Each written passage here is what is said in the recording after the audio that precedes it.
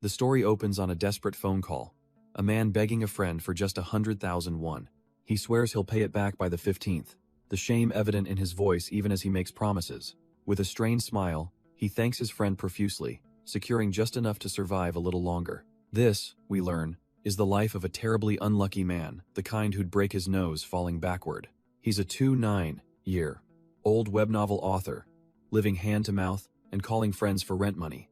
Stretching his aching body, he grimaces, acknowledging this pathetic existence is his own. And as if things weren't bad enough, his novel's comment section is an absolute war zone of angry readers. He wants to lash out, to defend his story. But a wave of exhaustion washes over him. It's not their fault. He idly wishes for an escape, to be transported into his own novel, and become the hero for once. But reality snaps back hard as a sudden nosebleed erupts. A stark reminder of his stressful, broken life. A kind voice offers him a tissue, and he mumbles his thanks, still dazed from the sudden nosebleed. But when he looks up, his cramped apartment is gone, replaced by a vast, ominous hall bathed in red light. An ancient official reads from a glowing scroll, announcing his identity.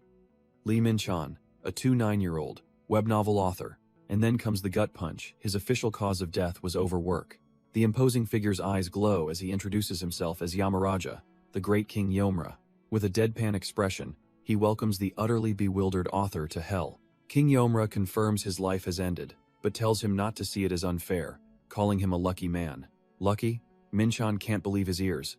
Has been the unluckiest person he knows his entire life. But the king explains he is precisely the 7,777,777,777th soul to arrive a winning number. And for hitting this bizarre cosmic jackpot, he is being granted a single wish. King Yomra sets the first rule. No absurd wishes like becoming a god. But Min-chan is still reeling, his mind stuck on the deadline he missed, and the readers he left behind. The king's patience wears thin, his oppressive aura flaring as he states he is not one to wait, and that terrifying pressure is more than enough to snap the author back to reality. In a panic, he blurts out a new wish, to live in the world of a novel, dreaming of adventure and a harem. King Yomra strokes his beard, intrigued, but adds another rule: it can't be a novel he wrote himself. How did he know? Min-chan realizes that would be the same as being a god, a loophole the king saw right through. His mind races, recalling a novel he'd read, kicking himself for not thinking of a concept that cool for his own work. He can't remember all the details, but he's pretty sure the protagonist had a comfortable life, and so he makes his choice. Locking in the title, I became the delinquent underachiever of Hunter School. A brilliant idea strikes him. He asks to be sent back 2 years before the story even begins. He recalls that the novel's protagonist starts high school with a terrible reputation from his middle school days. Our boy figures he can swoop in early, clean up that delinquent image, and make his future life a breeze. King Yomra seems amused by this simple plan, granting it, but then asks what he'll do for his final wish. Min-chan completely freezes. He hadn't thought that far ahead, and in a desperate panic, he blurts out a new request. Just make him handsome. No, not just handsome. He begs to be made impossibly good-looking, like a celebrity's face got Frankensteined into perfection. As his soul is torn apart by purple energy, his wish echoes through the hall, and he vanishes in a flash. King Yomra and his attendant are left behind, the king remarking on what a peculiar, unexpected soul he was. A cosmic narrator muses that while good looks can be a skill, this whole situation is certainly a surprise. After all, most people in this situation ask to become the protagonist, but Min-chan's soul is simply being slotted into a new, handsome vessel. A system message confirms it. Lee Min-chan's soul is being transferred into his own novel. He floats in a strange, beautiful void, the feeling of death still lingering like a dream. The transfer completes, and he finds himself in the body of someone named Kang Shin-hyuk. He touches his new form, a bit confused. Kang Shin-hyuk? That name doesn't sound right. A sudden jolt of panic hits him. The protagonist's name was Lee Ji-seong. Who the hell is this guy? Before he can process it, a wave of agony washes over him as the memories of this stranger flood his mind. He learns that in this world, hunter talents awaken at 10, setting the course for a child's entire life. But this body, Kang Shin-hyuk, was an orphan whose test results were secretly hidden by the orphanage. The director had reported all the children as having the lowest aptitude, forcing them into normal lives. By the time he could get retested, his mid-tier score was nowhere near good enough to get into a hunter school. He had to work as a lowly porter, only awakening his abilities much later to finally join a guild. The memories finally settle, and he can't help but pity this guy's terrible luck so similar to his own. But then a creeping suspicion hits him. No, this isn't a suspicion. He has absolutely been scammed. When he asked to be sent into his novel, wasn't it obvious he meant as the protagonist? And thanks to that memory dump, he finally remembers exactly who this Kang Shin-hyuk is. Hez, the swordsmanship teacher for the class next to the protagonist's a complete nobody. An extra among extras. He starts to completely lose it, wishing he'd just asked for heaven instead. He desperately wants to go back and complain, but he knows there's only one way to return to the afterlife. But if he just killed himself now, he'd be sent straight to hell, a thought that brings the king of hell to mind. As a final parting message echoes, wishing him luck, he snaps fully awake, screaming for them to change him back. He jolts up in bed, a silent scream tearing from his soul. Gasping for air, he pleads for this nightmare to end. But the unfamiliar room and the solid bed beneath him confirm the horrifying truth. Just then, his phone buzzes, an incoming call from the Chase Guild's finance team. He stares at it, his mind still reeling, before hesitantly picking up. The voice on the other end confirms his new name, Kang Shin-hyuk, and they're calling to finalize the payment of his severance package. He can barely stammer out a reply, his thoughts a complete mess. A notification suddenly pops up, a deposit of over 38 million. But it's the final balance that makes his entire world stop. Over 300 million. The number is so large he can't even process it at first. 309 million. His eyes widen, frantically trying to count the digits, his mind struggling to catch up. And then, in a burst of pure, unadulterated joy, he practically flies out of bed. All his previous panic melts away, replaced by a giddy realization. From now on, he is Kang Shin-hyuk. He muses that this body's original owner seemed to live a tough life, not unlike his own. But for a third-rate author who died from overwork, this is an unimaginable fortune. It's a dreamlike amount of money, more than he's ever seen in his entire miserable life. He looks out at the city, a world of monsters and hunters, but still modern-day South Korea. And in this world, he's 25 years old with over 300 million in the bank. He catches his reflection and grins, and to top it all off, he's ridiculously handsome. On top of everything, this body is a certified B-class hunter, a solid starting point. Of course, he knows better than anyone that in his own story, B-class hunters become cannon fodder. He'll just be an extra, a being with negligible impact on the plot, and a wicked grin spreads across his face. That's actually even better. He recalls the premise of his novel, I Became the Delinquent Underachiever of Hunter School. It features two protagonists, the original hero, Kim Do-hyun, and a transmigrator named Lee Ji-sang. Lee Ji-seong, the transmigrator, uses his knowledge of the plot to monopolize every opportunity. By gobbling up elixirs and stealing the original protagonist's destiny, he closes the gap in talent. But now, as Kang Shin-hyuk, he has zero intention of competing with those monsters. He never wanted to be a protagonist who struggles. He just wanted to live a comfortable life. He clenches his fist, a new resolve burning in his eyes. A comfortable life of eating and playing well is finally within his grasp. He knows exactly what the future holds. A day when the portals go berserk, unleashing a great war upon the world. He can already picture the terrified civilians, their voices trembling as they wonder if a couple of kids can save them. Their faces, etched with fear, will look to the protagonists as their one and only hope for survival. The crowd will roar, chanting the names of Lee Ji-seong and Kim Do-hyun, humanity's last line of defense. And where will our new Kang Shin-hyuk be? Right there with them, cheering them on from the comfort of his home, watching it all on his phone. He'll put on his best supportive face, maybe even shed a tear, before getting back to his snacks. Just then, a notification buzzes, sealing his fate. He's been accepted as a swordsmanship instructor at the #1 hunter school. A wicked, drooling grin spreads across his face. He'll just follow the story, stay out of trouble, and get rich. And so it begins. His first day of work as Kang Shin-hyuk, the B-class hunter turned cushy instructor. Fortunately, he'd arrived at the perfect time just as Kang Shin-hyuk was starting his new job at the hunter school. Before his first day, he decided to do a little research on the body's previous owner, and what he found was frankly pathetic. The guy was a complete and total outcast. A quick look at the phone's contact list confirmed his suspicions. It was practically empty. The guy's social life was so barren, people apparently assumed he was dating his male junior. He lets out a deep sigh, realizing that being rich doesn't solve every problem. It sends him spiraling back to his own past, where he'd all but given up on dating and marriage. He'd always tell people he preferred being alone, but that was just a convenient lie. The truth was, as a third-rate author struggling to survive, romance was a luxury he couldn't afford.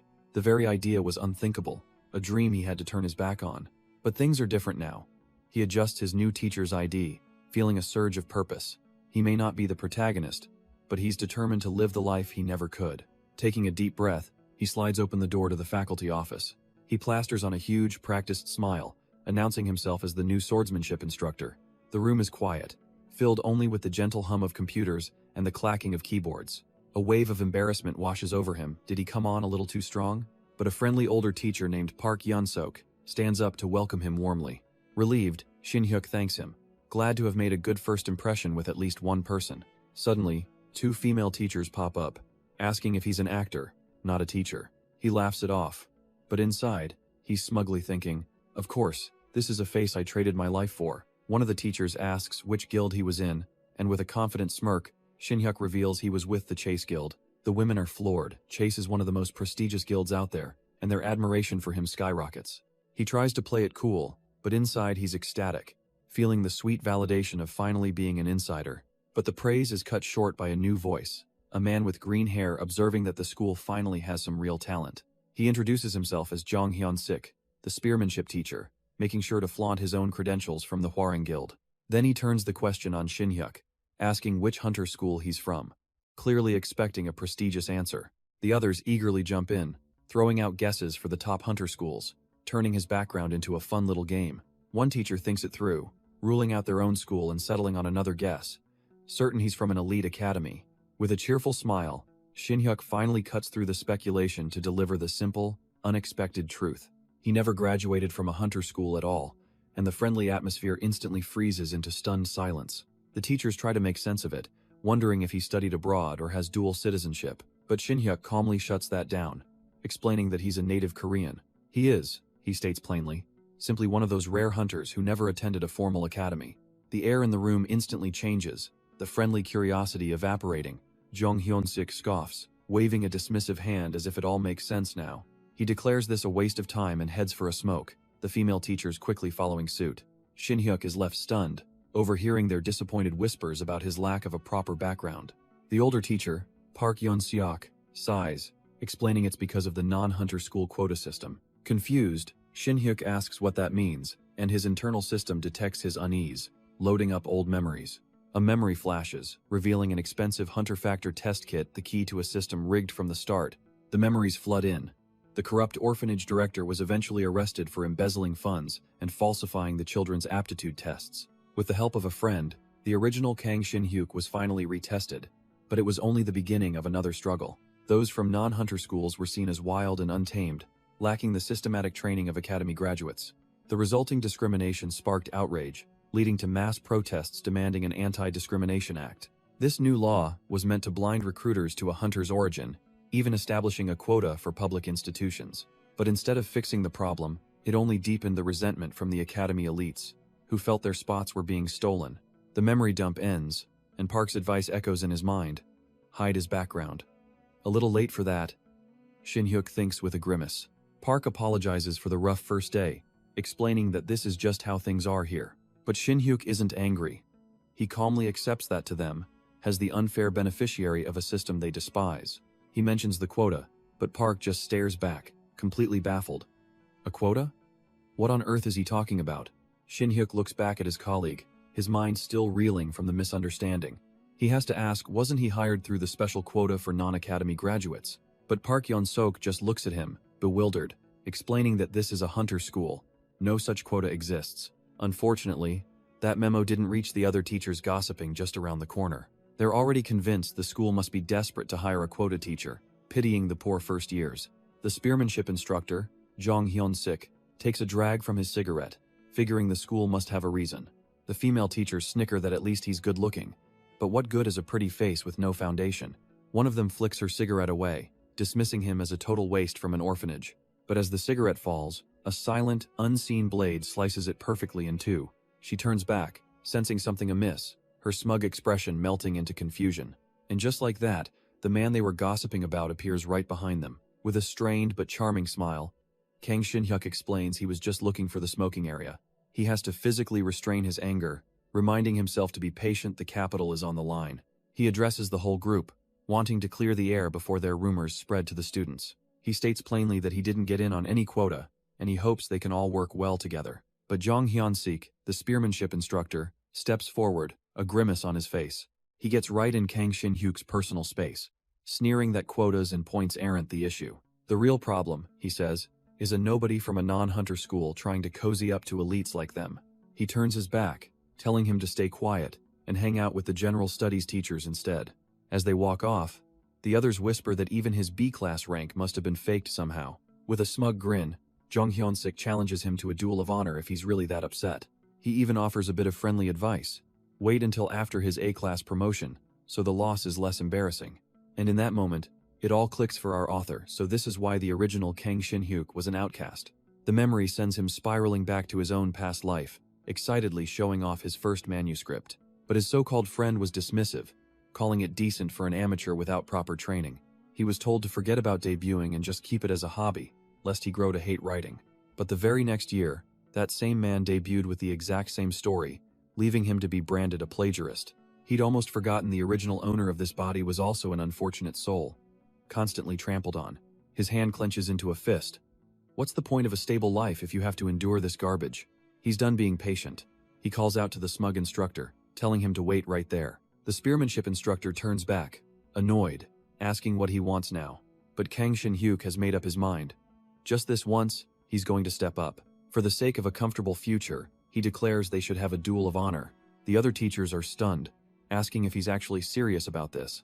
Jung Hyun-sik just smirks, offering him a chance to back down if his pride is just hurt in front of the ladies. But Kang Shin-hyuk looks him dead in the eye, confirming he is absolutely serious. An honor duel, a system in this world for hunters to settle disputes with their power. The loser faces significant dishonor, though a challenge can be ignored if it's completely baseless. He calls out the prejudice against his background, stating this duel is the only way to prove them wrong. Then he flips the script, telling Jung Hyun-sik it's fine if he's too scared to accept right now. Jung Hyun-sik's face twists into a nasty grin, reminding him that in an honor duel, any injury is on him. But Kang Shin-hyuk remains completely unfazed, simply calling the spear instructor bold for his threats. The green-haired teacher is visibly stunned by this lack of fear, especially when asked if his confidence comes from his specialty. Flustered, he sets the terms. 1 week from now, at the spear training grounds, with the 2 female teachers as official witnesses, he sneers that no matter how confident Kang Shin-hyuk is, he should start preparing for a career change this week. With the challenge accepted, Kang Shin-hyuk simply turns his back, leaving the fuming instructor to stew in his anger. After that intense confrontation, the rest of his first day as a teacher passed in a blur. He remembers how in the morning, the students had looked upon their new teacher with pure admiration. His biggest concern had been teaching the sword-fighting class. But the moment he held a blade, that worry vanished. The original body's memories and muscle memory for swordsmanship began to flow through him, a natural and perfect fit. He moved with an elegance that felt both foreign and deeply familiar, his body executing perfect forms he didn't even know he knew. The students were absolutely captivated, their cheers echoing his flawless display. The first-year class was a breeze, focusing on simple basics, but the real challenge was yet to come. By the afternoon, the atmosphere in his next class was grim, the students looking at him with pity. One of them finally broke the silence, asking if the rumor was true. Was he really dueling the spear instructor? 2 other students chime in, clearly worried for him. They heard his opponent was an elite from a spear-fighting family. Kang Shin-hyuk just smiles, telling them not to be intimidated. What matters most is an unbreakable spirit. He then reminds them that he's just a sword instructor from a non-hunter school. And with a dark shadow falling over his face, he admits that honestly, he isn't confident at all. In fact, he's absolutely, 100% confident that he's going to lose. The students are left completely stunned, but he tells them they'll see the result next week. It was a calculated move, a bit of psychological warfare to throw everyone off balance. But as he boards a bus leaving the city, he admits to himself that half of his fear was genuine. He stares out the window, a quiet determination on his face, knowing that tonight will change everything. People obsess over elite backgrounds, but he scoffs at the idea. He'll just get his own elite education. His plan is simple. Head to the mountains and steal the protagonist's first major opportunity. The prize is a legendary book of secret techniques, a game-changing item hidden in a remote cave. He remembers that in the novel, the transmigrator protagonist, Lee Ji-sung, was too cautious to grab it at first. It was meant for the original hero, Kim Do-hyun, before the transmigrator eventually snatched it. But Kang Shin-hyuk isn't trying to save the world. He just needs to be strong enough to survive. He finally reaches the hidden cave, his mind set on one thing. He just needs to become strong enough to win the upcoming duel. And there it is, the shimmering portal, the first major opportunity from the novel. With a confident stride, he steps through, ready to seize his new future. He passes through the ethereal gateway, a calm expression on his face. When he opens his eyes again, he's somewhere completely new. He's standing in a vast, snow-covered forest, the air crisp and cold. The original novel never described a view this breathtaking. He's momentarily stunned, but he quickly snaps himself out of it. This is no time for sightseeing. A dark presence looms behind him, however, as he's already being watched. Before he can even process the scenery, a lethal slash of energy erupts from the tree line. He's sent crashing into the freezing snow, the sudden attack catching him completely off guard. A figure emerges from the blizzard, noting that for an ordinary human, he dodged that first strike quite well. With a blade at his neck, the old man demands to know his name, his sect, and how he entered this place. He's speaking Chinese, and somehow, Kang Shin-hyuk understands him perfectly. Another hidden talent of this body? He tries to explain, stating he's a teacher from a South Korean hunter academy who came through a portal, but the old man just stares blankly, the words South Korea and hunter meaning absolutely nothing to him. Kang Shin-hyuk points to the shimmering white gate he just came through, but the elder sees only snow. The old man sighs, revealing he's been trapped in this endless winter for so long he stopped counting the years. This isn't right. The novel promised a secret technique, but all he's found is a powerful, lonely old man. A thought suddenly clicks in his mind. Could this person be him? He ventures a guess, asking if the elder's name is Cho Yu Riang. The old man turns, a flicker of surprise in his eyes. It's a name he hasn't heard in ages, and he demands to know how this stranger knew it. Of course he knew, Kang Shin-hyuk internally screams. This is the very man who left behind the internal cultivation method for the protagonist. But wait, something's wrong.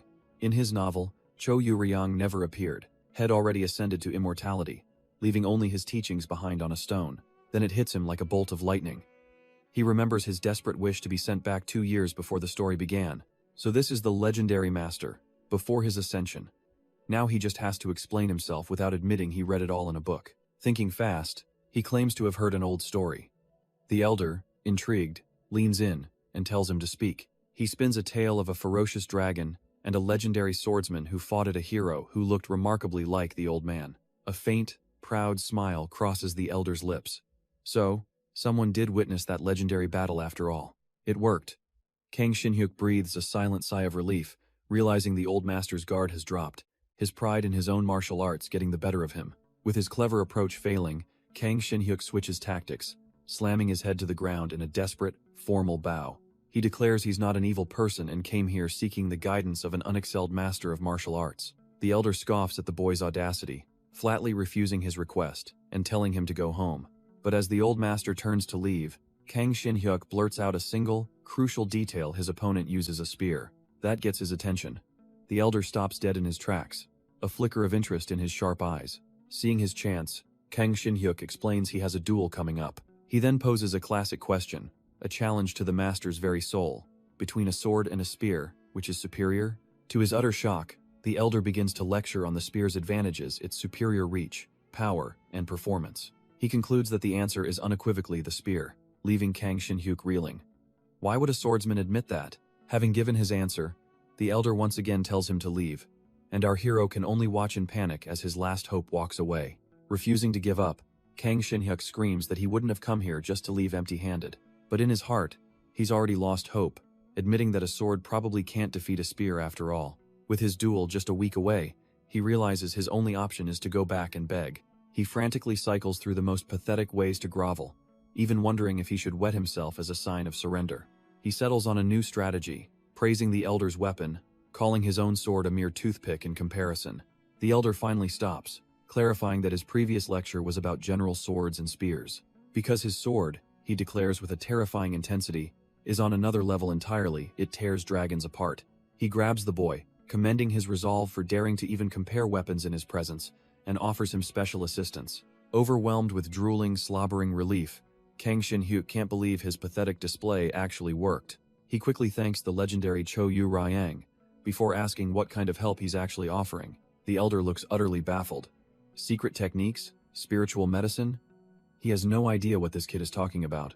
He has something far better in mind, striking Kang Shin-hyuk and sending waves of pure, agonizing energy through his body. As the boy collapses, the elder points out the obvious problem. For a martial artist, he has absolutely no chi in his dantian. So, he's just injected a small amount of vital yang energy directly into his meridians to forcibly open his core. A shimmering portal appears. The elder promises that with this gift, He won't have to worry about getting beaten up anywhere. Kang Shin-hyuk is stunned. This is the major opportunity? He tries to protest, but the old master cuts him off. He's to return after winning the duel, because the elder himself cannot leave this place. His final command is simple: prove to the world that the sword is the strongest. 1 week later, the duel is set to begin. The other instructors have gathered, popcorn in hand, mocking him for even showing up and asking if he spent the week job hunting. His opponent laughs, finding the whole situation ridiculous. But Kang Shin-hyuk, sword ready, tells him he's talked enough. It's time to fight. The spear instructor smirks, offering the first move as a sign of his generosity.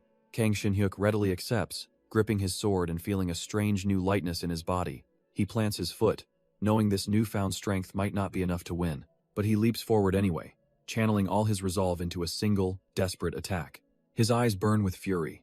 He vows that he will never live a weak and subservient life again. In a flash of red energy, the attack connects, and the spear instructor's smug face is wiped clean. The crowd is stunned, their popcorn forgotten as the blow lands with brutal finality. Even Kang Shin-hyuk looks down, completely bewildered by the sheer power he just unleashed. The duel is over in an instant, with his opponent laid out cold on the training hall floor. He stands there dazed, as the other instructors snap out of their shock and scream for an ambulance. The elder's promise echoes in his mind, a body that will never again know defeat. But the raw power flooding his veins feels alien, terrifying. What has that old man done to him? He can't help but compare this to his novel's protagonist, who grew strong through elixirs and training. But this is something else entirely. He knew the power was strong, but this is just absurd. Just then, a frantic colleague, Mr. Park, rushes up, checking to see if he's been hurt. Kang Shin-hyuk smoothly puts on a charming smile, asking if he enjoyed the show. Mr. Park is practically sparkling, gushing that it looked like he vanished in a flash of wind. As the defeated instructor is carried away, Mr. Park declares he's treating everyone to a meal to celebrate. Even the loser, from his stretcher, weakly asks to be included, wondering what's on the menu.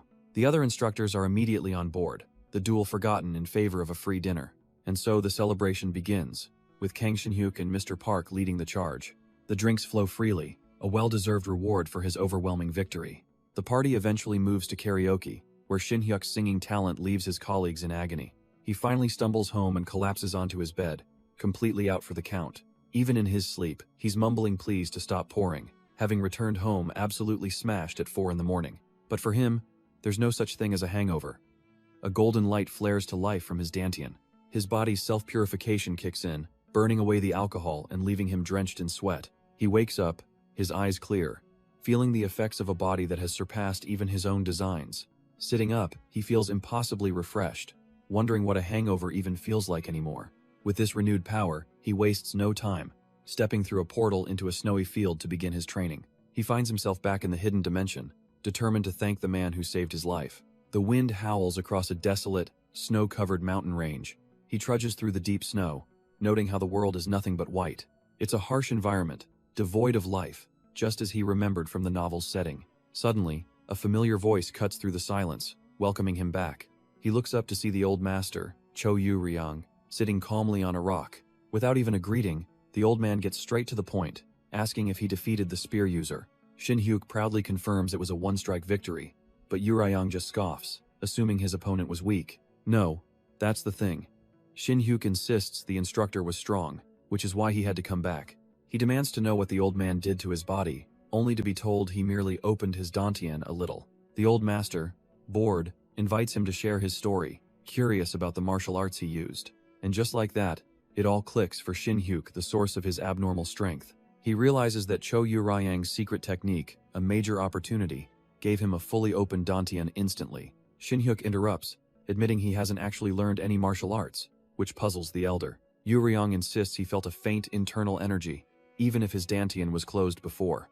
The old master scoffs, thinking Shin-hyuk must have mistaken mana residue for true internal energy. To confirm a growing suspicion, Shin-hyuk asks where the elder lived before coming here.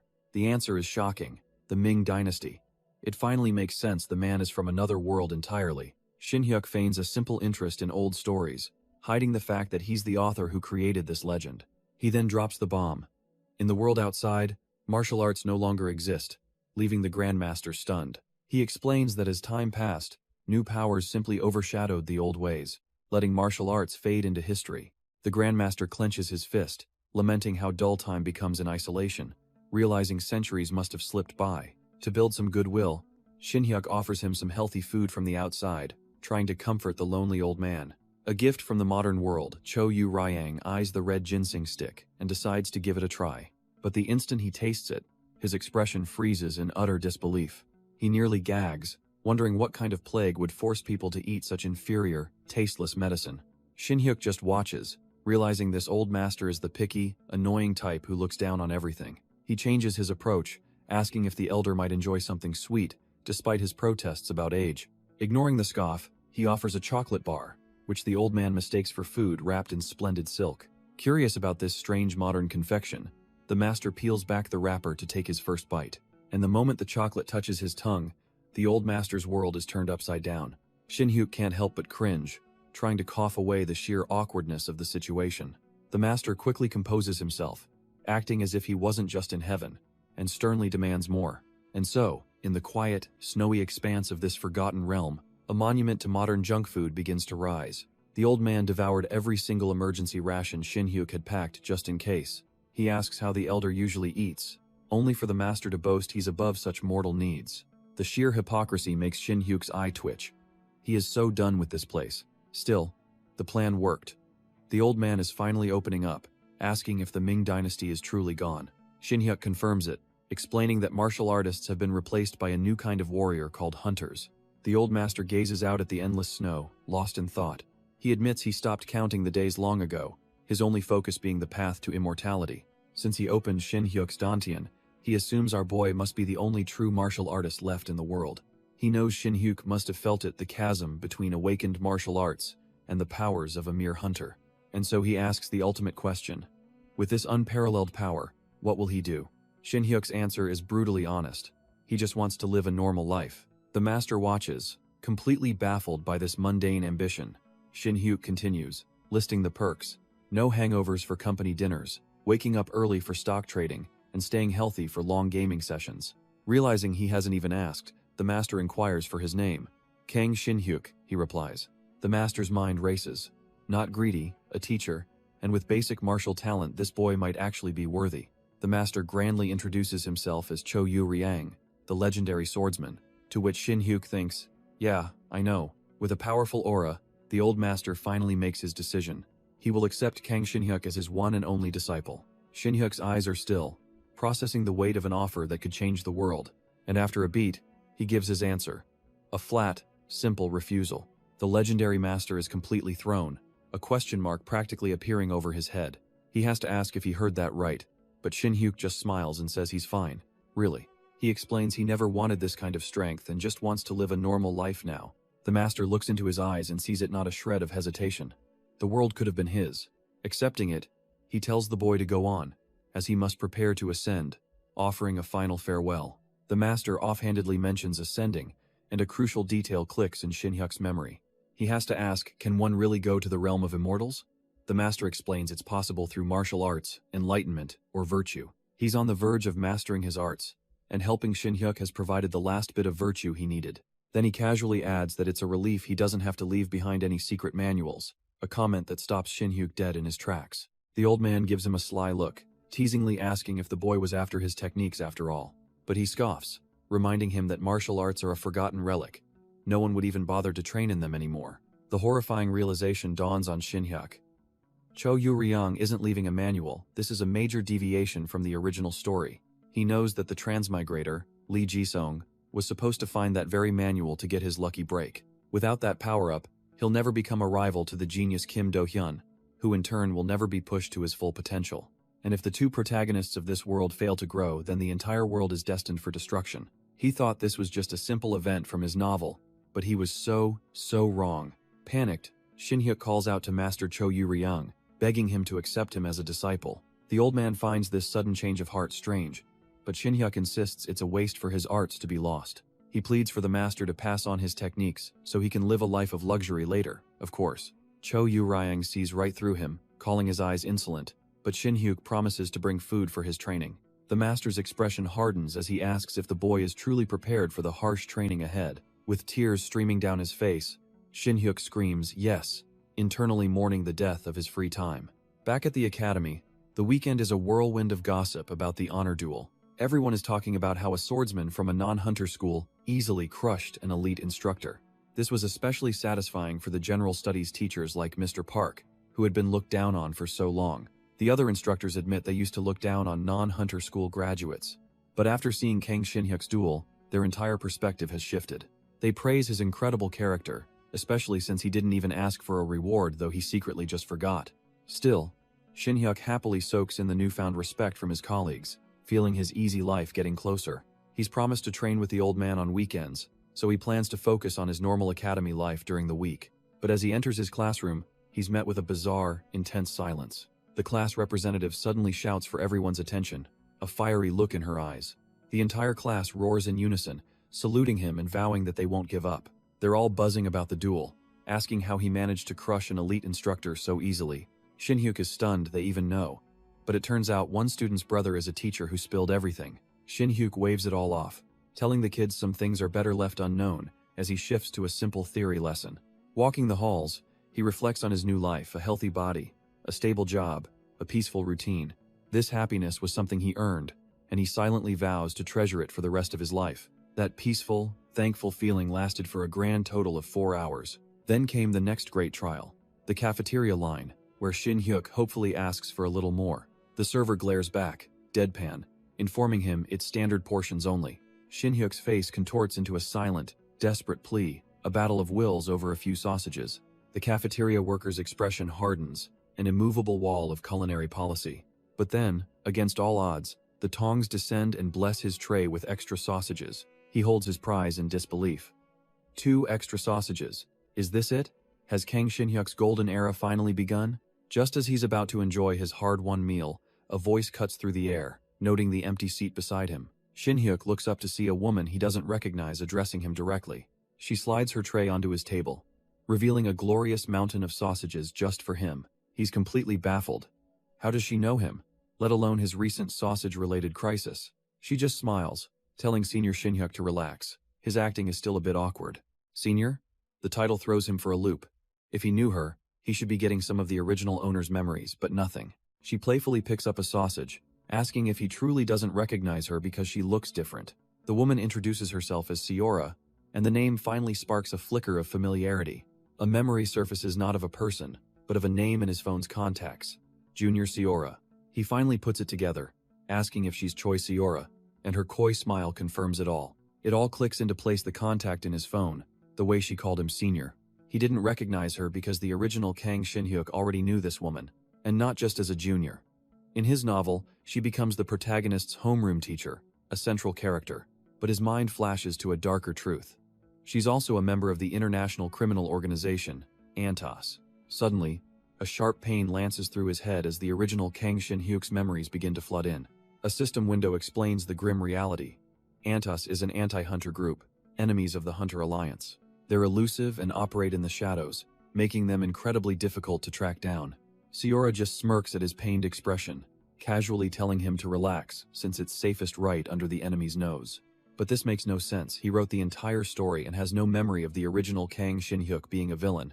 Just then, a system notification explodes in his vision, unlocking a new side story, the tale of Kang Shin-hyuk, the ANTOS assassin. The author's mind races, a silent curse forming for the original Kang Shin-hyuk. He trembles in his seat, wondering what on earth the previous owner of this body was involved in. Seated across from Siora, he racks his brain. He wrote this world, and this twist was never part of it. But then, a spark of memory cuts through the panic. He recalls an old author's note he once wrote, promising a side story that would reveal hidden truths. As if on cue, the system window demands he view the prologue to that very story, right now. He accepts, and a wave of forgotten history slams into him with a jolt of pain. The story begins, showing a younger Kang Shin-hyuk with his close companion, Him Chang-soo, the one who saved him from the orphanage. 2 years ago, they were returning from a mission when a nearby portal suddenly went berserk. They called for backup, but the guild was stretched thin, leaving the two of them to face the monster tide alone. The memory shows Chang-soo reaching out, a final, desperate gesture. He was more than a friend. He was the only family Shin-hyuk had ever known, and Shin-hyuk could only watch, helpless, as his brother was consumed by the horde. On that day, he was forced to sacrifice the most precious person in his life. The guild's official response was a cold excuse about sacrificing the few to save the many. But Shin-hyuk knew the bitter truth. They were abandoned due to petty guild politics. Disgusted and broken, he applied for an overseas deployment just to get away from it all. After a year stationed in China, he returned home and was approached by his senior, Choi Sayora. Reading this, the current Shin-hyuk is stunned. He never imagined this side character had such a tragic past. He sees the original Shin-hyuk donated half his income to her cause, and a terrible thought dawns on him. Was this a pyramid scheme? And it gets worse. The original Shin-hyuk had confessed to Sayora, only to be brutally rejected. He even became a teacher just to be near her, making our transmigrator wonder what happened to avenging his brother. Suddenly, he snapped back to reality as Sayora asks if he's alright, noticing his dazed look. She points out that his shocked expression was so intense it actually scared her. He forces a smile, thinking how his life just went from promising to being tangled up with a potential criminal group. Sayora misreads his anxiety, commenting on how hard it is to get hired at a hunter school like Shinhwa. Shin-hyuk just laughs awkwardly, mentioning he passed on his first try, all while thinking how pathetic the original's crush was. She then asks how he's settling into his new life at the prestigious academy. Her tone shifts, and she wonders why he never contacted her after he passed the exam, admitting she was a little hurt. He takes a nervous sip of water, relieved he didn't call. With what he knows now, that conversation would have been a disaster. But Sayora casually changes the subject, asking why he stopped his donations this month, causing him to nearly spit out his drink. Donations? He has no memory of this.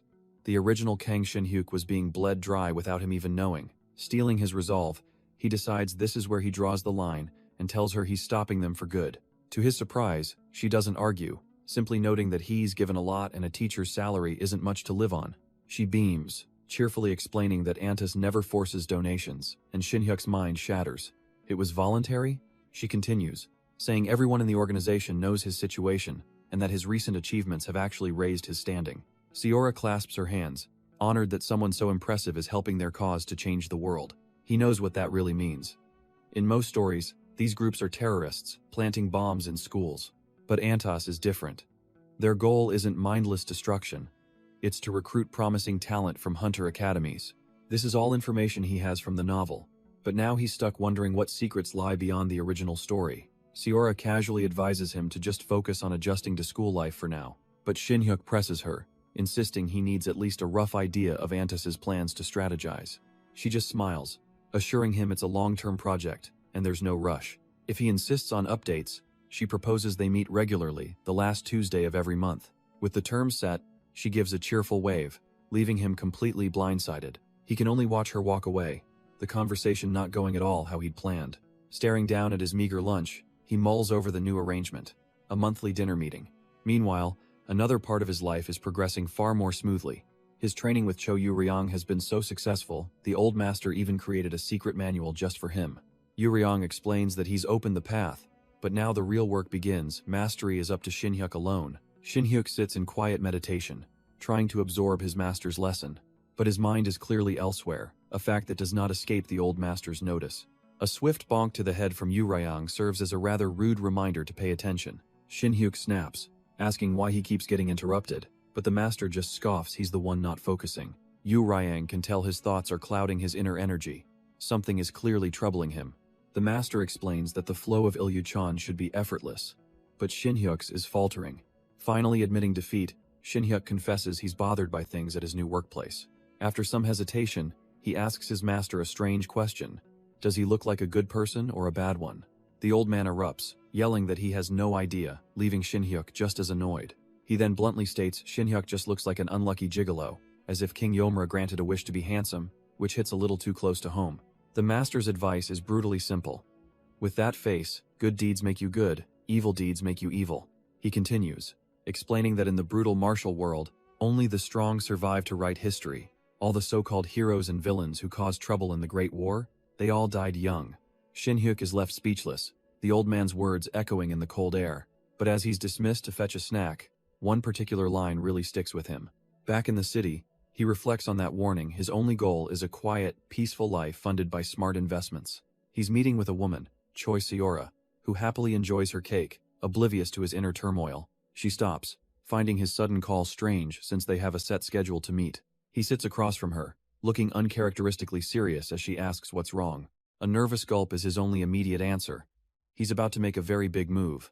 With a painfully forced smile, he finally asks the question, can he please quit Antas? Choi Siora's fork freezes, her pleasant expression instantly replaced by cold disbelief.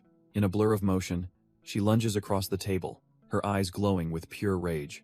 The entire cafe is stunned into silence as pieces of chocolate cake fly through the air. Even the staff at the counter can only stare, completely shocked by the sudden violence.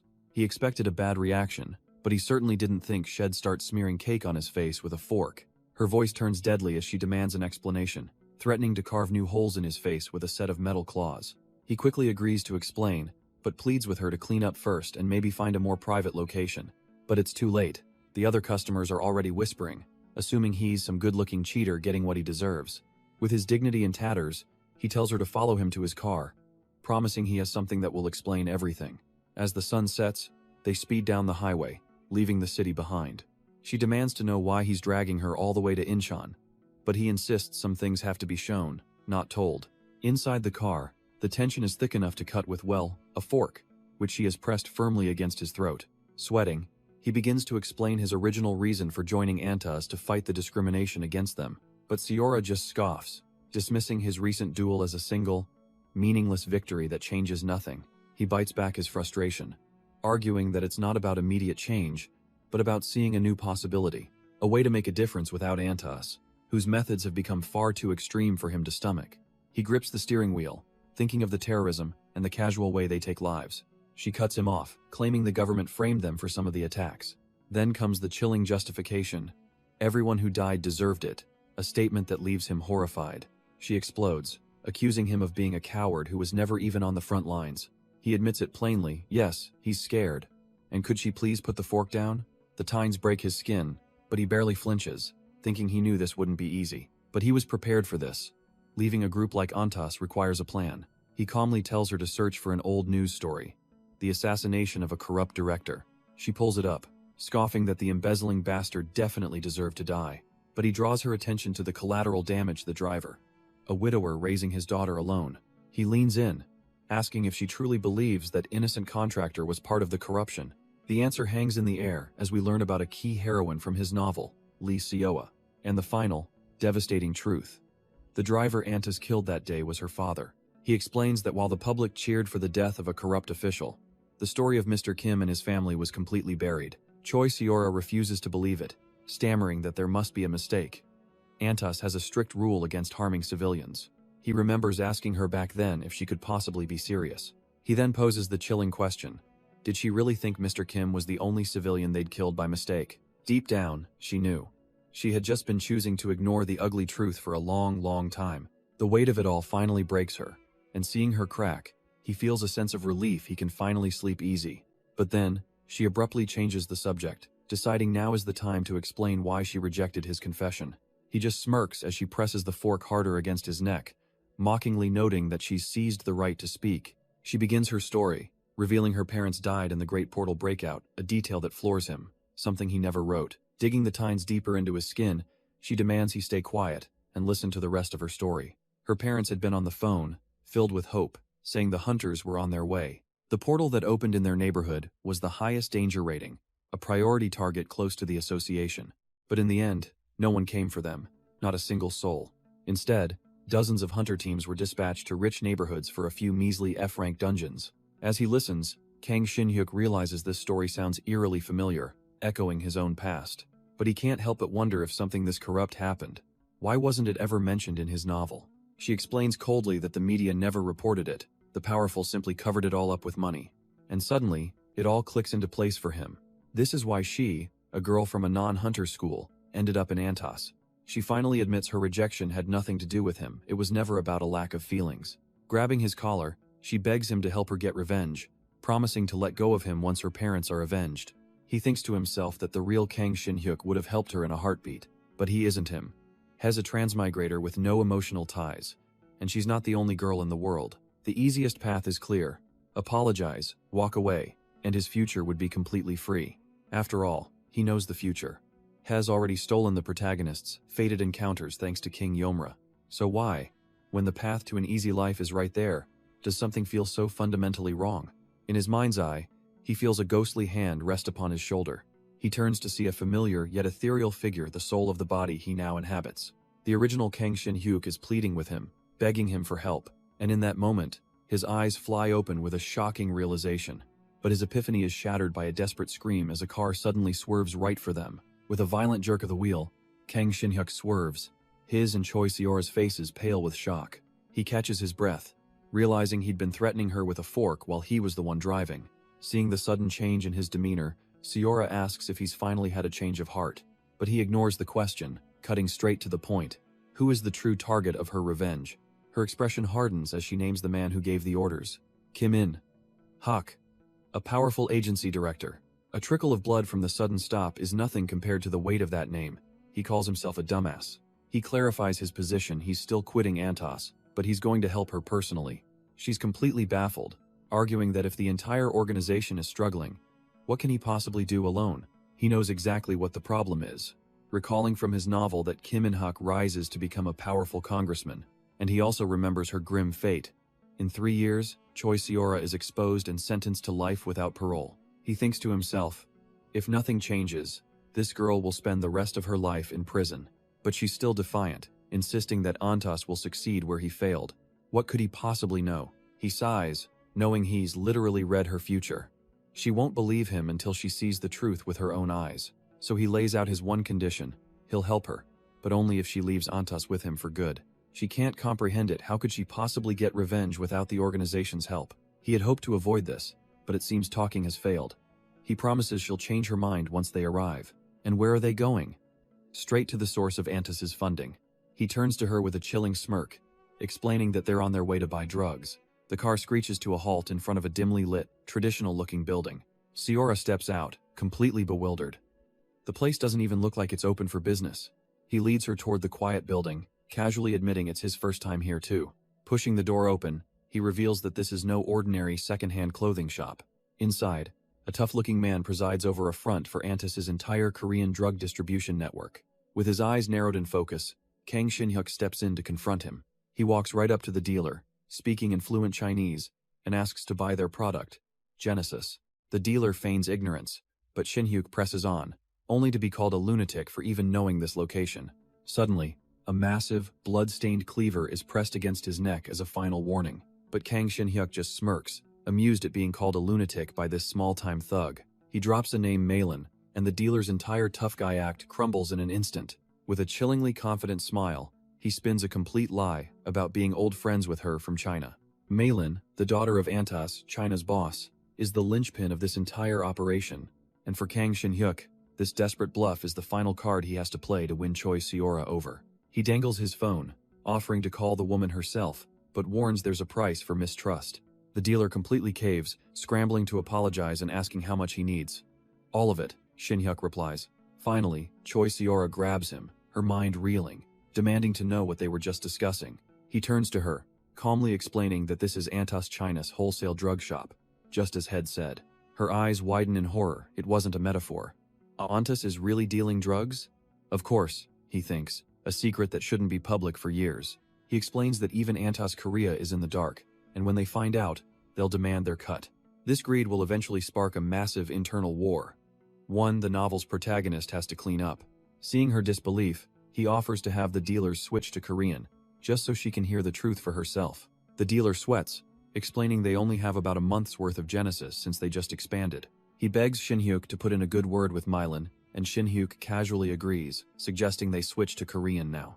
The dealer hesitates, eyeing Choi Seora, but Shin-hyuk just grins, assuring him she's a huge fan of the product too. The man gives them a suspicious look, clearly not convinced. Choi Seora flinches, completely lost as to what she's supposed to be a fan of. The dealer's eyes narrow, his suspicion growing by the second. Forced to play along, she puts on a crazed smile and 2 thumbs up, awkwardly praising how good Genesis is. Shin-hyuk smirks at her terrible acting, while the dealer just seems to accept that she's another junkie. The conversation continues in Korean, the dealer mentioning a new series that won't reach Korea for a while. Shin-hyuk adds that it's faster to get it in China if you know Malin, all while Choi Seora listens, the grim reality sinking in. Choi Seora finally whispers her doubts, asking if this whole charade is fake and if he's really risking his life for this. Shin-hyuk just smirks, but the dealer interrupts, demanding to know how they plan on paying for such a large order. With a perfectly calm expression, Shin-hyuk asks the most ridiculous question you could ask a drug dealer. Can I use a card? The man scoffs, thinking it's a joke. But his smile falters when Shin Hyuk deadpans a request for a 3-month installment plan. Before the dealer can even process the insult, a fist slams into the side of his head with a brutal crack. The only installment plan he's getting is a 3-month coma, as Shin Hyuk drops him with a single, perfectly placed strike. Blood splatters across a stunned Choi Seora as she realizes he used a hunter technique to focus energy directly into the man's temporal lobe. Shin Hyuk stands over the body, calmly explaining that a strike like that induces amnesia by targeting the brain itself. He then gestures to another pressure point, noting he could easily inflict permanent brain damage, but a man like this doesn't deserve pity. Finally, he turns back to her, his gaze intense, asking if she believes him now, or if she still thinks he's just playing a game. Choi Seora is completely stunned, demanding to know how he knew all this, how long he's been aware. Shin Hyuk calmly explains he found out about Antas drug trade while working in China, though he knows it's really from volume 3 of his novel. He looks down at the unconscious dealer, deciding they'll pin the whole mess on this one guy and leave quietly. As they head for the door, he warns that while this low-level dealer is replaceable, any external interference would trigger a serious investigation from Antas. Hes already got a cover story. Hell just says she kicked him out for pestering her, a reason she finds irritating but understands is necessary. But as she's ready to go, she freezes, realizing he said he was quitting. She can't believe he'd consider staying after seeing this. She turns back, her expression hardening. She's been in Antas for a long time. She has duties and knows things. They won't just let her walk away. After all, this isn't some club you can just join and leave. Hes just a clueless newbie, but she's trapped. A flicker of the original soul's memory begs him to help her, a wave of guilt washing over him. He can't just leave her like this, but he forces the feeling down. No, this is right. If Choi Seora quits now, it could derail the entire future he wrote. She has to stay. He needs to know just how deep she's in, asking if her missions ever crossed into serious crimes. She confirms she's only scouted talent, which is a huge relief for him. Good, then he has a plan. He lays it out plainly. From now on, she's going to become a double agent inside Antas. Her new mission is to collect their secrets and slowly feed them to the police, building a case for herself.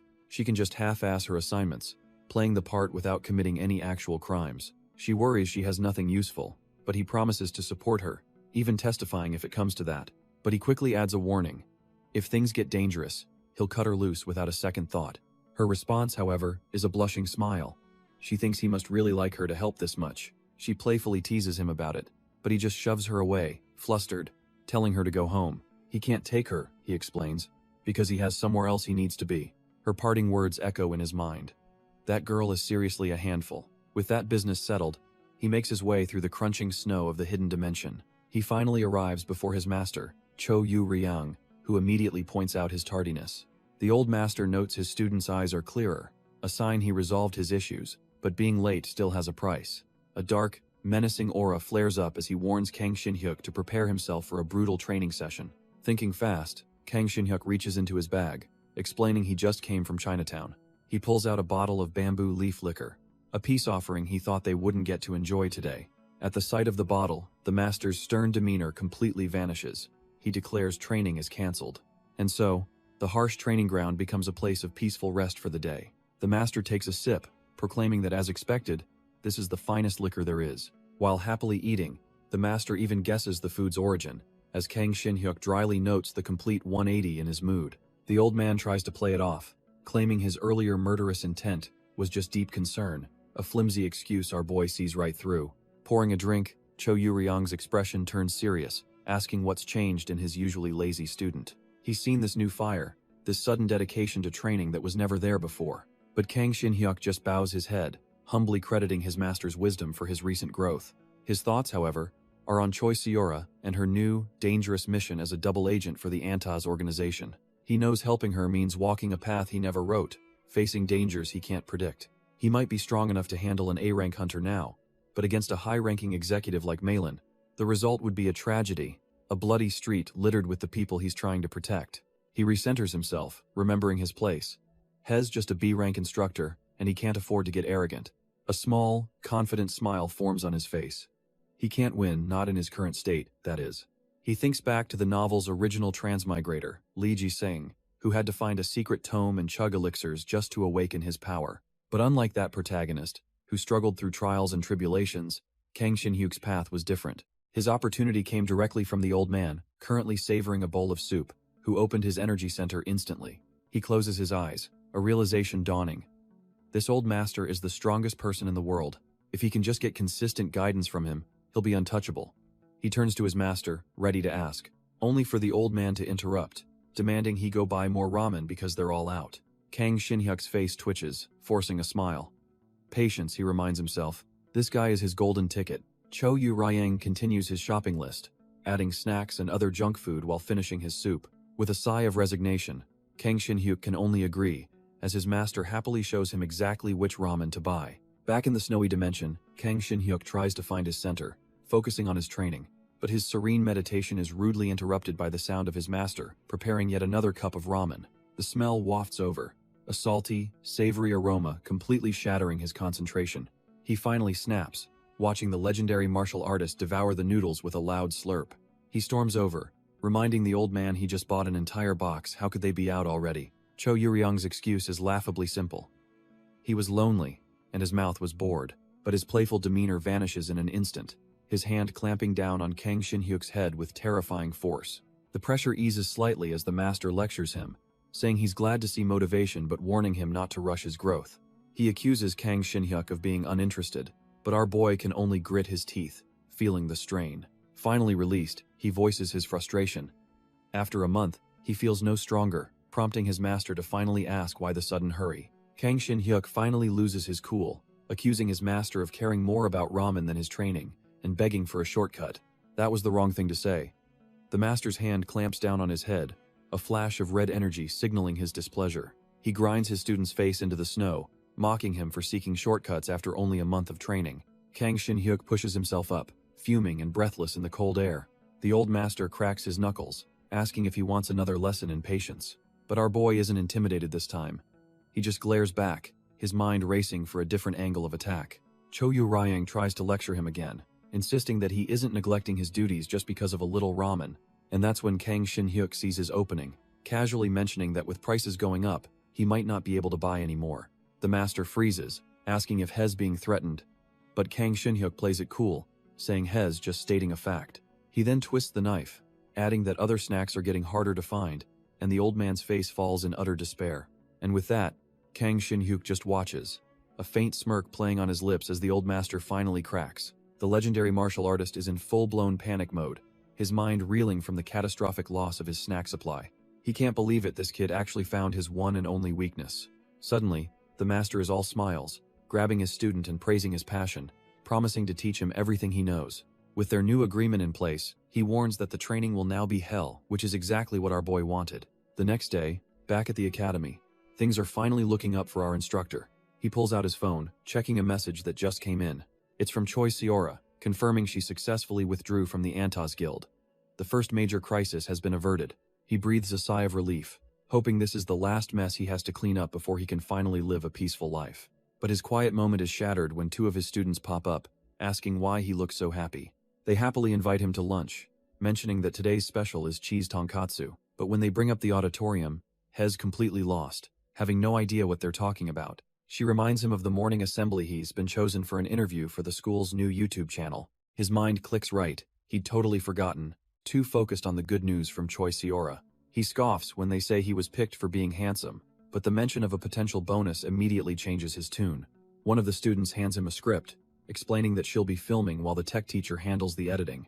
He's surprised by how official this all is. Even the principal is going to review the final video. With the promise of food and money, he's suddenly on board, and the students dash off towards the cafeteria. But just before they leave, one of them turns back, remembering one last crucial detail. She casually mentions that she and the student council president will be the ones conducting the interview. She warns him that the student council president has a unique personality and might ask some weird, off-script questions. The student offers to cut the interview short if he gets uncomfortable, but he just laughs it off. He's counting on them to capture his good side, musing that student council presidents were like mythical creatures back in his day. Just then, the sound of footsteps announces the arrival of this very person. A voice notes the reputation of the new swordsmanship instructor, Kang Shin-hyuk, acknowledging his rumored strength. And there she is, the student council president, two swords strapped to her back, wondering just what kind of man he really is. The scene then explains the context. Hunter schools are isolated, almost like military barracks, keeping students from their families. This isolation has sparked public debate, with newspapers questioning if these institutions are schools or prisons. So, The government's solution was to create official WeTube channels for transparency, with Xinhua being the pilot school. Kang Shinhyuk sighs as he enters the room. This whole thing wasn't in his novel, and of course, he's the guinea pig for the first interview. He greets the staff member, putting on a friendly face for the camera. She introduces herself as Min Ji-hee, the technology teacher in charge of editing. Kang Shin-hyuk plays along, feigning some first-time interview jitters and complimenting her skills. But she just laughs, admitting the principal just dumped the task on her since she's the tech expert. She adds with a grin that there's no overtime pay, so she's just doing a quick and dirty edit. Just then, the student camera crew announces that their equipment is all set. Perfect timing, as Min Ji-hee waves over their final guest, calling out to the president. Kang Shin-hyuk's gaze shifts, locking onto the reflection of the approaching student. And there she is, the school's first student council president, Kim Se-jin, arriving with a confident smile. Her first impression of him is immediate. He's tall, and his aura practically screams confidence. She introduces herself with a charming compliment, but all he can think is a character this amazing wasn't even in his novel. He plays along smoothly, saying he's looking forward to it, and she's immediately impressed by his social grace. With the camera crew ready to roll, the interview is about to begin. The student interviewers get him mic'd up, and the questions start flowing, and just as he'd hoped, the entire interview proceeds without a single hitch. There's a slightly awkward moment when one of the students, Yoon Seo, playfully teases him, calling him the pretty boy teacher. But she quickly senses his discomfort and professionally moves on, announcing they've reached the end of their questions. Kang Shin-hyuk feigns a little disappointment, saying it's a shame it's already over, but it's all for the students, before cheekily adding that he's definitely going to request overtime pay, much to the students' shock. He laughs it off as a joke, but from the side, Min Ji-hee chimes in that she's actually going to do it. But just as things are wrapping up, a new voice cuts in with a confident smile. It's the student council president, Kim Se-jin, and she has a question for Mr. Kang. She leans in, reminding him how he was just complaining about the interview ending so soon. Then, with a sly, almost predatory grin, she proposes a sparring match. The sudden offer sends a ripple of shock through the room, catching Min Ji-hee completely off guard. The student interviewers are flustered, wondering if this is the president's famous eccentricity they'd heard about. But Se-jin just smiles innocently, claiming she's only trying to give the viewers the extra content he wanted. She explains that as a member of the swordsmanship club, she just couldn't resist the opportunity. The crew tries to shut it down, but Kang Shin-hyuk calmly assesses the situation, sensing no malice in her offer. "Hold on," he says, cutting them off with a smirk. "I'm fine with it. Let's do it." He smirks, asking if she even has swords ready, and she confirms she brought two just in case. He can't help but be amused by her preparation, thinking this is a good chance to test his own training. The sudden escalation has Min Ji-hee absolutely reeling in the background. One of the camera crew girls panics, realizing this impromptu duel means she's definitely not getting off work on time. But that stress quickly melts away as the spectators grab some popcorn, settling in for the show. Across the room, Kim Se-jin calmly ties her hair back, her expression all business. Kang Shin-hyuk crosses his arms, feeling utterly unbothered. His last duel proved to him that most hunters are weaker than they seem. But then, a memory of his brutal training with his master flashes through his mind. He recalls the harsh lessons, being told again and again never to let his guard down. Facing her now, sword in hand, he adjusts his mindset.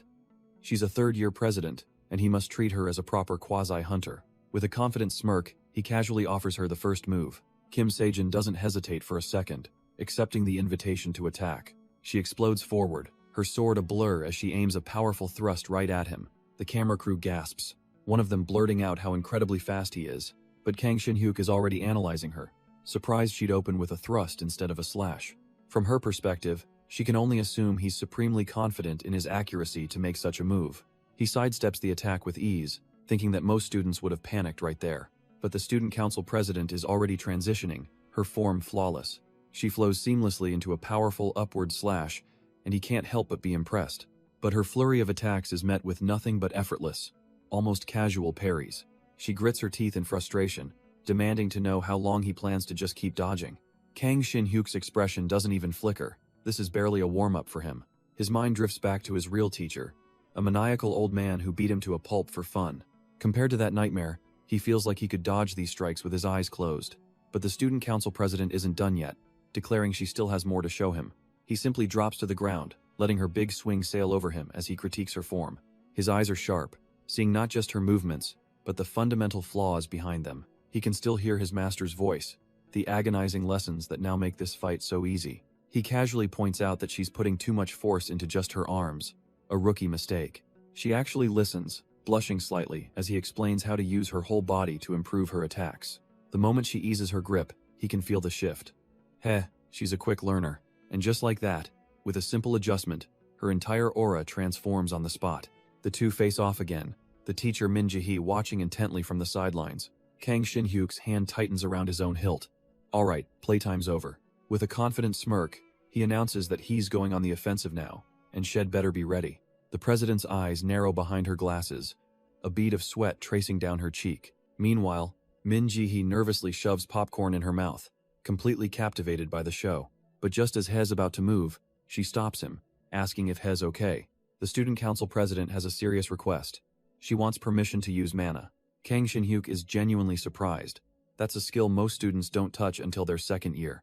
He knows the protocol, it's reserved for supervised, low-rank portal training. But he realizes she must have felt the overwhelming difference in their speed.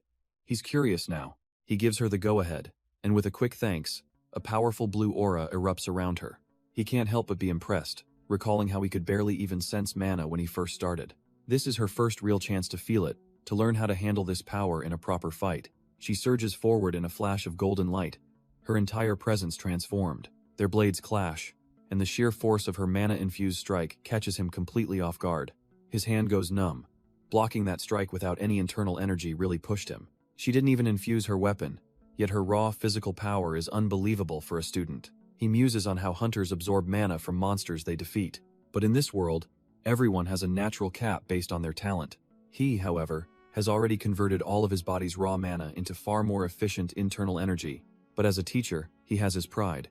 He won't use that power here. After just a few exchanges, he's already figured out her entire rhythm. Hunter-style swordsmanship is just too direct, designed for fighting mindless monsters. And just as he thought, Kim Sejin is already slowing down, her pattern completely exposed. He sees her next move reflected in his eye, a predictable diagonal slash. This is over. At the last possible second, she desperately changes her form. A reverse grip, a twist, and a thrust, a nice try, but he's already read her like a book. Instead of dodging, Kang Shin-hyuk simply takes one step forward. He completely smothers her attack, leaving her off balance and with nowhere to go. A loud thud echoes through the silent gymnasium. The onlooking students are completely stunned by the sudden turn of events. Kim Sejin looks up, flustered and defeated, her pride completely shattered. The cold, blunt tip of his training sword is now resting against her neck. With him towering over her, she can only whisper her surrender she lost. He notes her bitter expression, telling her she fought well for a president, but her swordplay is just too repetitive. He offers some final advice, telling her that mana isn't everything, technique matters just as much. As he helps her up, she takes his words to heart, genuinely thanking him for the lesson. But watching from the sidelines, another teacher, Min Ji-hee, suddenly goes rigid. One of the broadcasting club students notices her panicked expression, wondering what's wrong. Min Ji-hee realizes with dawning horror that the duel footage is about to go viral and her quiet life is officially over. And just as she feared, a week passes, and the entire academy is buzzing. For Kang Shin-hyuk, his newfound fame has become an absolute nightmare. The sparring video exploded online, and now he can't walk a single step without being mobbed by students. He tries to manage the chaos, agreeing to sign autographs only during break time before class starts. A lucky student gets his prize, thrilled to get a signature from the academy's new superstar instructor. The students are practically lining up, some even coming prepared with paper ready. He obliges with a quick signature and a little doodle, trying to keep the peace. Internally, he's grumbling that all this new attention is just a pain, with no actual benefits. Or so he thought, until he remembered the one place he couldn't control, the internet. The video of his duel goes viral, with viewers absolutely stunned by the high-level fight. Some try to dismiss it, but those with sharper eyes notice the terrifying truth. The teacher used no mana, and his opponent was Kim Sejin, a two-time martial arts champion destined for A rank. Suddenly, the name Kang Shin-hyuk is everywhere, a complete unknown who just appeared out of thin air. He stares at his phone, watching his own name trend, completely bewildered by the explosion of interest. But a cold sweat trickles down his neck as he realizes if she was such a prodigy, why was she never in his novel? The next morning, his colleague Mr. Park is already teasing him about his new YouTube fame. He slides over with 2 cups of coffee, greeting the Academy's newest celebrity. Mr. Park tells him to just enjoy the attention, but Shin-hyuk admits it's already getting to be a bit much. His colleague insists he should use this chance to break into showbiz, but all Shin-hyuk wants is a quiet life. Taking a sip, Mr. Park warns him that a quiet life might not be on the menu for today. He just ran into the vice principal, who specifically asked for Shin Hyuk to stop by before the meeting. Mr. Park guesses it's probably for a bonus, telling him to head over to the private office. The idea of a bonus is enough to get him moving, promising to buy drinks if it's a good one.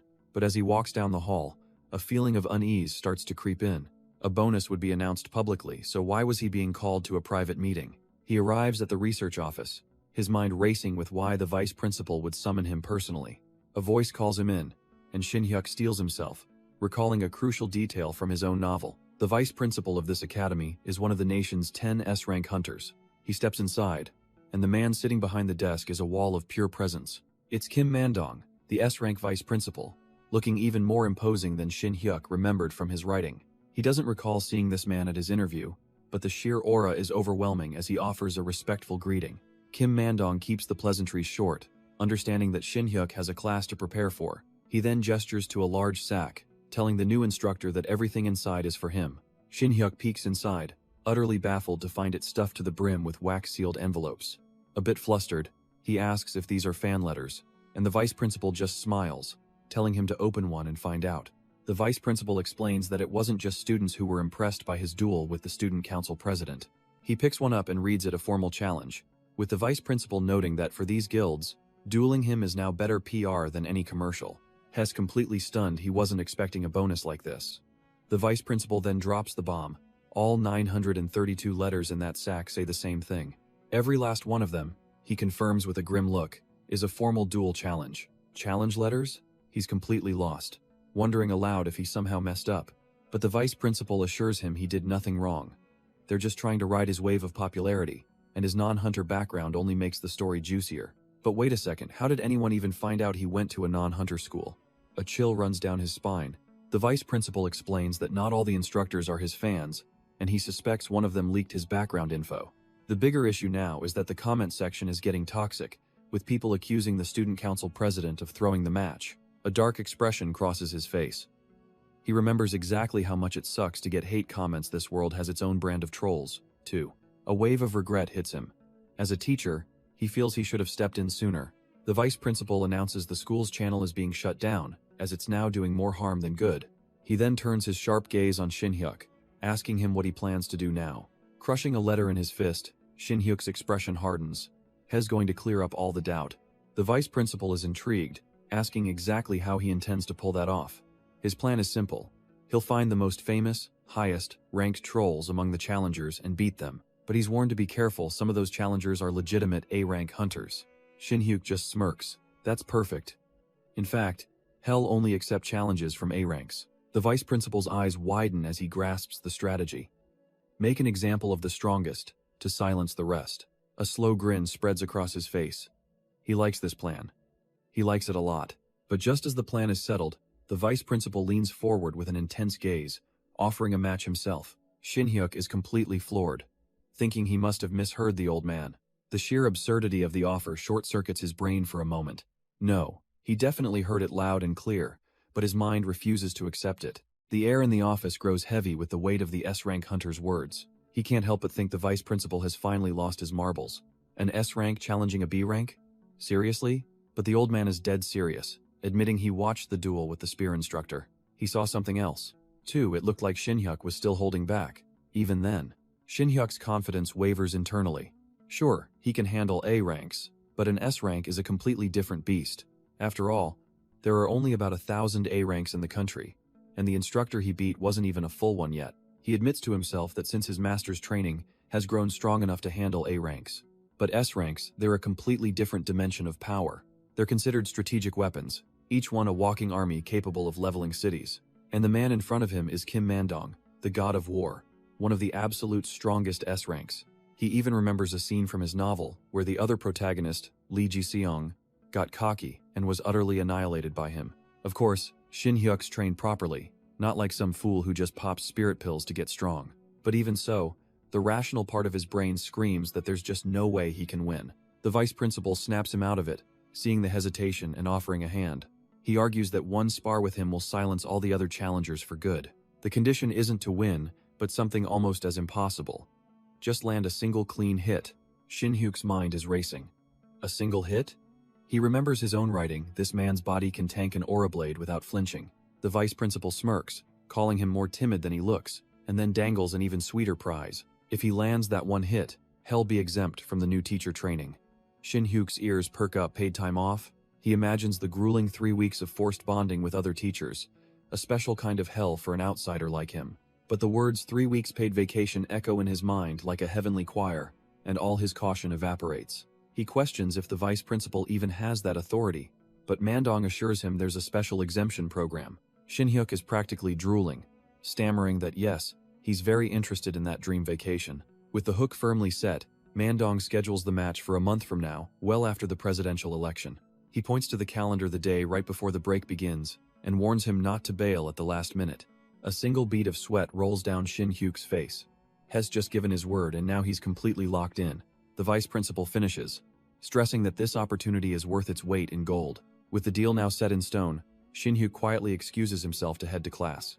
As he walks down the empty hall, the weight of his decision settles in. 1 month to land a hit on Kim Mandong.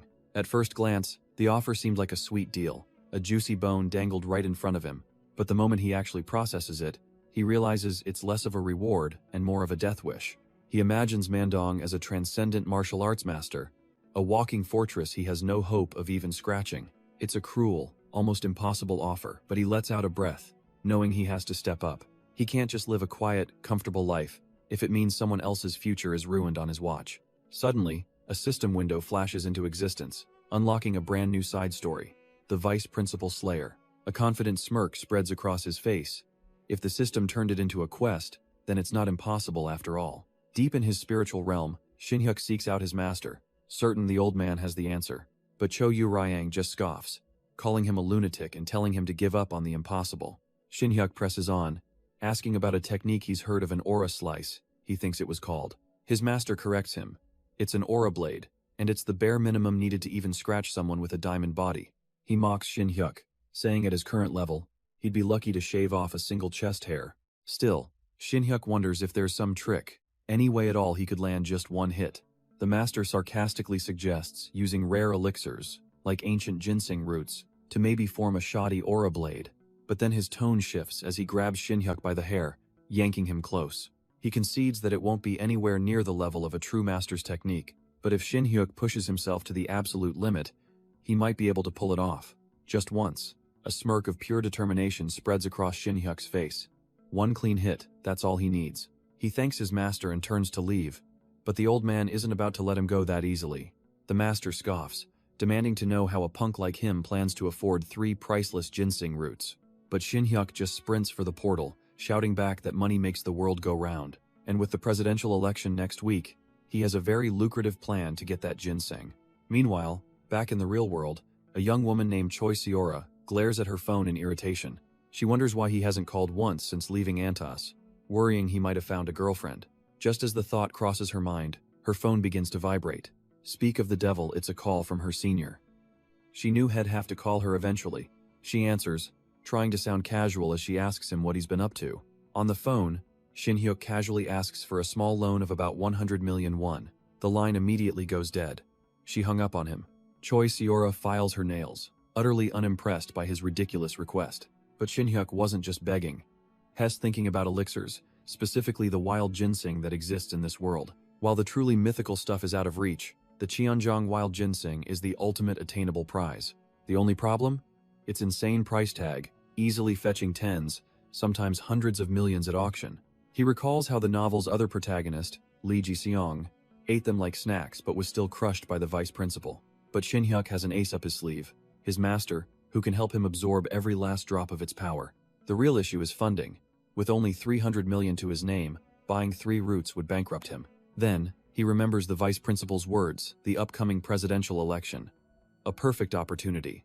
A wicked grin spreads across his face as he realizes the true highlight of any election, the stocks. He'd been so preoccupied with surviving dealing with teachers and the Antas Guild that he'd forgotten. He'd been using his novel knowledge for small things, kicking himself for ignoring this golden goose.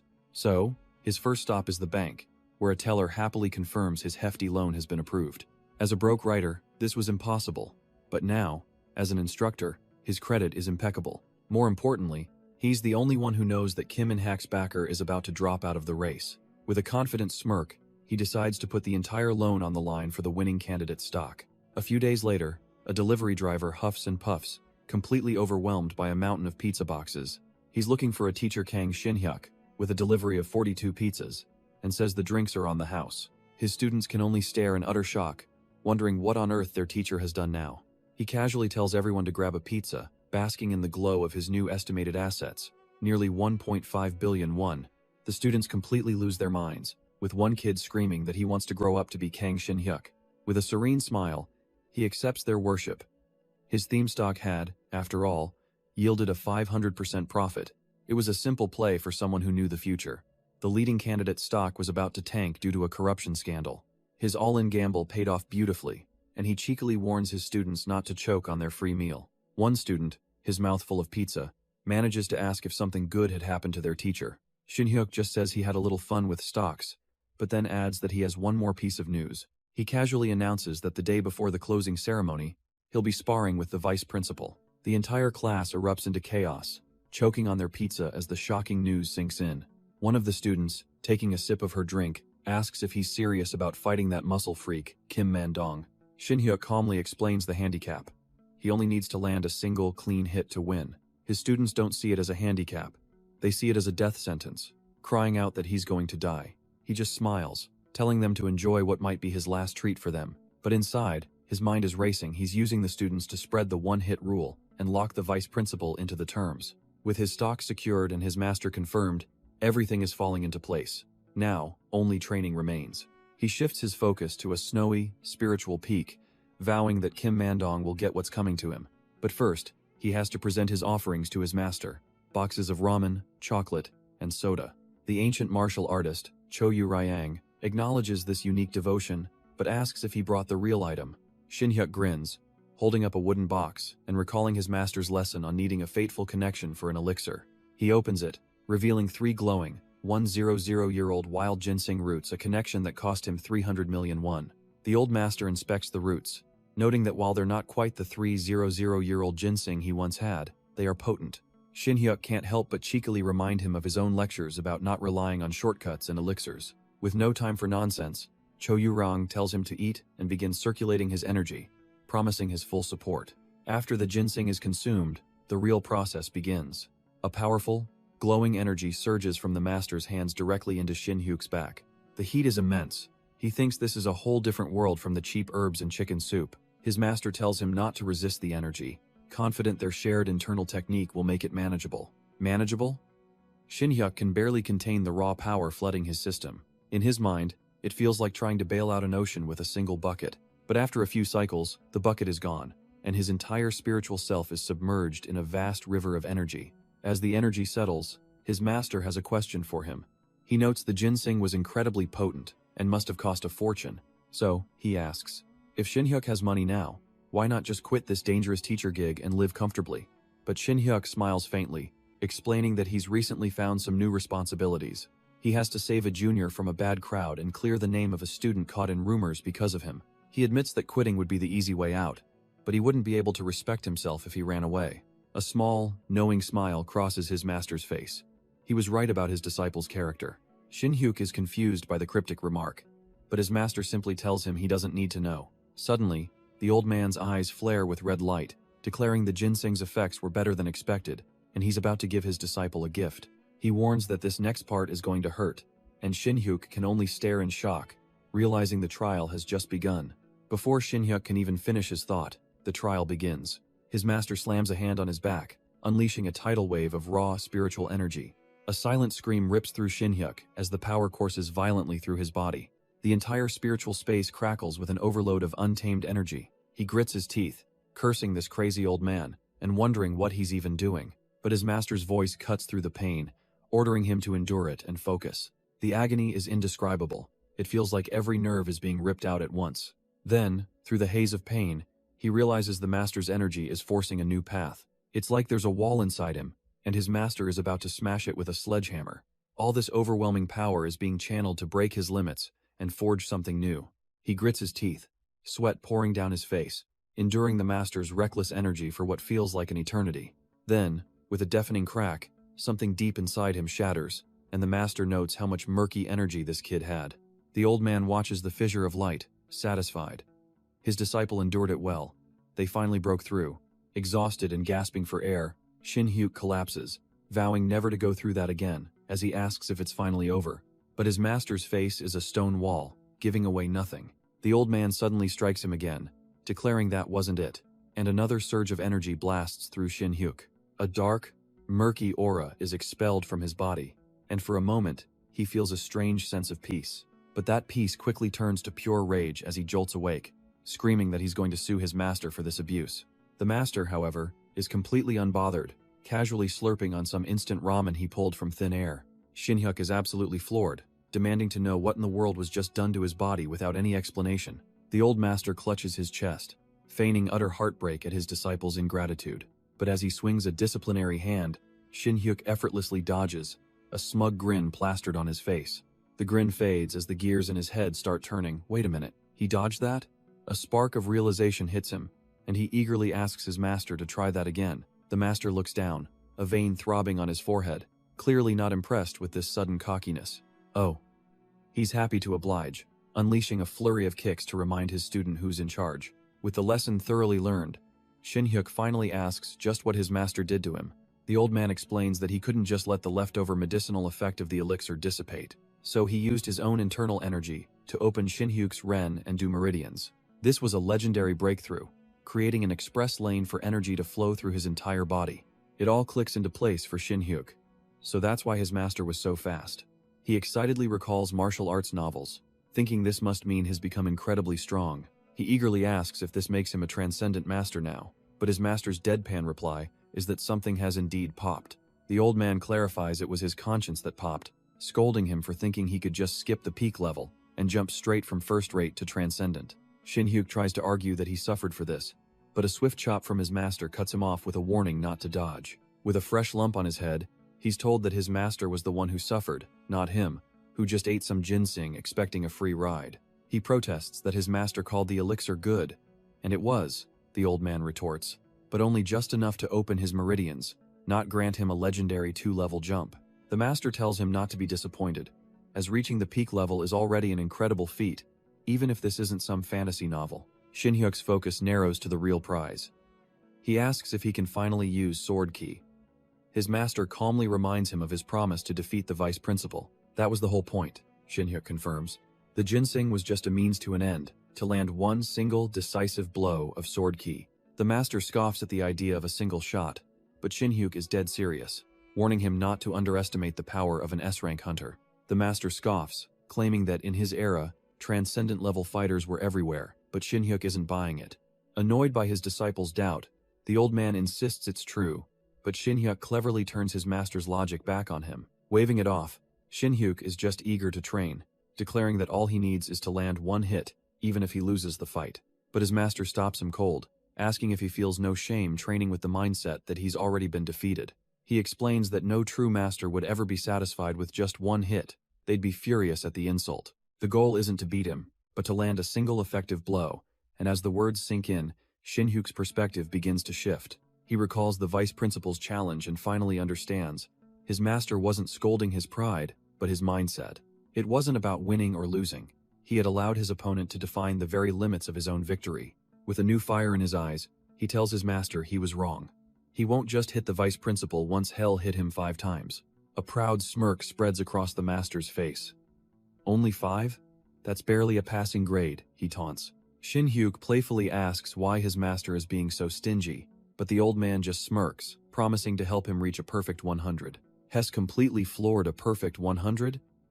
If the master had a trump card like that, why on earth didn't he mention it sooner? The old master admits he was hesitant, because the technique he has in mind isn't actually his own. He explains that in his long life, he met many warriors, but only 2 he could ever truly call a friend, and the technique he's about to pass on belonged to one of them, leaving Shin-hyuk baffled. Do friends just share their sacred martial arts? Of course not, the master scoffs. He simply fought his friend so many times that he naturally learned the trick to his signature move. He acknowledges that stealing another's art was a grave sin in the old world, but since Shin-hyuk is the last martial artist who's going to complain, Shin-hyuk asks if this friend was as strong as him. Not quite, the master boasts. but he was a monster who could corner him with this very technique, even when he was a whole level behind. That's all Shin-hyuk needs to hear. He begs to be taught, and his master gives his blessing, telling him to use this power to utterly crush the vice principal's pride. 1 week of intense, secret training passes, bringing us back to the real world, outside a coffee bar where someone has clearly been trying to reach him. Min Ji-hee playfully teases him, but quickly reveals the real reason for their meeting concerns the drug from last time. She confirms her agency has intel that Genesis is also involved in drug trafficking. In fact, they weren't just operating locally, they were recently caught trying to sell their product in Japan. After sharing the intel, she changes the subject, asking if the rumor about his match with the vice principal is true. Shin-hyuk is stunned to see it's not a rumor, but an official post on the school's education system. The vice principal has twisted their private duel into a public selection for the outstanding teacher of the semester. The application period is open, and there's already one name on the list. Shin-hyuk just smirks. He thinks the old man must be desperate, trying to make it official so he can't back out. But Min Ji-hee doesn't find it funny, questioning why head escalate things when the school is already on edge. She reveals a student in her class was recently beaten up but is too afraid to say who did it. Shin-hyuk listens intently as she explains the victim claims he just fell, and no other students will talk. She lowers her voice, revealing she knows exactly who's behind it. With a burst of anger, she slams her hand down, naming the worst delinquent in the middle school division, Lee Ji-sung. Her frustration is palpable, but she notices her colleague has gone completely silent. The name hits Shin-hyuk like a truck, and he literally chokes on his drink. Min Ji-hee's eyes narrow.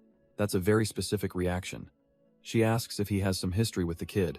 Trying to cover his slip-up, she continues, explaining that Lee Ji-sung's family is insanely powerful, making him untouchable. His father is the CEO of Hwaseon Electronics, and his grandfather is the chairman of the entire Hwaseon group. Shin-hyuk's mind flashes back to his own novel. Of course. This is 2 years before the main character's possession. This is Lee Ji-sung's infamous delinquent failure era. He forces a smile, waving it off. Ah, so that's why Choi Seora hated him in the original story. He tells her the kid is still young and might improve with time. Min Ji-hee scoffs at the idea, insisting that people like that just don't change. But Shin-hyuk knows better. The soul that will possess that body is selfish and arrogant, yet it's the key to turning his reputation around. She throws a mini tantrum, warning him that he'll understand her frustration when that punk eventually ends up in his class. He calmly reminds her that he's a flawless extra and won't be taking any students, though hearing the protagonist's name makes this whole situation feel incredibly real again.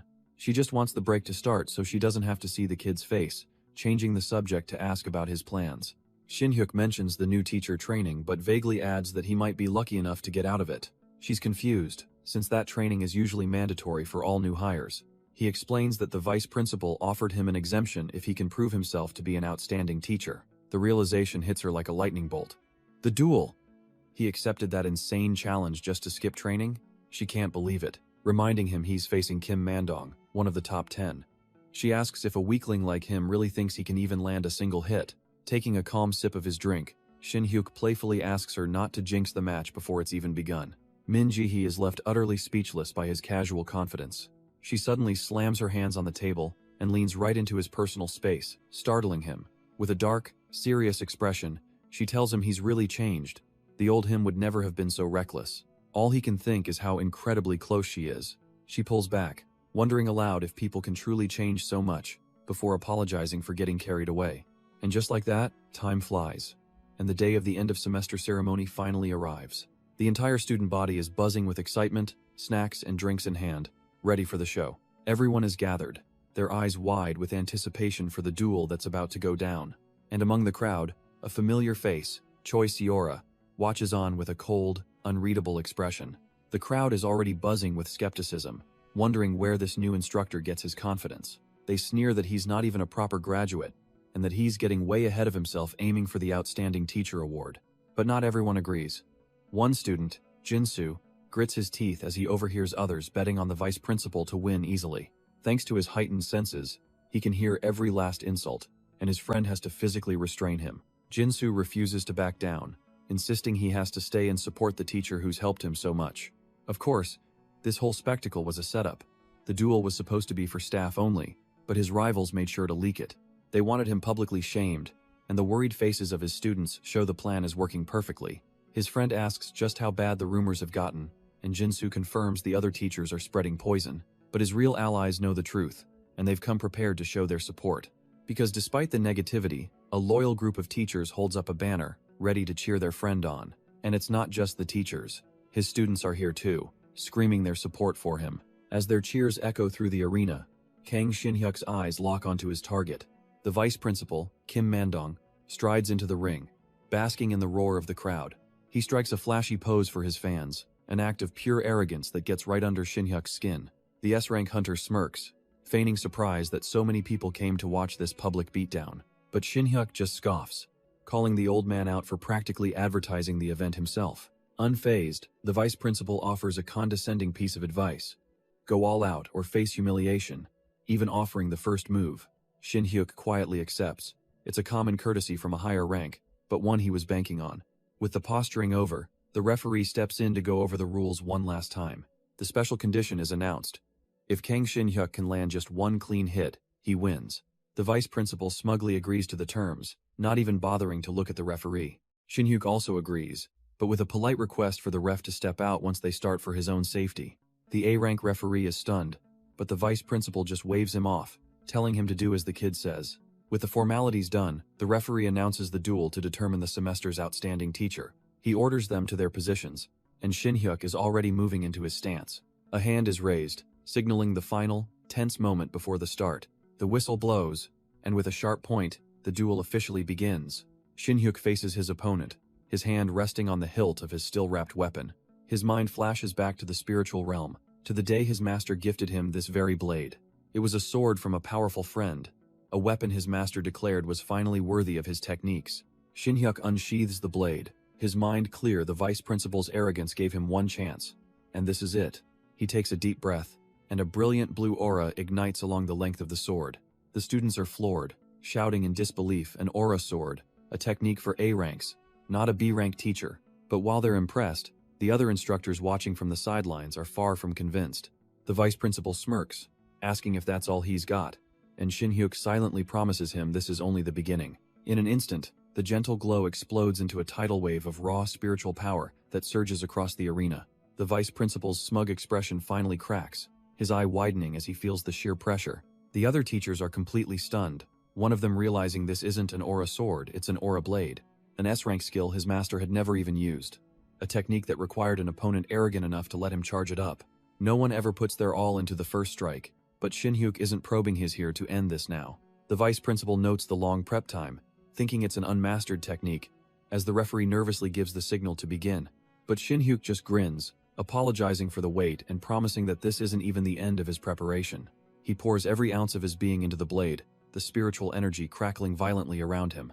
Even the once arrogant spear instructor can only gape in stunned silence from the sidelines. With a final surge of power, Shin-hyuk announces he's coming, unleashing the meteor arts, demon style. The vice principal finally drops all pretense, bracing himself for an attack far beyond anything he anticipated.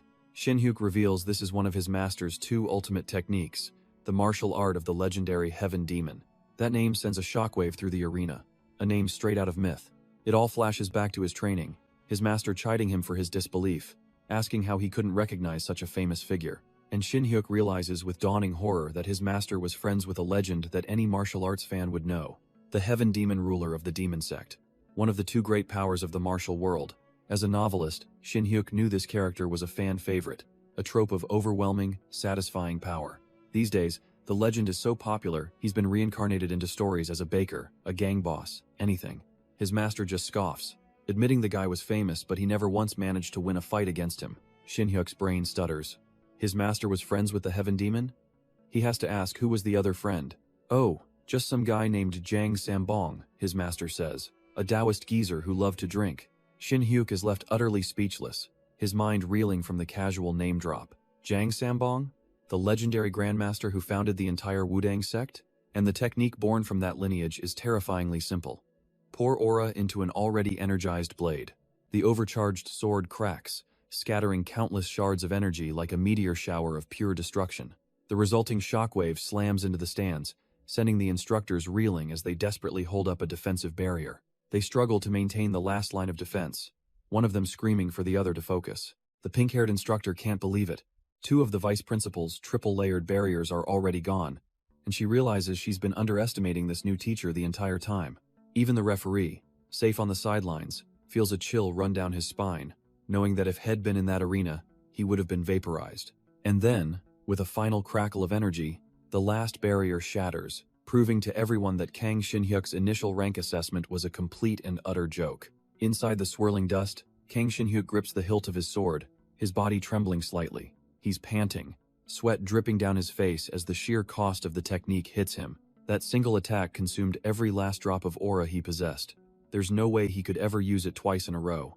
But as his master promised, the momentary destructive power was absolutely top tier, enough to wipe out even high-level monsters. With the dust beginning to settle, he stands tall and directs a simple, confident question into the silence. "So, what do you think, Vice Principal?" From the dust, the Vice Principal emerges, his clothes shredded. He has to admit, an attack of that caliber definitely counts as a valid hit. But now he's in a serious bind, realizing this new instructor is far more than just a talented rookie. Had known from the start that Kang Shin-hyuk wasn't some simple B rank. But the deal was clear, one valid hit.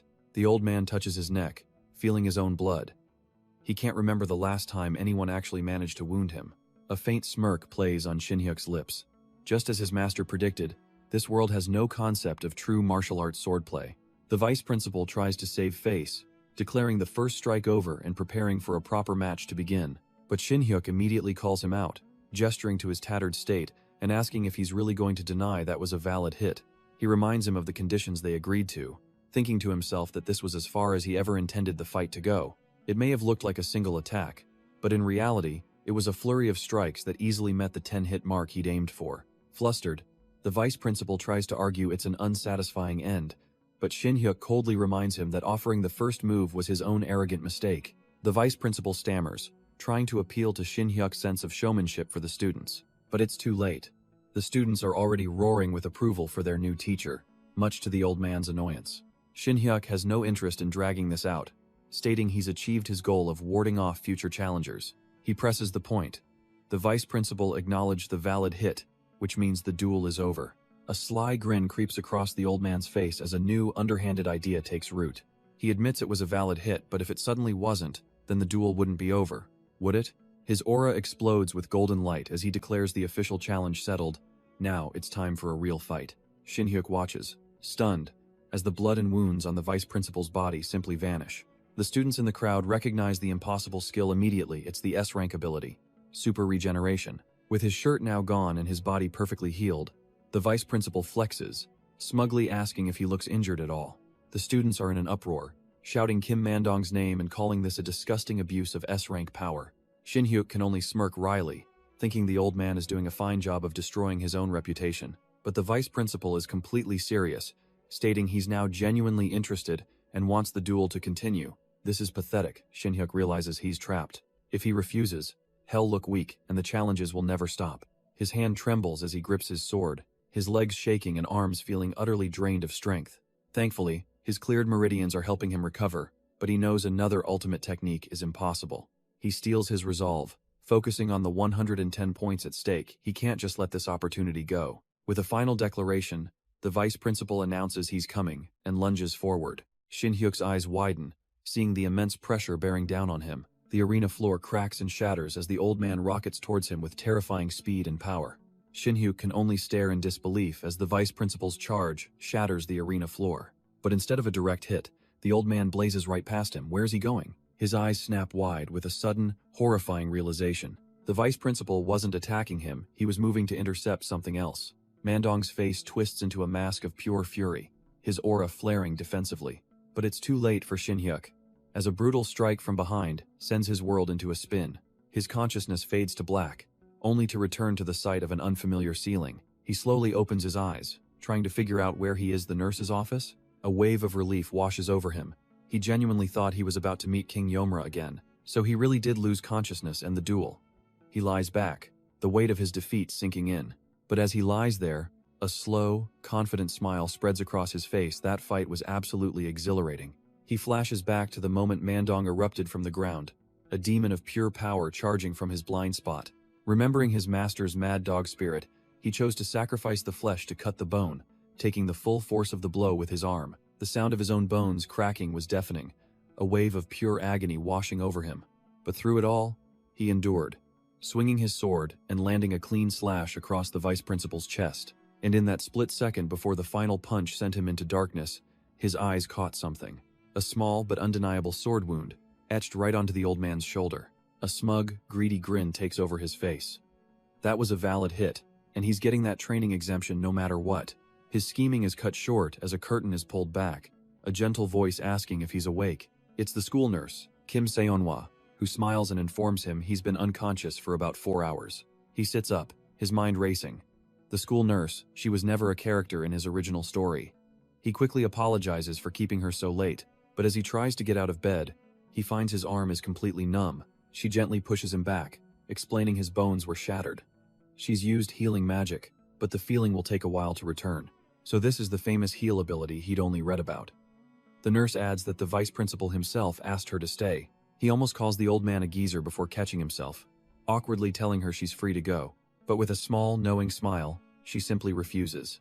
Kang Shin-hyuk is completely floored by her response. She explains that she stayed on purpose, even though she was supposed to leave at curfew. Leaning forward with a sparkling grin, she confesses it's because she's taken an interest in him. And just like that, our hero's brain completely short-circuits, leaving him a blushing, sputtering mess. But Kang Shin-hyuk's brain has snagged on a different detail. He stammers, asking about the father part, hoping he just misheard. A jolt of pure terror shoots through him as he remembers calling the vice principal an old geezer right to his daughter's face. The nurse, Kim Seonhwa, just smiles, confirming the vice principal is her father and admitting she never imagined someone could fight him like that. He tries to laugh it off, conceding that since he passed out, it was officially the vice principal's win, and she agrees. But she leans in with a warm, earnest expression, telling him she doesn't think he lost at all, and that his first attack was incredible. She then presents a gift bag, explaining that students and faculty left things for him while he was recovering. He pulls out a stack of letters, his expression softening with genuine surprise. A small smile forms as he reads through them, messages of support, invitations for drinks, even one from Mr. Park. One particularly over-the-top letter from his student Jinsu makes him chuckle, and he mentally vows to fail the kid for his flattery. But looking at the outpouring of support, he realizes that even though he lost the duel, he seems to have won over the school. He picks up one more letter, the weight of all this unexpected support sinking in. Lying back, he holds the message to his chest, a soft smile on his face. This is more than enough. Elsewhere, a young woman reading in bed seems to share the sentiment, feeling a sense of quiet satisfaction. The nurse beams, happy to see his spirits lifted, noting that it doesn't feel like a total loss now. He agrees, but cheekily wishes his victory had at least earned him that training exemption from her father. She stops, confused, and he explains the real reason he accepted the duel in the first place. She can't help but laugh, finding it amusing he'd go so far just to skip what she calls a fun training session. But he explains his reasoning coming from a non-hunter school. He figured he'd be ostracized anyway. She reassures him that not everyone is so petty, and after that display, no one will dare ignore his skill. He leaves the nurse's office with a new friend, musing that while her connection to the vice principal is tricky, it's a good start. The next day, Kang Shin-hyuk was well enough to attend the end-of-semester ceremony, and on stage, the vice principal actually kept his word, announcing him as the semester's outstanding teacher. Of course, a few salty instructors immediately protested, questioning how a loser could win such an award, but the vice principal shut them down cold, stating Shin-hyuk was the only one who even applied for the match. After the ceremony, he noticed a curious change as other teachers began approaching him with congratulations. A few of the practical skills instructors, who had previously ignored him, even offered a friendly greeting. He was genuinely taken aback. He hadn't expected his reputation to shift this dramatically overnight. As the principal's voice declared the start of vacation over the intercom, the students erupted in cheers. Just then, a couple of his students rushed over, excitedly inviting him on a beach trip to Jeju Island, but Shin-hyuk politely held up a hand, already planning to turn down their kind offer. He tells them their teacher is busy, internally gagging at Jinsu's overly affectionate display. Standing at the podium, he firmly wishes them a great break, shutting down any more talk of a trip. Finally, some peace and quiet a vacation he earned after a life-or-death battle with the vice principal. But just as he settles in, his phone buzzes with a notification from the school nurse, Kim Seonhwa. A sly grin spreads across his face. It's time to start a little side hustle and make a killing. He reflects on his finances. His recent stock investments were a huge success. But in reality, his bank account is a bottomless pit, and he's completely broke. After taxes, rent, and loan repayments, he was left with practically nothing. So, he quickly texts Nurse Kim back, ready to build up his capital for the future. His plan is simple. It's time to clear a portal. This whole idea sparked yesterday evening, while he was recovering from his duel in the nurse's office. The school nurse, Kim Seonhwa, had explained that most teachers take side jobs clearing portals for extra cash. He played it humble, laughing off his own past as nothing more than a low-level porter. She was shocked, thinking it a total waste that someone so powerful was ever used for manual labor. Her high praise definitely didn't hurt his ego as he lay there, soaking it all in, but a bead of sweat rolled down his cheek as he realized where this conversation was heading. And there it was, her bright, cheerful proposal for a portal tour to build some camaraderie. The second she mentioned the potential income, his answer was an immediate and resounding yes. Back in the present, his mind is set. With the bet won, this portal cash is his next big score. Hess genuinely thrilled to finally experience a portal, but now Hess wondering who else will be in the party. He figures with a mage like her, there must be a reliable tank, some brawny, bald-headed warrior to hold the front line. But the person who steps forward is a stoic young woman who introduces herself as Hong Iseol. He almost blurts out bald before catching himself, awkwardly trying to play off his surprise. Kim Seonhwa cheerfully introduces her as an old friend and, more importantly, her father's #1 disciple. Iseol seems wary of her revealing such information, but Seonhwa assures her that Kang Shin-hyuk is trustworthy. Her eyes narrow slightly, so this is the man who supposedly landed a hit on her master. When asked about his luggage for the trip, he just grins and points to the sword on his back. Hong Iseol just stares back, her face a perfect mask of unimpressed silence. She leans over to whisper, seriously questioning if this guy is okay, bringing only a sword and no armor. Of course, he hears every word, musing to himself that he was also expecting someone completely different. And he knows exactly who this is. Hong Iseol, an A-rank hunter and a future combat instructor. In his novel, she was a certified powerhouse who eventually falls for one of the protagonists after a legendary duel. As they drive, Iseol lays out the day's schedule. 1 C-rank and 1 D-rank portal. That's it. She explains that for safety, they won't tackle anything higher, despite their combined ranks allowing for a B rank. And as the author, he knows the profit difference between portal ranks is absolutely massive. Kang Shin-hyuk can't help but ask, confused why they aren't aiming for the more lucrative B-rank portal. Iseol shoots him a sharp glance, flatly stating that's not happening, especially with his lack of proper gear. Kim Seonhwa tries to soften the blow, saying it's a shame but best to listen to the A-ranker's judgment. But inside, Iseol is fuming, thinking this new guy is just another arrogant fool who gets people killed. She decides a lesson is in order, turning to him with a challenge in her voice about how to handle his precious profits. With a smug smile, Iseol offers him a deal. Clear the D, rank 4, person portal alone. He instantly agrees, much to her shock, not even hesitating for a second. She smirks internally as they arrive.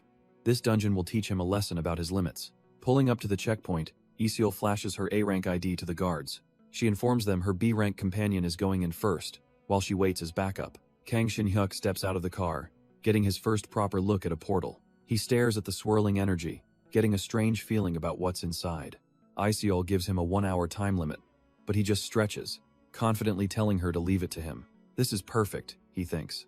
A chance to get real experience, and he notes she's more reasonable than her novel counterpart. Iseol is left completely bewildered, wondering why this pretty boy is so happy to be thrown into a dungeon.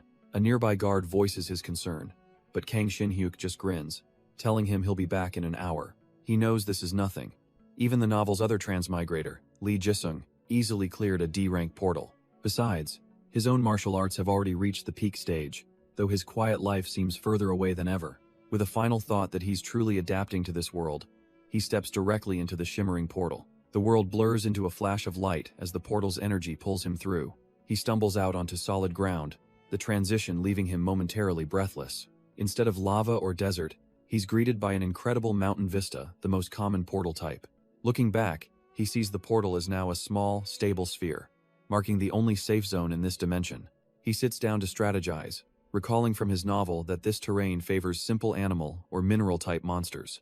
Closing his eyes, he focuses his senses, sending out a pulse of energy to locate the nearest prey. He recalls his master's lesson. To find a hidden enemy, you must spread your key sense wide. A risky move, since it broadcasts his own position, but it's the fastest way to start the hunt. His senses wash over the landscape, and there it is, a presence in the forest below. About 3 of them. A smirk plays on his lips as he rises. With his master, he was always the one being chased, but today, he's the one playing it, and the thought is strangely exciting as he leaps from the cliff. This is it, his first real hunt after entering this new world. Deep in the woods, a slumbering beast with pristine white fur snaps its eyes open, sensing the intrusion. He lands softly, ready to see what a D-rank portal has to offer. His analysis is instant. They're fast, roughly the size of a grown man, and they're good climbers, letting out a nasty shriek as they begin to swarm him from the trees. He sizes them up instantly, giant monkeys, just as the novel described. Ugly, loud, and frankly, a bit underwhelming for a first fight. He calmly recalls their profile. Weak for their rank, with a poor mana stone drop rate. But he also remembers a key detail. Their leather sells for a fortune, if you can even catch the nimble things. One of them doesn't wait for an invitation, leaping from the trees with a furious shriek. A confident smirk plays on his lips as he draws his blade. Their speed is only a problem for ordinary hunters. In a flash of silver, the lunging monster is cleaved in two before it even knows what happened. He looks at the blood on his sword, a greedy thought crossing his mind. 300,001 per mana stone, was it? A manic grin spreads across his face. Ah, he loves school vacation. This is exhilarating. The remaining monkeys can only stare in silent shock, their pack hunt bravado instantly evaporating. Realizing their fatal mistake, the monkeys instinctively try to flee up the trees. Their speed and tough leather would have been a nightmare for any other D-rank hunter. But for Kang Shin-hyuk, this isn't a hunt, it's a one-sided slaughter. Hez not just killing them, Hez calculating his profits with every clean, precise slice. But the thrill of the fight quickly sours as he realizes how much more gruesome this is in person. The warm spray of blood hits his face, and his stomach churns violently. And just like that, our elite instructor starts puking his guts out mid-battle. The monkeys, who were seconds from fleeing for their lives, stop in utter confusion. One of them spots the terrifying human, now bent over and heaving in the distance. He's completely lost in his own rainbow-colored misery, the fearsome hunter from moments ago long gone. The monkeys can only stare as their would-be killer tries to get a grip on his rebellious stomach. He tells himself he has to get used to this feeling, this smell, if he's ever going to clear the next portal. With thoughts of Hong Ezeol giving him strength, he finally lets loose one last Technicolor heave. Meanwhile, outside the dungeon, the guards on duty are having a quiet shift, until one of them notices something strange on his monitoring device. He calls over his superior, Sergeant Kim, pointing out that something feels off about the portal. The private reports that the gate was light blue before, but now it's shifted to a dark navy. The sergeant's casual dismissal dies in his throat as the horrifying truth dawns on him that's an A-rank gate. Panic erupts as he demands to know why he wasn't told sooner, remembering a hunter just went inside. The private asks if they should check the safe zone, but his sergeant knows better if that's gone. Going in is just suicide. Sergeant Kim frantically explains over the phone that they're just guards, not hunters, and an A-rank gate needs a full team. The voice on the other end is clearly not accepting excuses, demanding to know what he's talking about. It's the school nurse, Kim Seonhwa, and she is panicking, insisting they rescue Mr. Kang while Hong Ezeol tries to calm her down.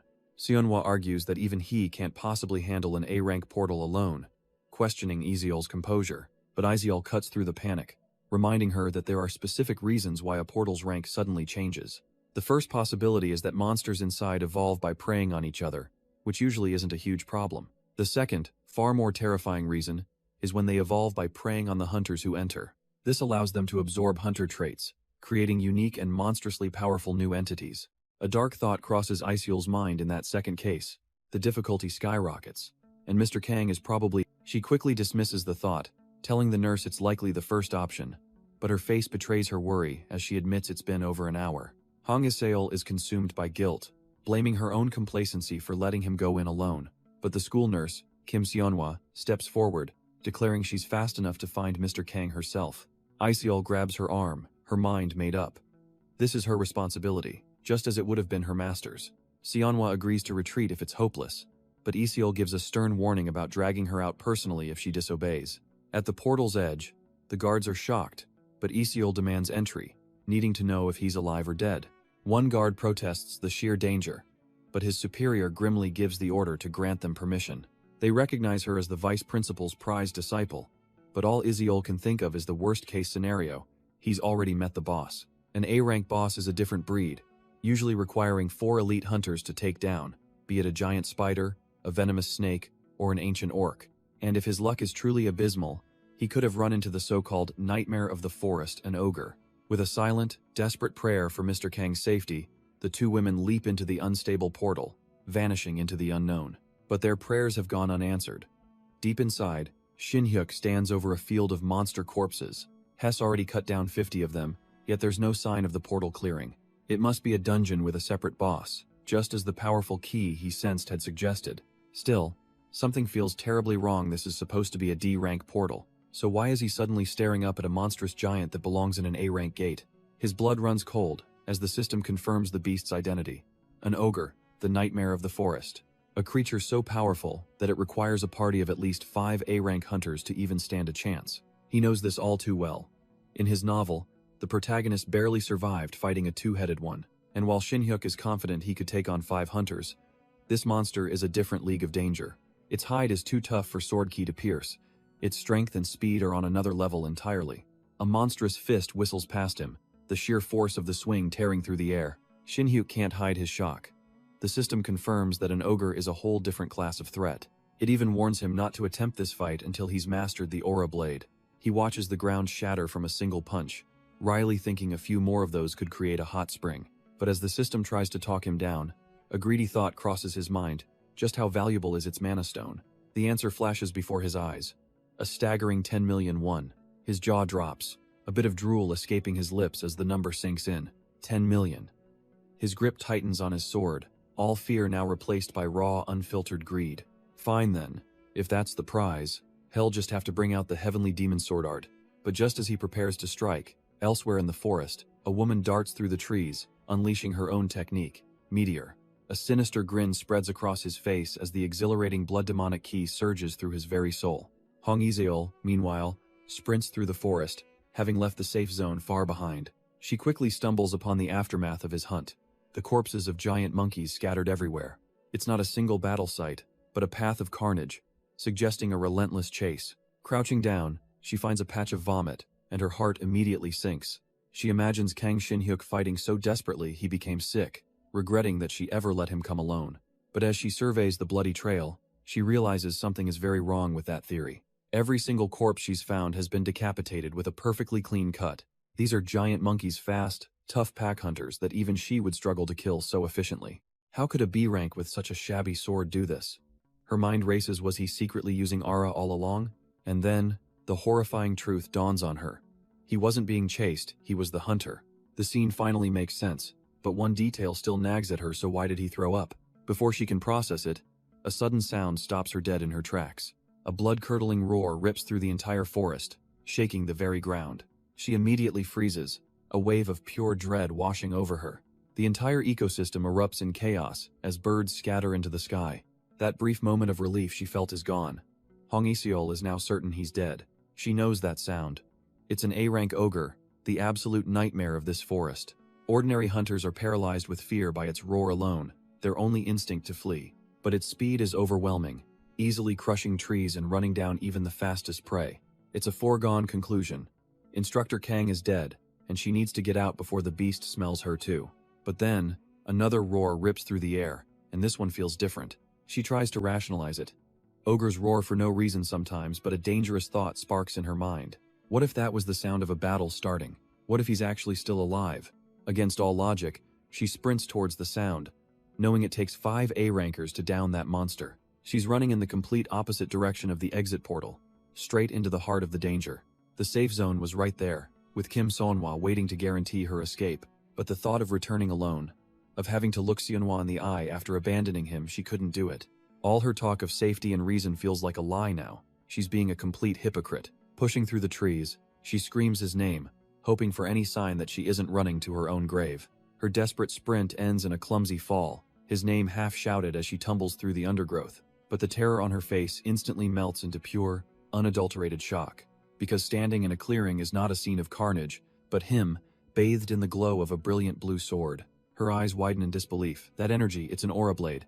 The sight is almost dreamlike, watching him wield it with a look of pure, unhinged ecstasy. He unleashes a single, beautiful, endless arc of light that cuts through the very air. The ogre lets out a final, agonized roar as the brilliant slash connects perfectly. Its legendary hide, a fortress that can stop other A-rankers cold, is shredded like paper. Iseol can only stare, finally believing what Seonhwa told her. It's real. The light fades, and he turns to her, confused, wondering why she came back when the fight was over so quickly. He gives her a casual wave, explaining he hurried back but ran into a boss monster. Isiol is speechless, barely managing to ask how he could have possibly done that. He thinks she means the ogre, but she presses him about the aura blade he just used. He just laughs it off, saying it's not perfect and he only managed it because he was cornered. He then cheerfully adds that he finally understands why she suggested a lower rank portal. She can only stare in disbelief. This fool has no idea this dungeon mutated into an A-rank gate. But he's already moved on, excitedly thinking about how much he can sell the ogre's parts for. As he approaches the gory remains, however, his triumphant march comes to a sudden, nauseous halt, and he just vomits everywhere, leaving Isiol to realize the godlike warrior has a pathetically weak stomach. After recovering, he makes a strange proposal. He wants her to take all the credit for the kill. It all clicks for Isiol. He knew exactly what he was up against and chose to face the ogre alone anyway. Kang Shinhyuk just smirks, as if it was nothing. She turns to him, finally admitting that she was the reckless one for judging him so harshly. Understanding he has his reasons to lay low, she offers to take full credit for the kill. She extends her hand, officially proposing they work together for the rest of the break. He seems a little taken aback by her sudden turnaround, but he quickly agrees, offering his own hand which is still covered in vomit. The stoic A-rank hunter's face freezes in absolute, unfiltered horror. He just casually tries to shake off the gunk while she physically recoils from him. With their bizarre new partnership sealed, they leave the dungeon as a notification declares the portal clear. The unstable portal shimmers violently before finally winking out of existence. On the outside, the school nurse, Kim Seonhwa, had been waiting anxiously at the safe zone. She stands guard, staff in hand, her expression growing more worried by the second. Suddenly, her eyes widen in shock as she spots two figures emerging from the forest. It's Kang Shinhyuk, waving casually, with Hong Isaol following close behind. The sight of him alive and well brings a wave of overwhelming emotion to the nurse's face. He barely has time to process it before she rushes forward, throwing her arms around him in tears. While she's sobbing with relief, Hong Isaol just keeps bowing her head, apologizing profusely. It finally clicks for him. They both thought he was dead, a victim of the portal's sudden mutation. He's a little taken aback by their concern, wondering if he would have done the same for them. Hes touched by their loyalty, apologizing for making them worry as the nurse smiles, just glad Hes safe. With the emotional reunion over, Hong Isaol gets down to business, asking how to dispose of the monster corpses. His mana crackles around him as he takes the final step out of the shimmering blue portal. He takes a deep, satisfying breath, enjoying the fresh air of the outside world once again. But something is wrong. The air feels different, and he spots a line of military trucks waiting. A bead of sweat rolls down his face as he tries to figure out what in the world is going on. Suddenly, a soldier approaches, asking to confirm if he is the B-rank hunter, Kang Shinhyuk. The man salutes, introducing himself as part of an Aegis unit dispatched by the Hunter Agency for an A-rank mutation. The soldier asks why he's alone, assuming the rescue party was wiped out, and it all clicks for Shinhyuk. He calmly explains that everyone is fine and the portal is cleared, leaving the soldier completely stunned. To prove his point, Shinhyuk casually starts dragging something massive and bloody out of the portal. The soldier's eyes go wide in sheer terror. It's an ogre. He immediately screams for all units to prepare to fire. But as the monstrous head emerges, Shinhyuk calmly tells them all to stand down. The soldiers freeze, their rifles aimed at a corpse, their minds struggling to catch up with reality. Then, a head pops out from behind the dead monster. It's the A-rank hunter, Hong Isaol, announcing that all three of them are safe. Sergeant Kim is left speechless, his mind racing to understand how a tiny team of three took down an A-rank ogre. His subordinate is just in awe, having only ever seen a monster of this scale during training simulations. The soldiers murmur amongst themselves, knowing it usually takes a full party of A-rankers, and quickly credit Kim Mandong's famous disciple for the kill. Sergeant Kim scoffs, looking at Shinhyuk's unassuming face, and telling his partner not to be fooled by the instructor who came out first. But the other soldier points to the ogre's body, riddled with clean, deep cuts, the kind of wounds only a master swordsman could inflict. Shinhyuk breathes a sigh of relief, glad everyone thinks Hong Isaol handled it all. Soon enough, the dealer she called arrives to inspect their haul, and Shinhyuk can only wonder what the payout will be. The man is impressed, stroking his chin as he remarks he's never seen giant monkeys in such good condition, or an ogre so thoroughly shredded. Hong Isaol just smiles, brushing it off as she gets straight to business, asking him to name his price. The dealer offers 16 million for the monkeys alone, a number that sends an electric shock through Shinhyuk's entire body. Not bad, Isaol notes coolly. But what about the main prize, the ogre? He explains that while the bones are fine, the hide is too damaged to be worth much, offering a paltry 13 million, not including the magic stone. She turns to get Shinhyuk's opinion, But he's already lost in another world, tears welling up in his eyes. His hands tremble as the number echoes in his mind. 13 million. And when he adds the price of the magic stone on top of it all, his brain simply short-circuits. The final tally hits him like a freight train. 40 million. 1. The dealer is completely bewildered by this reaction, but Isiol just tells him to deposit the money into Shinhyuk's account.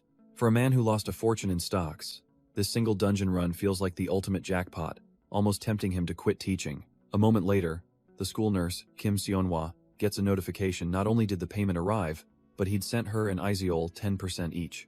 Both women immediately protest, telling him he absolutely doesn't have to do this, especially since they feel they didn't contribute much. But Shinhyuk just smiles warmly, insisting it's a thank you for coming all this way, and an apology for their plans getting ruined. Seonhwa waves her hands, saying it's too much, but he smoothly reminds them their party isn't over yet, right? With a bright, disarming grin, he tells them not to feel burdened, and that he looks forward to working with them again. As he walks away, Hong Isiol just stares, caught completely off guard by his character, and for the first time, a faint, undeniable blush colors her cheeks. Back at the table, Kim Seonhwa tries to snap her friend out of a daze, calling out Hong Isiol's name. She asks if Isiol is alright, noting how she's been completely spaced out since Instructor Kang left. Isiol tries to play it cool, saying she's fine and just thinking about the 4 million she earned for basically doing nothing. But Seonhwa isn't convinced. For an A-rank hunter like her, that kind of money shouldn't be this distracting. Isiol falls silent. It was never about the money. Her mind flashes back to that terrifying aura blade that completely obliterated an ogre in one hit, a technique unlike anything she'd ever witnessed. She finally confesses that for her, whose growth has stagnated, Instructor Kang might be the key to breaking her limits. As Seonhwa takes this in, a new figure approaches their table. It's her master, Vice Principal Kim Mandong, looking oddly domestic in a pink apron as he brings them a steaming pot of food. He sets it down, his gaze sharp. He knows his disciple's strength, and he's already deduced that Instructor Kang must be the one who truly defeated the ogre. Isiol remarks that no one would believe a B-rank hunter could be so powerful unless they saw it themselves. Her master, the vice principal, then casually brings up an open teaching position at the academy, noting it's for a spearmanship instructor. She brushes it off, confident she can learn, but he chides her for not rising to his earlier bait. She calls his bluff, knowing he's pleased, and with her guild contract ending, her decision is made. With a smirk, Isiol announces she'll be joining the academy as the new spearmanship instructor next semester. Meanwhile, in the serene, snowy landscape of the spiritual realm, Kang Shinhyuk excitedly reports his victory, boasting that he clearly saw himself sever the vice principal's arm before fainting. He tries to get a reaction, but his master is just slurping noodles, telling the boy to pipe down while he's eating. Shinhyuk deflates, a little stunned by the completely nonchalant response. But as the old man turns, a hidden, proud smile graces his lips. The vice principal must have really hated losing to use a secret technique. Shinhyuk fishes for praise, asking if his performance was worthy of a perfect score. His master shuts him down with a 90, docking points simply because he's getting arrogant. Still, Shinhyuk bows deeply, thanking him for the guidance that helped him survive the dungeon and the duel. The old man grumbles that if he's truly grateful, he should have brought food, but Shinhyuk just smirks. He pulls out a backpack, revealing a gift he'd prepared. Textbooks for his master to learn about the modern world. The master is genuinely touched, recalling his own curiosity. But he notices one book is unusually heavy. With a sly grin, Shinhyuk opens the device, and the ancient martial artist's brain short-circuits. He introduces his master to the wonders of modern entertainment, tapping on a concert video file. A brightly colored idol flashes onto the screen, dancing to a rhythm the old man has never conceived of. He starts yelling at the people trapped in the box as Shinhyuk desperately tries to explain what a recording is. The old master waves his hand dismissively, utterly lost by this strange new spectacle. Shinhyuk tries to explain that these are idols, the most popular kind of performers these days. He simplifies it, calling them dancers, but the master just stares back with a face of pure bewilderment. Looking at him, Shinhyuk can't help but remember his master's long, lonely past. A solitude so absolute, it must have been a constant, desperate battle just to endure. He smiles softly, realizing just how devastatingly different the world must seem to him now. The master scoffs, questioning if famous dancers are so poor they can't afford proper clothing. But just as Shinhyuk tries to explain, the old man breaks into a grin, revealing he was just teasing. He looks at the small screen, genuinely marveling at how much the world has truly advanced. Shinhyuk agrees, then mentions he'll be busy soon. But first, it's time for a tech lesson. He reminds his master that real combat is the best training, declaring he's off to clean up some monsters. But first, the tech lesson must continue, as Shin-hyuk explains the ancient and mystical device known as a mouse. He seems to be enjoying this role reversal just a little too much. The legendary martial artist, however, stares back with an expression of pure, unadulterated skepticism. A vein twitches on his forehead, the old master clearly struggling with this new form of enlightenment. Back in the real world, Shin-hyuk is flagged down by two familiar colleagues, Min Ji-hee and Hong Ise-ol. He greets them with a casual smile, asking if they've had breakfast. Learning they're heading the same way, he graciously offers them a ride in his car. And with that, the three of them are off, cruising down the highway. Inside, Hong Ise-ol's sharp eyes notice an unfamiliar item, asking about the collapsible spear in the back seat. Shin-hyuk's mind grinds to a halt. A spear? In his novel, Hong Ise-ol never used one. Min Ji-hee cheerfully explains that since the spear instructor position is now vacant, Hong Ise-ol is actually applying for the job, a reveal that sends a jolt through Shin-hyuk. His mind flashes back to the previous instructor, Mr. Jung, who quit in disgrace after their duel. He glances between his two passengers, one blissfully unaware, the other driving with quiet determination. Trying to sound casual, he asks Hong Ise-ol why she'd make such a sudden career change. Through the rearview mirror, she gives a vague answer, thinking that school life just seems nice. Shin-hyuk nearly chokes. An A-rank hunter giving up a fortune for paid vacations? The excuse is insane. He realizes this is a huge problem. If a character this important changes her entire path, the story could shatter. But Hong Ise-ol just smiles, confident that the school's spear techniques won't be too hard to master. Min Ji-hee teases that she's taking the exam too lightly, but Hong Ise-ol just shrugs it off, knowing her A-rank status gives her a huge advantage. But then she adds that it's just a temporary position for the semester, a detail that makes Shin-hyuk's brains stutter. He immediately asks for clarification, and she confirms she's just giving it a one-semester trial run. The relief is immense, so she's just testing the waters. He lets out a nervous laugh, glad the story isn't completely broken. With the tension eased, Min Ji-hee pivots, reminding them they're heading to a portal filled with undead and should probably eat first. Shin-hyuk is ready for a lunch stop, but both women announce they've already packed their own lunchboxes. He feels a little left out, murmuring that he didn't prepare anything, not expecting to be in the mountains. But Min Ji-hee turns to him with a bright smile, telling him she packed a lunch for him too. Shin-hyuk is completely stunned. A lunchbox made for him? The simple gesture hits him harder than he ever expected. His mind drifts back to his lonely childhood, where school trips meant no packed lunch, just a few bills left on an empty table. Min Ji-hee just laughs, saying of course they wouldn't exclude him, while Hong Ise-ol's shadowed face tells a slightly different story. Shin-hyuk is stunned into silence, his back to them.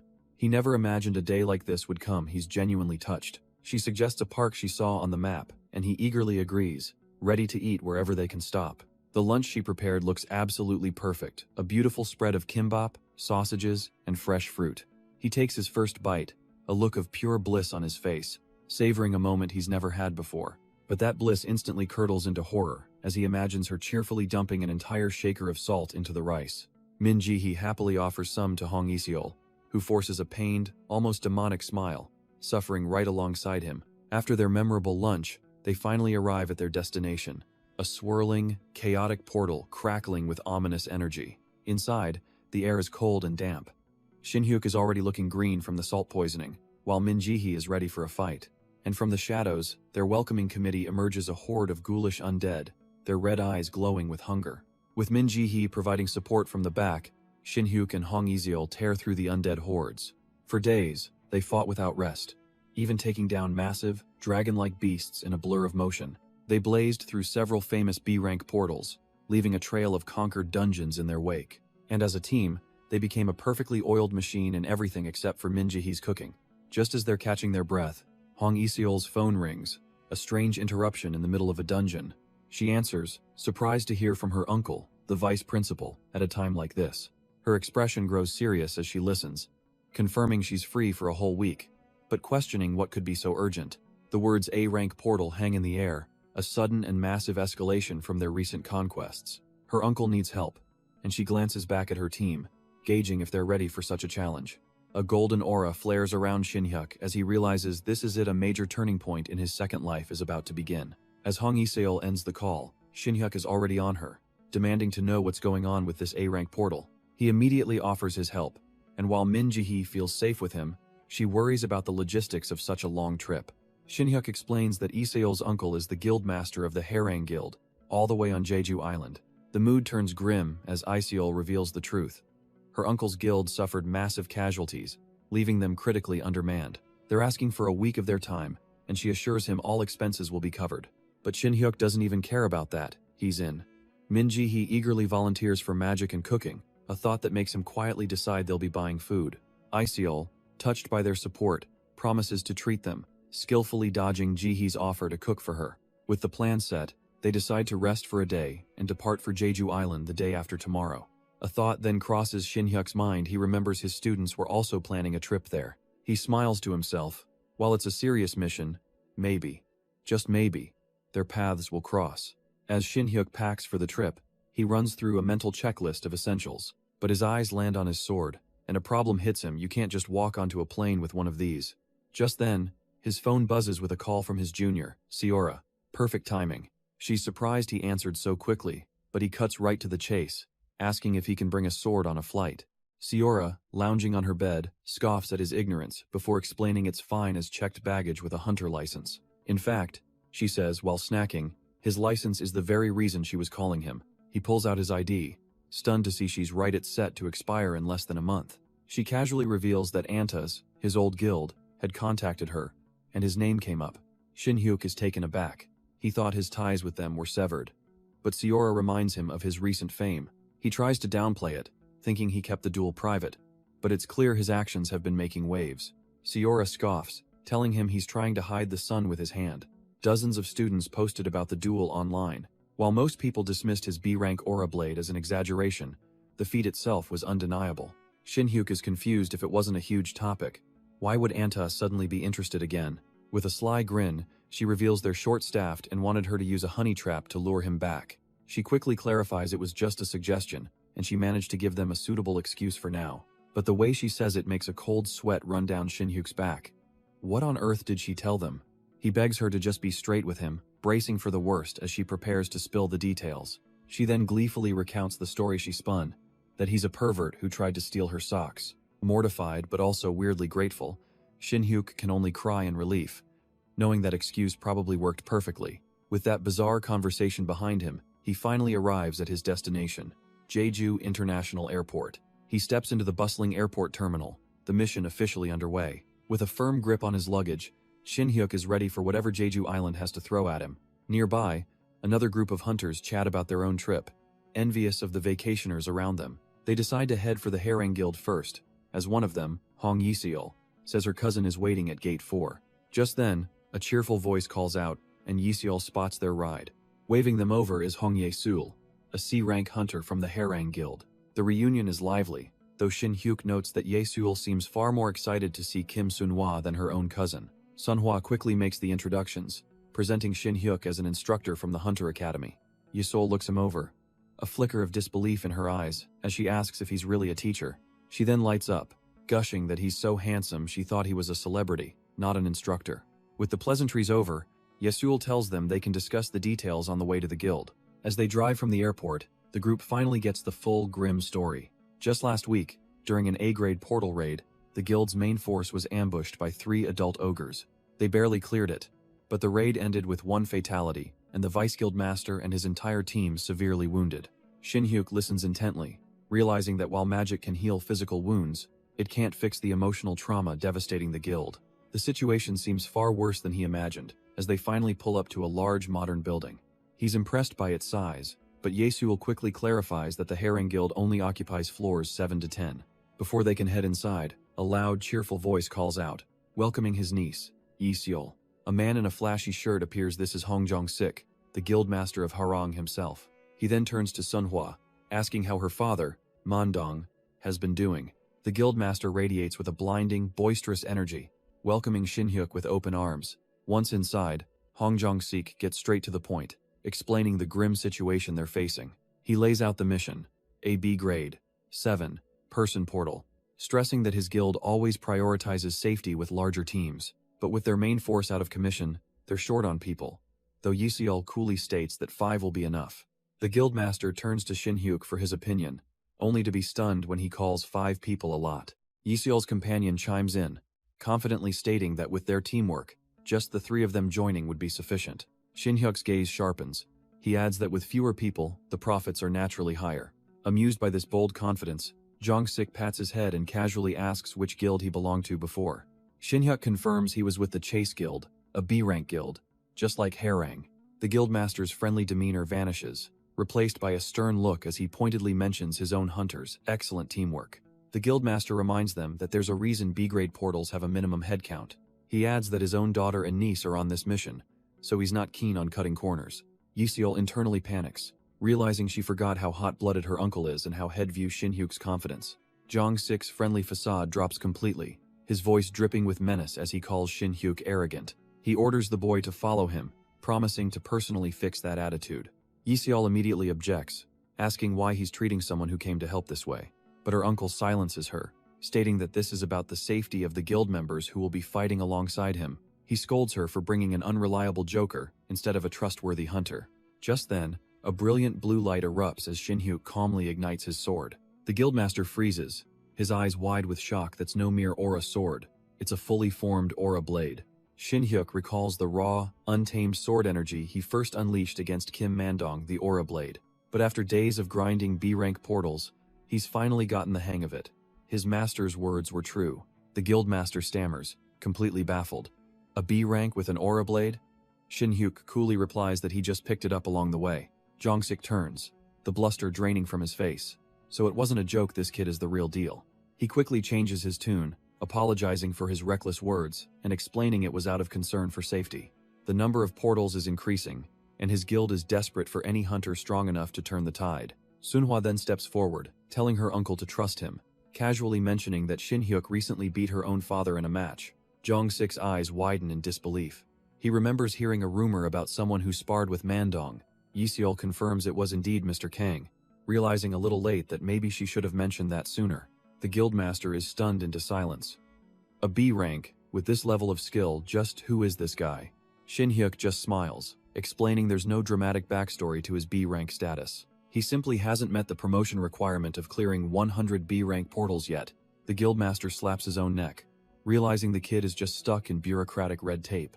Yiseol thanks her uncle for his understanding, but Jong-sik isn't quite finished. He points out that raw power aside, not meeting the requirements means Shin-hyuk lacks real-world experience. So, he'll concede, but on one condition: he's assigning 2 support hunters to the team.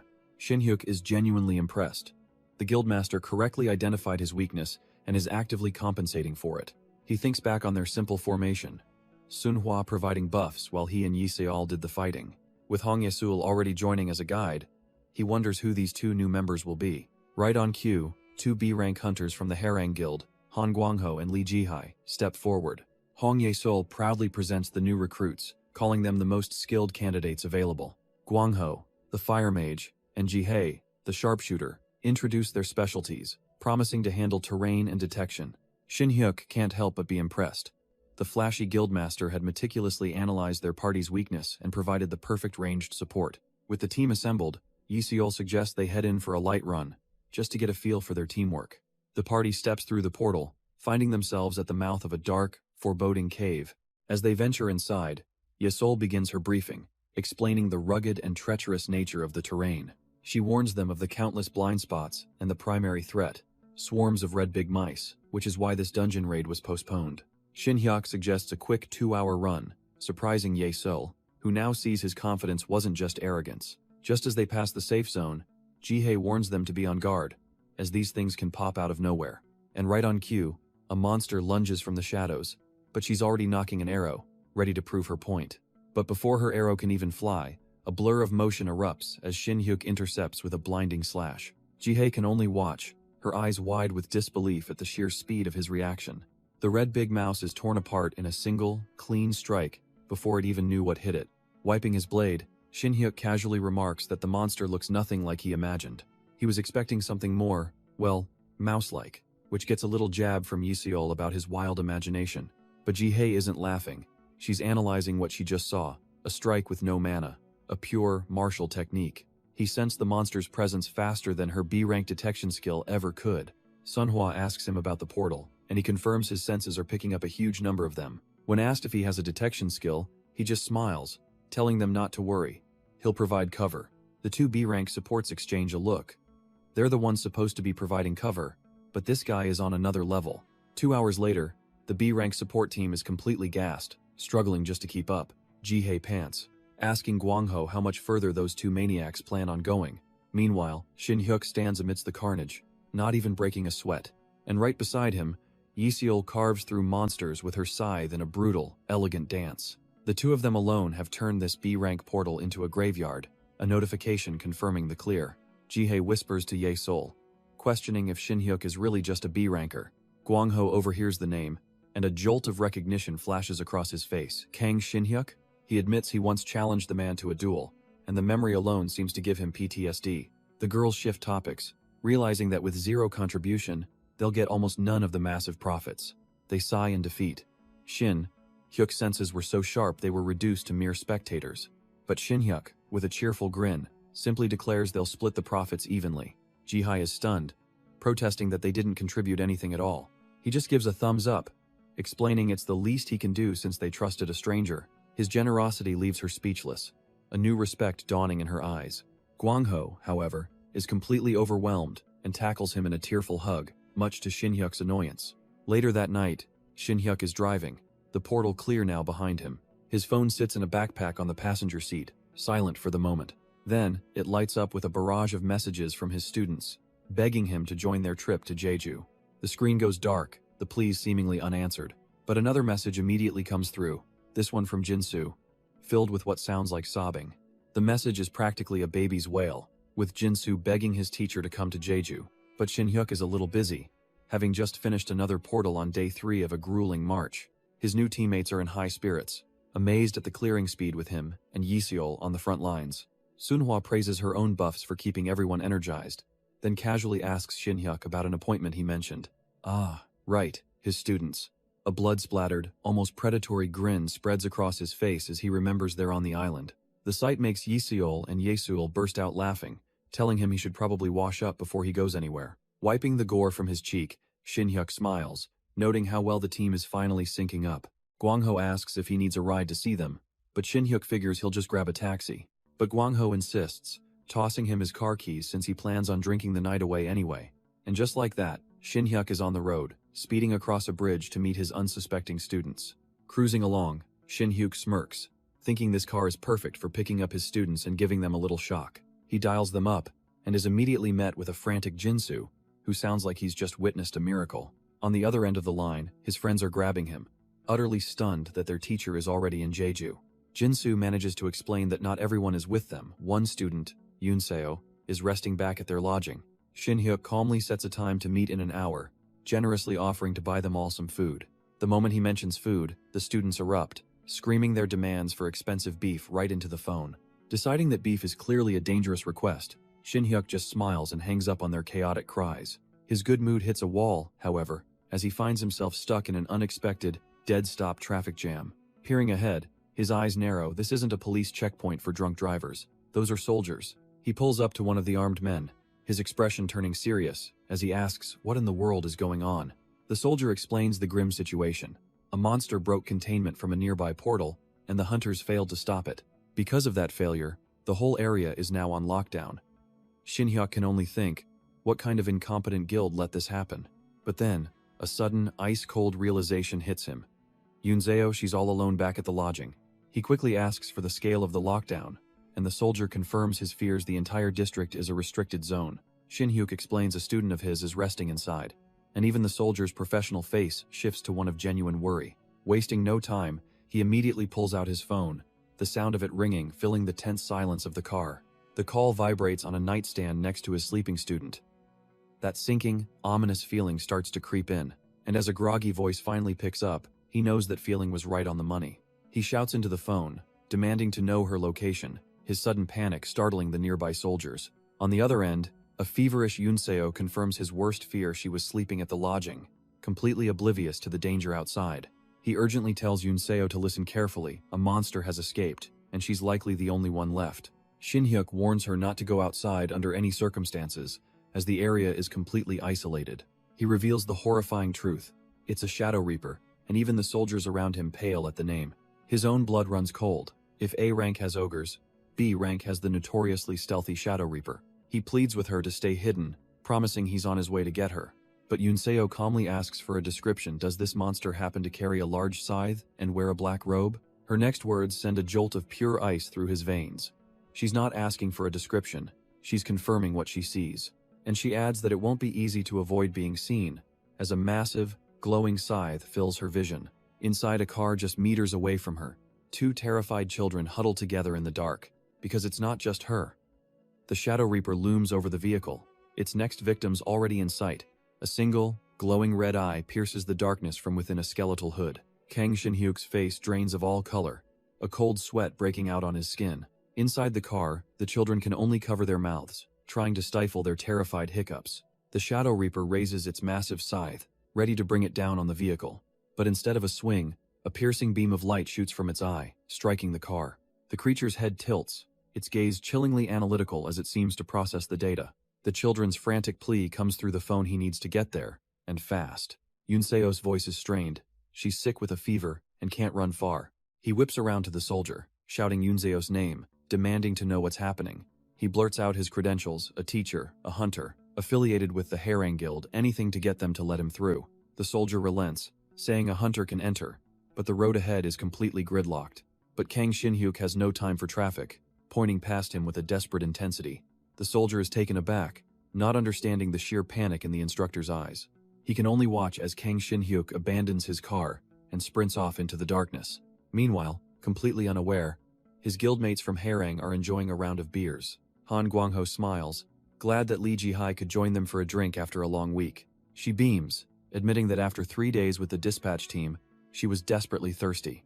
The conversation turns to money, and Han Guangho boasts about how well he's doing lately. He proudly mentions the brand new car he just bought on a 3-6-month loan, the one he lent to Shin-hyuk. At that very moment, deep in the woods, the Shadow Reaper's claws tear into that exact car. As Shin-hyuk sprints through the woods, he lets out a desperate apology to a tree. He slams shoulder first into the massive trunk, using it to change direction at impossible speeds. Miles away, Han Guangho blissfully raises his glass, toasting to his good fortune, completely unaware. Meanwhile, the Shadow Reaper looms over Yunseo, its scythe raised for the final, killing blow. It's a cruel irony, considering the lecture he once gave at Shinhwa Academy about the importance of safety. He'd warned his students against reckless heroism, explaining how it only creates bigger problems. The student council president, Kim Sejin, had raised her hand, asking what to do if an unmanageable monster appears. His advice? Follow his pose carefully, one hand on the chin, the other on the head, and twist hard. The student could only clench her fist, realizing she was a fool for even asking. Of course, he was joking. His real advice was to assess the situation and then, above all else, escape. He stressed that knowing where to run to camps, safe zones, or fellow hunters was the key to survival. And with that, he cheerfully announced another daily run, much to the groans of the entire class. But in the present, that lecture is a world away as a scythe whistles past Yunseo's head. She scrambles for her life, a horrifying realization dawning on her. That damn running, it's why she's still alive. The Shadow Reaper is one of the strongest B-rank monsters. For a first year, just escaping should be impossible. So why did she stay? Her eyes lock onto two small children, frozen in terror behind a car. Suddenly, a memory flashes through her mind, the question she'd been asked so many times. Why become a hunter? It wasn't for money or glory like the others. Her reason was much simpler. She was only here because her sister wanted to be. The memory sharpens, her twin's innocent voice echoing in her mind, asking why she wanted this life. Her twin's voice echoes, cheerfully admitting she only became a hunter because of Yunseo. The statement leaves Yunseo utterly baffled, a mirrored confusion on their faces. Her sister just laughs, prodding her for not remembering her own childhood declaration. And then it comes back, a memory of her as a tiny child, vowing to protect people from monsters. Back in the present, the weight of that forgotten promise crashes down. Her sister's entire life was shaped by words she can't even recall. She looks at the terrified children. She could run, save herself, but she could never face her sister again. With newfound resolve, she screams at the kids, telling them to run for a shelter while she acts as the lure. She promises to call her sister for help, a desperate hope fueling her sacrifice. But when she glances back to make sure they're safe, the space they occupied is suddenly empty. A chilling realization hits her. They're gone, vanished without a sound. Her blood runs cold. She wasn't just paranoid. A Shadow Reaper was hunting her. Suddenly, a chilling aura erupts from the darkness right behind her. She realizes with dawning horror that it's been hiding in the shadows all along. The colossal reaper emerges, its scythe raised to claim her life in a single swing. But just as the blade descends, a flash of light intercepts the attack. Even the monstrous reaper seems shocked by the sudden intervention. A familiar voice roars her name as a glowing blue figure effortlessly blocks the scythe. It's her teacher, his spiritual form scolding her for closing her eyes against a monster. With casual ease, he pushes the massive weapon back, completely nullifying the threat. Yunseo can only stare, stunned and relieved, as she recognizes her savior. So how did he arrive in the nick of time? Let's jump back just 3 minutes. Speeding down the road, Kang Shin-hyuk's senses suddenly flared to life. He detected 4 key signatures. 2 were faint, like children, but 1 was corrupted, a monster. And the 4th belonged to Yunseo, who he realized was drawing its aggro to protect the others. He tried to reassure himself. In the original story, she was supposed to be fine, but then he remembered all the changes had made. The lives had already altered. His interference had created a butterfly effect, and the story's safety net was gone. He had to focus, pushing his senses to pinpoint the monstrous energy signature. His spiritual vision cut through the night, revealing the grim chase already in progress. With no time left to hesitate, he slammed his foot on the accelerator. The speedometer needle snaps as he roars her name, pushing the car far beyond its limits. Hez not just driving, Hez mentally screaming his lessons at her, telling her to never close her eyes. On the ground, Yunseo desperately parries a blow from the towering Shadow Reaper, who seems surprised by her nerve. But the monster's attention is violently ripped away as a pair of headlights barrels straight for it. Yunseo looks back, her exhaustion turning to shock as she sees the impossible rescue mission closing in. The creature's red eyes flare with rage, turning from its prey to face this new, reckless threat. Before the car even stops, Kang Shin-hyuk bursts out, cloaked in blue energy, roaring at the beast for daring to harm his student. He meets the monster's attack with an open palm, icily informing the creature it's time for a special course registration. His face is a mask of pure, unadulterated fury, promising nothing but destruction. A blinding explosion of spiritual power erupts, engulfing the monster as Yunseo watches in awe. His palm strike unleashes a vertical wave of pure spiritual power, erasing the monster completely. Yunseo can only stare in disbelief, her voice barely a whisper as she calls out to her teacher. In an instant, all that remains of the terrifying beast is a shimmering pool of blue energy. A small ripple breaks the surface of the strange, watery residue, and Kang Shin-hyuk pops up with a triumphant laugh, completely unscathed. Yunseo is still frozen in place, realizing just how close she came to absolute disaster. He casually brushes himself off, asking if she's hurt anywhere. But before he can even finish his sentence, she collapses into his arms, overwhelmed. The terror and relief she'd been holding back finally come pouring out in a flood of tears. He's startled for a moment, but then realizes, for all her bravery, she was still just a kid, terrified for her life. He gently reassures her, telling her not to cry, that everything is fine now. But through her tears, she points out a rather expensive problem. His car, now sleeping with the fishes. He just smiles, completely unbothered. A car is just a car, easily replaced. Her safety was the only thing that mattered. A thought that lets him rest easy later that night. Meanwhile, news of the Shadow Reaper's defeat brings the full force of the island's emergency services to the scene. The 2 kids who managed to escape were the ones who bravely called for backup. And now, sitting on the back of an ambulance, our duo is the calm center of a massive operation. He asks if she needs to call her parents, but she just grins, saying they'd probably drag her home immediately. He falls silent. A flicker of understanding in his eyes. There's more to her story than she's letting on. With a playful wink, she begins to explain her own personal code for doing good deeds, her spirit clearly unbroken. She just smiles, turning his logic right back at him. What's the point of her code if she dies? But he was there to save her.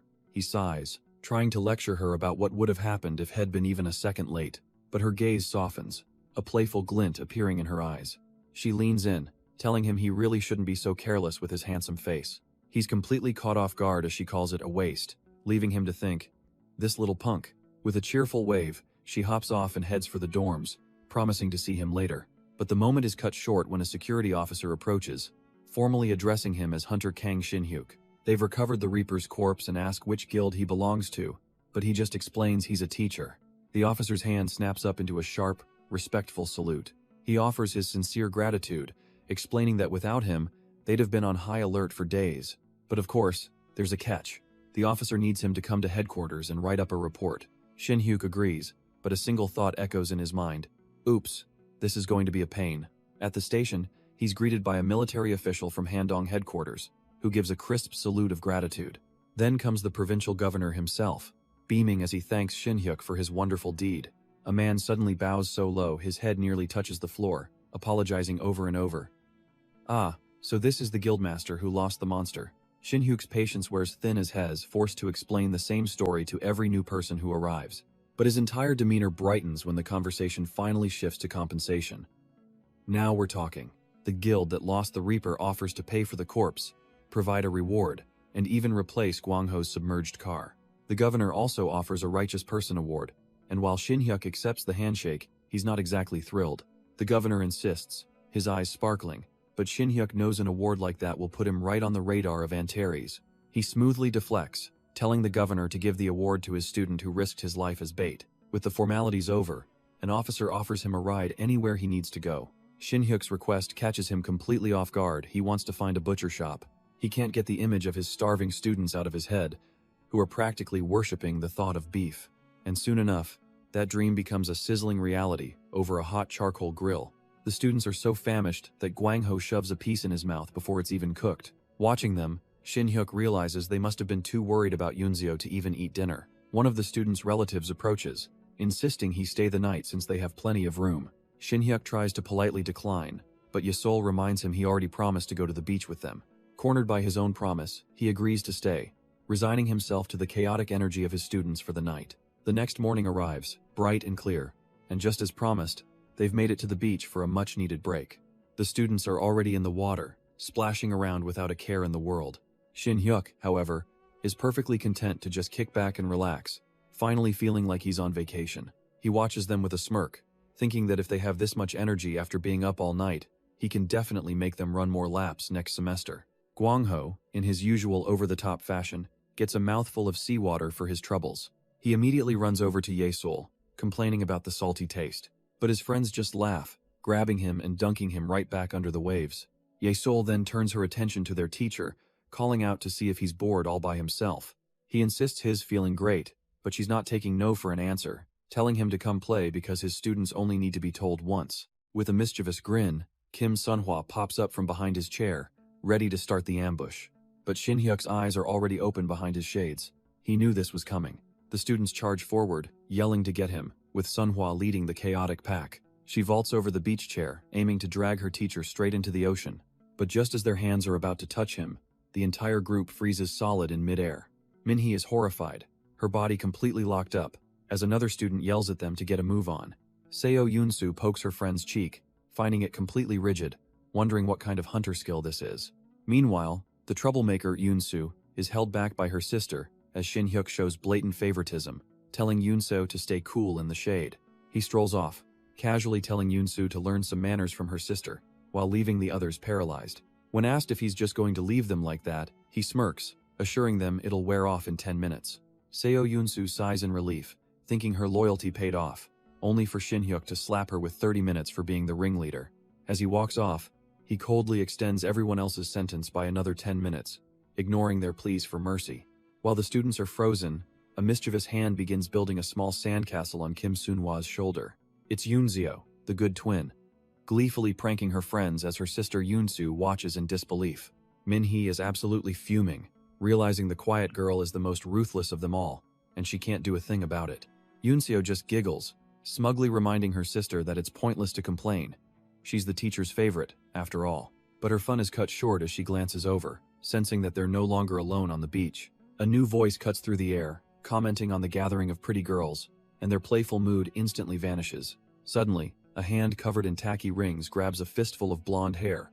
A sleazy-looking man in a floral shirt appears, a smug grin plastered on his face as he makes his unwelcome entrance. He and his two buddies lean in, asking the girls their age and inviting them to come hang out. Minhee and Kim Sunhwa can only glare, their fury building as the sandcastles on their shoulders mock the situation. The sunny beach day was officially ruined, but these guys had no idea who they were messing with. Another group of students nearby tries to intervene, telling the men that the girls already said no, but the creeps just ignore them, getting even closer to Kim Sunhwa, noting that the girls seem to be all alone.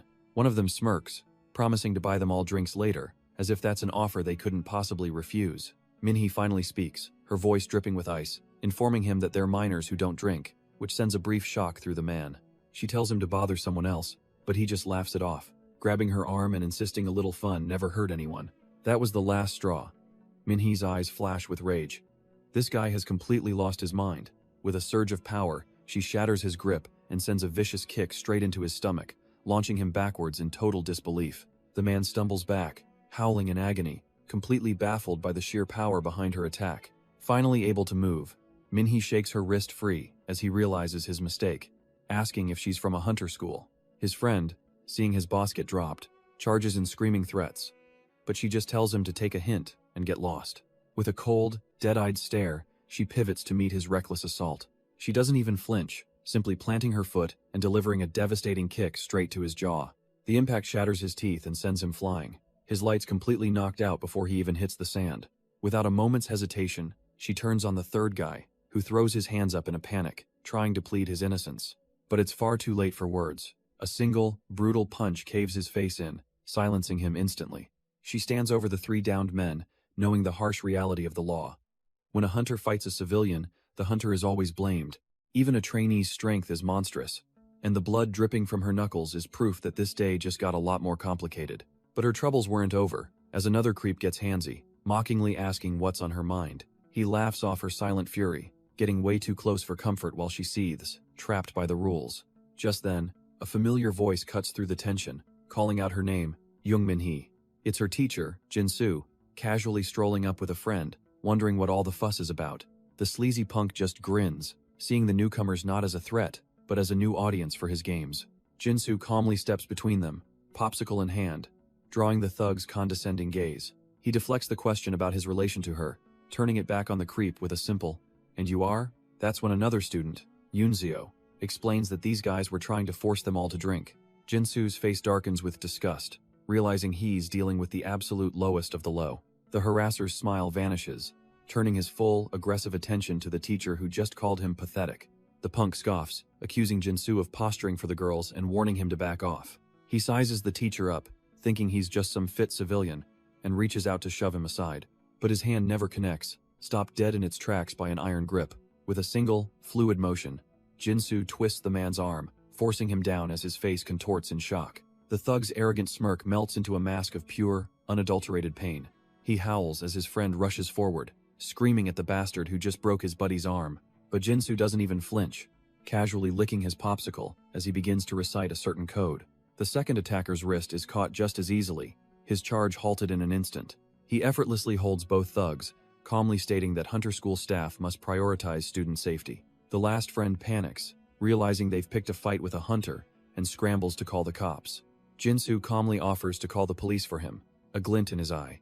Before the thug can even react, his entire body seizes up, paralyzed by an invisible force. With all three troublemakers swiftly dealt with, Jinsu simply turns his back on them. The man's phone clatters to the ground as Jinsu's voice echoes, asking just where he thinks he's going. Soon enough, the real police arrive, and a witness begins to recount the entire incident. She explains how the men harassed students until Hunter Kang Shin-hyuk stepped in to stop them. The officer is friendly, almost familiar with Jinsu, remarking on how much he's been through lately. He chuckles, explaining that the moment their pressure points were released, the thugs tried to claim it was all a misunderstanding. With the situation handled, the officer sends Jinsu on his way, promising to take care of the rest. As they walk off, his student can only stare in awe, wondering how his teacher even knows the police. Jinsu just laughs it off, telling the students they handled themselves well and should go enjoy their day.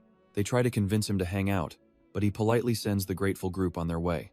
As the others leave, one of the girls, Yunseo, hangs back, looking hesitant. She nervously brushes her hair aside, her heart pounding as she works up the courage. Finally, she calls out to him, getting his attention as he's about to leave. He turns, a bit confused, as she admits she's actually been watching him for a while now. With a blush, she confesses that she thought he was incredibly cool and asks if she could get his number. Jinsu is completely blindsided, his mind going utterly blank. Yunseo just looks on, hopeful, having finally said what she wanted to say. And in the sudden, awkward silence, a tiny crab scuttles across the sand. The awkward silence is shattered by the sudden, dramatic appearance of a tiny crab.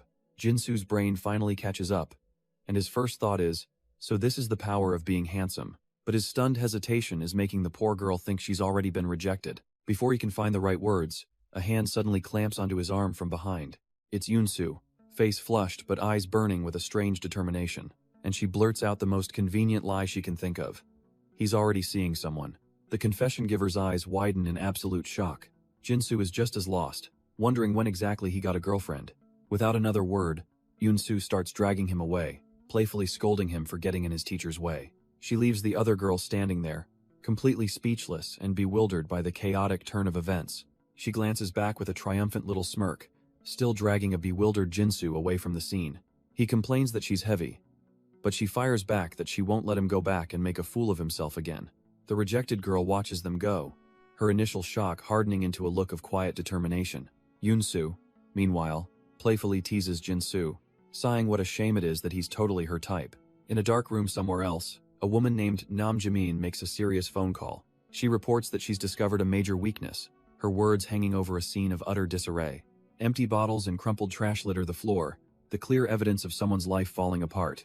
On the other end of the line, the sleazy friend with the beanie listens in the dark. His face twists into a mask of pure rage, spitting that the bastard who ruined him will be destroyed. As a plane descends toward Jeju International Airport, a sinister plot for revenge is officially set in motion. After the chaos in Jeju, everyone got a pretty nice send-off. Guangho even scored a brand new, fully loaded car for his troubles. While the kids were sent home, Harang's main hunters, now over their trauma, were deployed immediately. They dove straight into a quasi-A rank portal and cleared it without a hitch. Meanwhile, I made sure Yunseo received the Brave Citizen Award in my place. The papers credited her for saving the kids, only mentioning my name for taking down the monster. Perfect. I dodged the spotlight, though I can't help but wonder if that girl is getting an earful from her parents right now. As the girls say their goodbyes, the whole situation feels a little suffocating. Just then, the guildmaster pulls me aside, admitting he was worried at first, but I proved him wrong. He tells me a quiet life is nice, but a skill like mine can't be hidden forever, and I shouldn't fight it when the world comes knocking. I give them a confident smile, promising that the next time we meet, my rank will finally match my power. The whole team waves me off, the guildmaster looking particularly satisfied with how things turned out. With my luggage in tow and one last goodbye, I finally head off to my real destination. My ride is already waiting for me right outside the airport. Inside the car, the guildmaster glances at a classified document detailing the scarcity of S-rank hunters. He smirks to himself, knowing that very soon, Korea is about to get another one. My journey ends deep in a remote, snow-covered mountain range.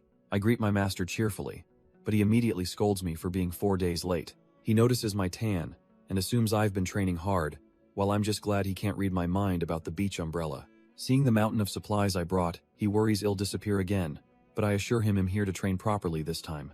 I explain I have a license exam but promise to return soon and visit weekly after that. My master just shrugs and offers me some ramen, but I'm just too exhausted to even think about eating. He teases me not to beg for a bite later, but I dramatically flop back, insisting I won't. With a soft thud, I collapse into the snow, completely spent from the journey. Staring up at the falling flakes, I realize it's already been 6 months since I first met him.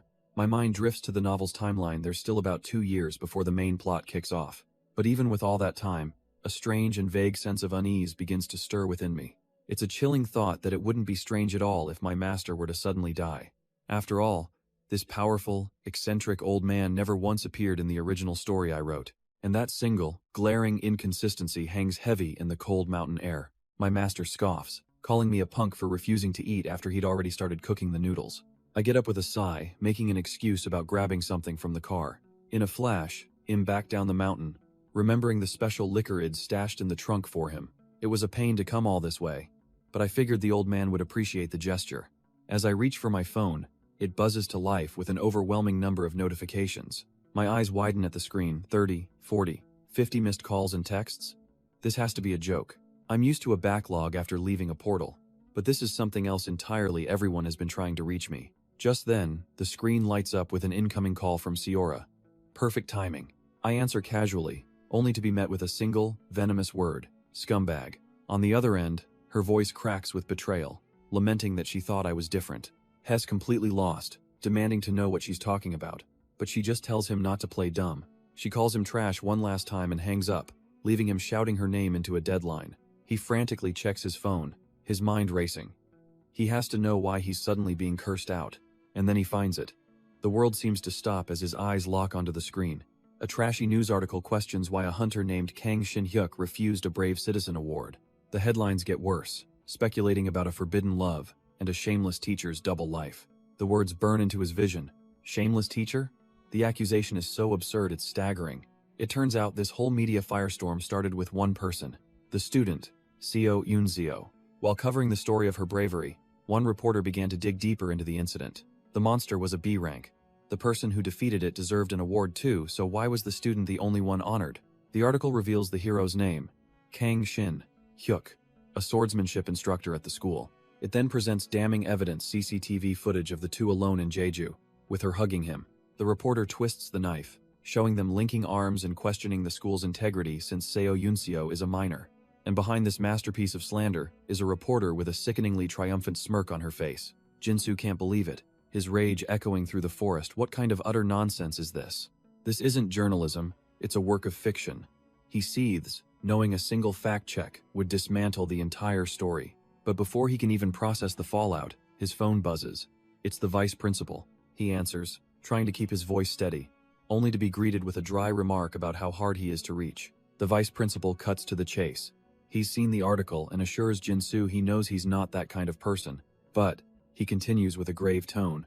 The first hunter school's reputation is now on the line, and he intends to help. The vice principal asks him what his plan is, and Jinsu's answer is cold and simple. He declares with chilling certainty that he'll make them pay for ever targeting his student. Understanding his rage, the vice principal advises him to hang up and take a moment to properly assess the situation. After the call, he turns to reassure Yunseo's mother, telling her that when Jinsu says he'll do something, he means it. In that same office, a devastated Seo Yunseo breaks down, while her friends plead with her to trust their teacher. Meanwhile, Jinsu is already on the move, his mind racing to place the reporter's name, but he draws a blank. He realizes this person is a complete unknown, a new variable he himself has introduced into the story. And as if on cue, a system notification pops up, confirming a new side story chapter has just been unlocked. It's titled Shameless Teacher, and somewhere in a dark room, the reporter responsible cackles with a deranged glee. But Jinsu isn't laughing. He screams a raw promise to the world that whoever they are absolutely finished. Far from the city's chaos, Jinsu's master is enjoying a moment of pure bliss, slurping down a bowl of ramen. The simple meal brings a warm blush to his cheeks.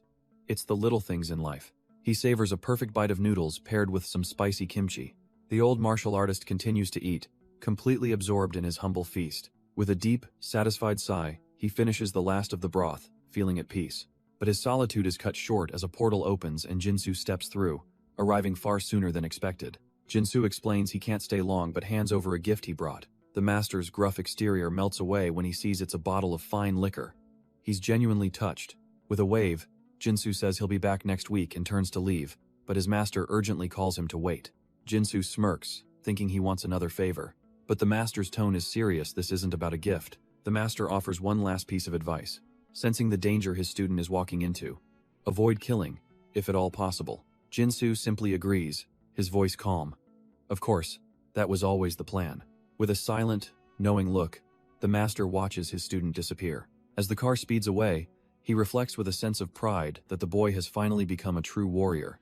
Inside the car, Jinsu's face is a mask of cold determination. As he runs through the facts of his situation, he sees messages from his allies offering help. But he hates the idea of dragging them into this media firestorm. He knows public opinion is swayed by what they see, and he needs to discredit the two photos at the heart of the scandal. The first picture, with the soldiers, is a nuisance but explainable. He can find them and get their statements. But the second photo is the real poison, a perfectly timed shot of him and Yunzeo at the beach, looking suspiciously intimate. He remembers it was just a fleeting moment after the crowds cleared, and he realizes how incredibly fishy it is that a camera was there to capture it. This wasn't just bad luck. The pieces were deliberately arranged to create a story. He tries calling the reporter who wrote the article, but as expected, they're already dodging his calls. Fine. Before he hunts down the media, there's something else he needs to take care of first. He arrives at the Hunter License Testing Center, and his presence immediately turns heads. Whispers and stares follow him through the building. His face is now infamous. Ignoring the crowd, he walks straight to the counter, his purpose clear. He calmly informs the clerk that he's here to renew his hunter license. The man, completely oblivious, just asks to see his ID for the paperwork. But as he takes the card and reads the name, his expression freezes in sudden, dawning recognition. The clerk's eyes widen. He knows that name. Kang Shin-hyuk. The whispers instantly fill the room, hunters staring daggers at Jinsu for the nerve of even showing his face here. Jinsu ignores them completely, simply asking the flustered clerk if he can take the test now. The man tries to reason with him, pointing out the obvious. No one in the entire center wants to team up with him. Nearby hunters sneer loudly, calling him trash and mocking his background for not coming from a proper academy. He stands alone, the weight of their judgment pressing down as they label him scum. He's never seen these people before, but thanks to the internet, his face is now infamous. With a steadying breath, he decides he's done playing nice, he's on a deadline. Fine, he'll just go solo. The defeated clerk finally relents, assigning him to the leftover Team E. The other hunters are immediately furious, demanding to know why the proctor stuck that trash in their group. The proctor leads Kang Shin-hyuk away, explaining that to renew his B-rank license, he must clear this portal. With a simple thanks, he turns and walks into the gate room, ignoring the proctor's last-second warning to stay safe. The lead complainer scoffs from behind, wondering why the cops haven't arrested scum like him yet. His buddy chimes in, guessing he'll just hide in the safe zone and leech off their clear. Oh, he's just so sure of himself, even threatening to deck Kang Shin-hyuk if he sees him inside. After a moment, the proctor checks his watch, announcing that the scout should be far enough ahead now. He gives the signal, and Team E steps forward, facing the swirling, violent energy of the B-rank portal. But before anyone can even react, the loudmouth leader is suddenly yanked forward, sucked right into the gate. A sudden jolt of confusion hits the arrogant hunter as he's dragged into the portal. He stumbles to his feet, a cold sweat breaking out as he asks his subordinate how long it's been. His buddy casually guesses maybe 20 minutes, completely oblivious to the implication. But the leader knows 20 minutes is an impossible time, and as he looks up, the horrifying truth dawns on him. The portal's exit is already glowing. He stares blankly, his mind refusing to process what just happened. How could a 6-person B-rank portal be cleared in the time it takes to brew a pot of tea? Just then, a figure emerges from the trees, Kang Shin-hyuk, wiping blood from his lips. He calmly calls out the trash talker, whose bravado instantly shatters as he stammers, "Did he clear it alone?" With a smirk, Shin-hyuk says he was short on time, so he wrapped it up, leaving the cleanup to them. But the leader's mind is racing. He went in without gear. With just one sword, is he really only B-rank? Suddenly, a hand clamps down on his shoulder, and his bravado evaporates into pure shock. Shin-hyuk's eyes are cold as he makes a simple demand. Half. He has places to be, so they'll send half the reward to his account, and he warns them not to even think of cheating him. He turns his back and walks away, leaving the trio of arrogant hunters completely frozen in place. One of his lackeys can't believe it, whispering how he just talked down to a near A-rank hunter. The leader just sweats, telling his men not to call him back, a silent admission of defeat. He decides to let him go, haunted by the image of the absolute massacre left behind in the portal. The Hunter Association proctor waits patiently outside the portal. He turns his head, wondering what's taking them so long. Suddenly, the door slides open to reveal a blood-drenched Shin-hyuk, whose aura alone makes the proctor jump out of his skin. Terrified, he stammers, asking what happened to the rest of the E-rank hunters.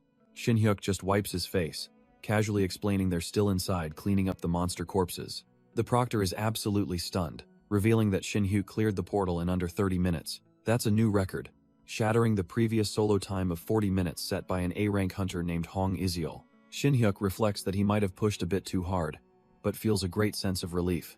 He tells the official he's leaving, and to take care of the others when they're done. Left alone, the proctor stares at his watch, slapping his own face in utter disbelief at the impossible feat he just witnessed. Meanwhile, someone is on the phone, wondering just what kind of person Kang Shin-hyuk really is. Driving away from the portal, Shin-hyuk is on a call with Vice Principal Seonhwa, who sounds surprised he's calling so soon. He calmly explains that he just finished, leaving her to sputter in disbelief that he's already done with the training. With business handled, he asks to meet that reporter friend she mentioned, and she happily agrees, promising the reporter will be a huge help. Wasting no time, Shin-hyuk pulls up to a modern-looking home, ready for the next phase of his plan. Seonhwa greets him at the door, immediately noticing how haggard and worn out he looks after his training. She graciously welcomes him inside, letting him know her friend is already there preparing for their meeting. Inside, he's introduced to Lim Yoonji, a reporter from the Dongsuk Daily, who already seems to know a bit about him. Yoonji remarks that Seonhwa has been talking him up quite a bit lately, much to the vice principal's amusement. Seonhwa just laughs, recalling a time she casually broke a student's leg, before offering to get them all some drinks. With drinks served and pleasantries aside, the meeting gets underway. The reporter, Yoonji, cuts straight to the chase, needing to confirm one crucial detail. Are he and Seo Unseo actually dating? Shin-hyuk immediately denies it, but Yoonji presses on, asking for any hard evidence to refute the slanderous articles. That's when Seonhwa calmly takes out her phone, revealing she can testify his trip was no romantic getaway and has a video to prove it. On the screen, two figures appear, introducing themselves as Hong Jongsik, the guildmaster of Harang, and another hunter, Hong Yesul. Shin-hyuk's eyes widen in surprise. He had no idea the Harang Guild would be involved in this. The guild members in the video explain that Shin-hyuk came to Jeju at their official request, working alongside them every single day. Seonhwa adds with a confident smile that they've even agreed to appear as witnesses should the matter go to court. Yoonji is left speechless, the video completely dismantling the core premise of the hit pieces against him. But Seonhwa isn't finished, sliding her phone across the table as she announces she has one more thing to show them. A voice crackles to life from the phone, catching both Shin-hyuk and the reporter's attention. On the screen is Kim Man-dong, the vice principal of First Hunter School, ready to set the record straight about his former student. He states plainly that Shin-hyuk's reason for declining the award had nothing to do with some secret trip. The vice principal explains that back when their school had a YouTube channel, Shin-hyuk attracted a storm of attention, both positive and negative. So much so that the school was paralyzed by a flood of duel requests from people who saw him as an easy target. Shin-hyuk is genuinely shocked, never expecting the old vice principal to go to such lengths to defend him. Yoonji smiles, completely convinced, promising to publish a new article immediately to clear his name. She begins to pack her things, but then hesitates, her expression turning serious. "There's just one small problem," she says. And Shin-hyuk's relief instantly vanishes. She had called the original news outlet, and they frantically told her that no reporter named Nam Ji-min even works there. The reporter concludes that someone must have hacked the account to post that article, and she asks Shin-hyuk a chilling question. Has he made any enemies lately? Shin-hyuk's mind goes blank. He can't think of anyone. A cold sweat forms as he realizes this means it could happen again. As she heads for the door, Yoonji warns him that while this time it was just an article, the next attack could be far more direct. The vice principal chimes in, admitting she almost didn't tell him until she had confirmation, reminding him she's a reporter, not a detective. Her final advice is simple: be careful. She'd rather not see his name in the headlines again for the wrong reasons. With the interview over, Shin-hyuk returns to his residence as night begins to fall, the day's events weighing heavily on him. Tossing and turning in bed, he finds a small silver lining. At least this whole mess proves Yoonseo's complete innocence. But the relief is short-lived. Who holds such a grudge against him that they'd stoop to dragging a student into it? He covers his face, frustrated. He took this job for an easy life. So when did he start caring so much about these kids? Just then, his phone lights up with a message, pulling him from his thoughts. It's a request to look at something, if he's still awake. He opens the message, his eyes widening in disbelief at what's on his screen. It's a link to an online forum, and the post titles are absolutely baffling. His shock quickly sours into frustration, thinking this is just a new wave of mockery. But as he scrolls, one of the attached photos makes him pause. Wait a minute. He recognizes the girl instantly. It's Minna from his swordsmanship class, and the photo was clearly taken during a lesson. The post is from her. She introduces herself and apologizes for the commotion she's about to cause. Her logic is simple but brilliant. If a single photo is proof, then by that standard, she's his girlfriend too.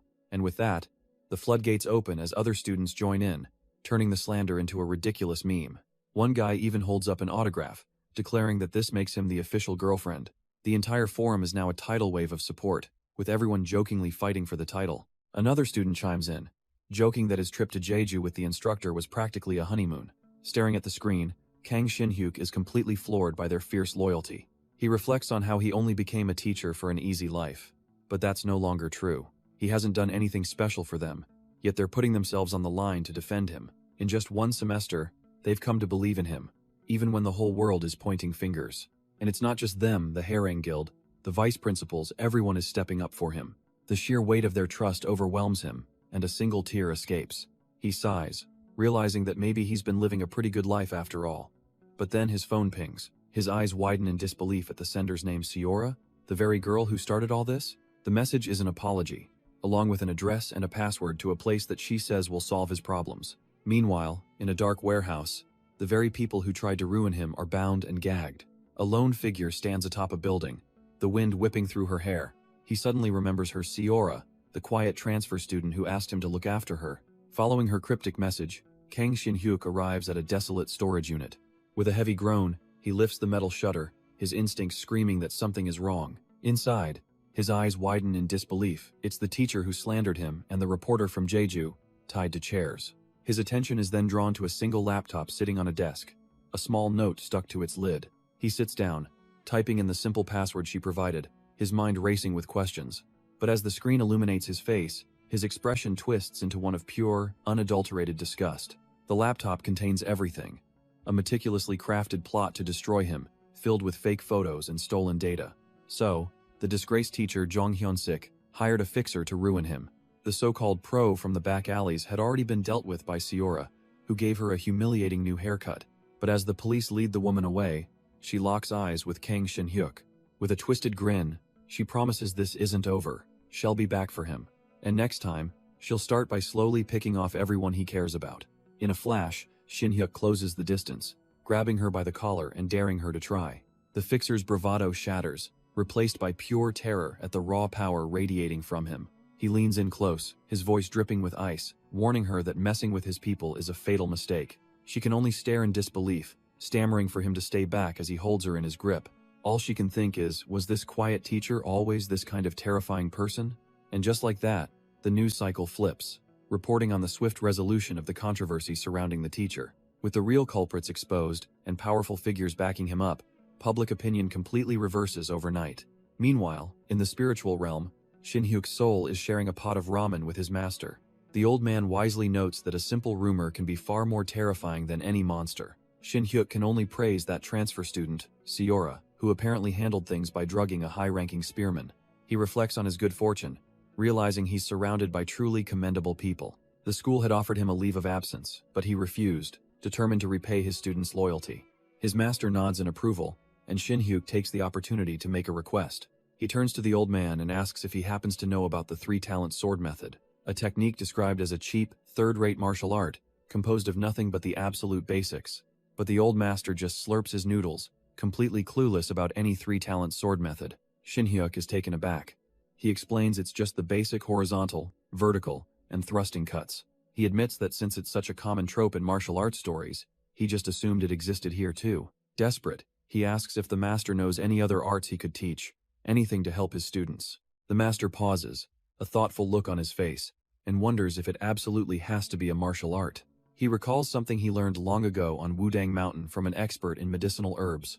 Shin-hyuk can't help but feel a little slighted, wondering why the master never gave this amazing concoction to him. The old man scoffs, reminding him his physique was already built up.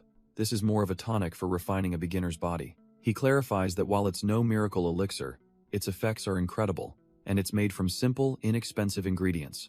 In fact, he says, there's no better gift for a growing disciple, a secret that builds a foundation stronger than any other.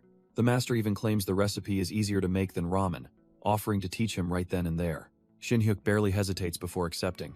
And back in the real world, the results are immediate. The classroom descends into chaos as students scream that their teacher has unleashed a bioweapon. But Shin-hyuk stands before them, completely unfazed, telling his little rascals to slurp up the healthy drink. They cry out in protest, swearing it's a lethal poison that their minds and bodies are rejecting. He calmly informs them that for the next 2 months, every class will begin with this special tonic. Of course, he adds with a slight smirk, drinking it is their choice. But they'll have to talk to him privately if they refuse. The class president, taking the hint, quickly calls everyone to attention to end the day's session. With the threat of a private chat hanging over them, the students line up, their earlier panic gone. In its place is a sense of trust, their bright expressions showing their faith in their teacher's bizarre methods. The students, who were just screaming about poison, now look at him with genuine admiration. Shin-hyuk is momentarily confused by the sudden, drastic shift in attitude. Then, one of the students beams, leading the class in a formal greeting. In perfect unison, they all bow, asking him to take care of them in the second semester. A small, knowing smile touches his lips as he realizes they were worried he might quit after the scandal. He assures them he isn't going anywhere and dismisses the class for the day. Soon, the room is empty, leaving Shin-hyuk alone at the podium. He rests his hand on his attendance book, thinking about how half a year has already flown by. He never intended to get so attached, but a voice from the doorway observes how well the students follow him. It's Seora, and she's here with a simple question. Just how did he do it? Shin-hyuk plays dumb, asking her what she could possibly mean. Seora explains with a smug grin that after the recent incident, he's become a national hero, and her superiors want him back, by any means necessary. He just sighs, a wry smile on his face. So that's why they've been so quiet. He knew this was coming. Between the Harang Guild, the Jeju incident, and the duel, too many of his hidden skills were put on display. She leans in, warning him that this time it's serious. They're not holding back, but Shin-hyuk calmly cuts her off, listing 3 very specific, very powerful names. He smirks, telling her that should be more than enough to get his message across. Her confident facade shatters, and she stammers, asking how he could possibly know about them. He just waves it off as some simple investigation, assuring her that Antos won't dare to act rashly now. As he turns away, he reflects on a simple truth. Talent, like a sharp tool in a bag, will always find a way to poke through. He recalls Hong Jong-sik's words. It was inevitable that his abilities would eventually be revealed to the world. He's already come too far, and there's simply no way to turn back time. Besides, he's become connected to too many people now, his students who trust him completely. He realizes the original story was destined to change the moment he became Kang Shin-hyuk. Done being afraid of the changes, he decides to let go, which leaves a nearby Seora completely baffled. He plays it off as nothing, but she nervously grabs his sleeve, saying she's excited for the next semester. With a wave goodbye, he walks away, feeling that his new life is only just beginning. The semester ends, and a quiet peace settles over the academy grounds. But as the seasons begin to shift, something new is stirring within the school walls. Down a dark hallway, hushed voices argue in a bathroom, talking about some kind of bitter water. Turns out, the herbal tonic from the spiritual master found its way to the students, who nicknamed it bitter water. One student pours himself a cup, ready to face the infamous taste. A wannabe tough guy tries to look cool, claiming it's not bitter to him because his life has been so hard. His attempt to flirt with this line fails spectacularly, but the tonic's popularity is undeniable, and the results spoke for themselves. Combined with Shin-hyuk's training, the swordsmanship class crushed the stamina exams. The other teachers are left in utter disbelief, demanding to know how he got first years performing like elite seniors. Shin-hyuk just smiles, feeling a teacher's pride, and already planning to make them work twice as hard next semester. The chaotic summer semester quickly passes, and the warm days give way to the cool air of autumn. Before dismissing them for the holiday, Shin-hyuk warns his class not to slack off, as midterms are waiting for them. With cheerful goodbyes, the students head off for a well-earned break, leaving the classroom empty once more. As Shin-hyuk finishes up for the day, he notices he's not quite alone in the classroom. It's the Seo twins, Unsu and Unseo, who have stayed behind to ask him for a consultation. With bright, determined eyes, they approach his desk with a serious proposal. They want to apply for the martial arts tournament, a suggestion that catches him completely off guard. This isn't just some school event. It's the National Hunter Academy Martial Arts Competition, a brutal stage where the most promising students from every hunter school in the country clash for supremacy. Shin-hyuk recalls hearing about it but had dismissed it, thinking his first years wouldn't be interested. Seeing his hesitation, the twins explain the preliminaries are coming up, nervously asking if he disapproves. Hes just being realistic, pointing out that they'd be facing second and third years with actual field experience. But when they worry about tarnishing his reputation, his expression sharpens. That kind of thinking is nonsense. They bring up an old story about a student whose teacher refused his application, fearing the shame of a first year losing. Shin-hyuk can't help but crack a smile, impressed that the student had to go over his teacher's head to get permission. He tells them to stop worrying about his reputation. If they want to go, he's not going to stop them. The twins' faces instantly light up with joy, and he encourages them to at least aim to pass the preliminaries. One of them then remembers that tournament participants get special training, eagerly asking if he'll be their instructor. But he quickly dashes their hopes, reminding them that as a rookie, he'd never be put in charge of something so important. They try to butter him up, calling him the best teacher. But he sees right through it, thinking he's far too busy for that. One of the twins pouts, saying she'd only want the extra classes if he was teaching, but he holds firm. Of course, his real reason is much simpler. He's not about to sacrifice his evenings and weekends for more work. Still, he sends them off with a bright smile, promising to submit their application and telling them to get ready. But his plans for a quiet life are shattered when the vice principal from another school summons him with a direct order. He wants Kang Shin-hyuk to take charge of the tournament preparations, and he's not taking no for an answer. Shin-hyuk tries to play the humble rookie card, suggesting the teacher of a top student would be a better fit, but the old man has already done his homework, revealing that even that student wants him to be the instructor. Seeing his hesitation, the vice principal offers to make a deal, just like their last encounter. Shin-hyuk immediately shuts him down, reminding him how he won their last duel, only for the old man to ignore the result. The vice principal smoothly suggests they call it a tie, a generous offer considering Shin-hyuk's recent heroics. Then he pivots, bringing up a little something he heard about Shin-hyuk's A-rank promotion evaluation. Shin-hyuk confirms it's stalled, his overseas experience doesn't count, pushing his plans back a whole year. And with that, the vice principal lays his trap, revealing that this is the very opportunity he's offering. Shin-hyuk is stunned as the vice principal offers him a direct shortcut to an A-rank promotion. He reminds the old man about his lack of domestic experience, but the trap is already set. The vice principal explains that an S-rank recommendation bypasses that rule, and the evaluation is right after the holiday. A cold sweat runs down Shin-hyuk's cheek. He recognizes this feeling of being perfectly cornered. It's an offer he can't refuse, the sweet smell of a massive bonus already clouding his judgment. His mind races with the possibilities of a higher salary, and his side job income going through the roof. Trying to maintain some control, he agrees to the deal, but only for certain days of the week. As he leaves the office, he can't help but feel he's walked right into another complicated mess. But he quickly justifies it. Staying on the good side of an S-rank hunter is always a smart move. The document in his hand reveals his new students, the twin prodigies and last year's champion. A few months have passed since Shin-hyuk accepted the vice principal's deal. As he walks the academy halls, he sometimes wonders how his old students are doing. But his attention is now consumed by a new, brutal training regimen. His new prodigies are pushed past their limits, hands bloodied and bodies aching. One of them, a girl with glasses, pants heavily but her eyes burn with fierce resolve. It's been a week since he took charge of the supplementary class for the martial arts tournament. His methods are a relentless cycle of advanced theory followed by grueling physical application. The intensity is so high he had to recruit 2 other instructors, Mr. Kim and Miss Hong, for help. Hong Yesul calls time on a sparring match that felt far longer than just 3 minutes. Mr. Kim is utterly exhausted, needing a heal from the vice principal, who marvels at the student's incredible stamina. Shin-hyuk muses that his master's training formula is indeed excellent, but his students are still lacking in real-life experience. Mr. Kim knows they can't just spar with other classes, which is why he's so grateful to have his student, Hong Iseol, helping out. The students are completely drained as he tells them to eat well and not forget their bitter water on the way out.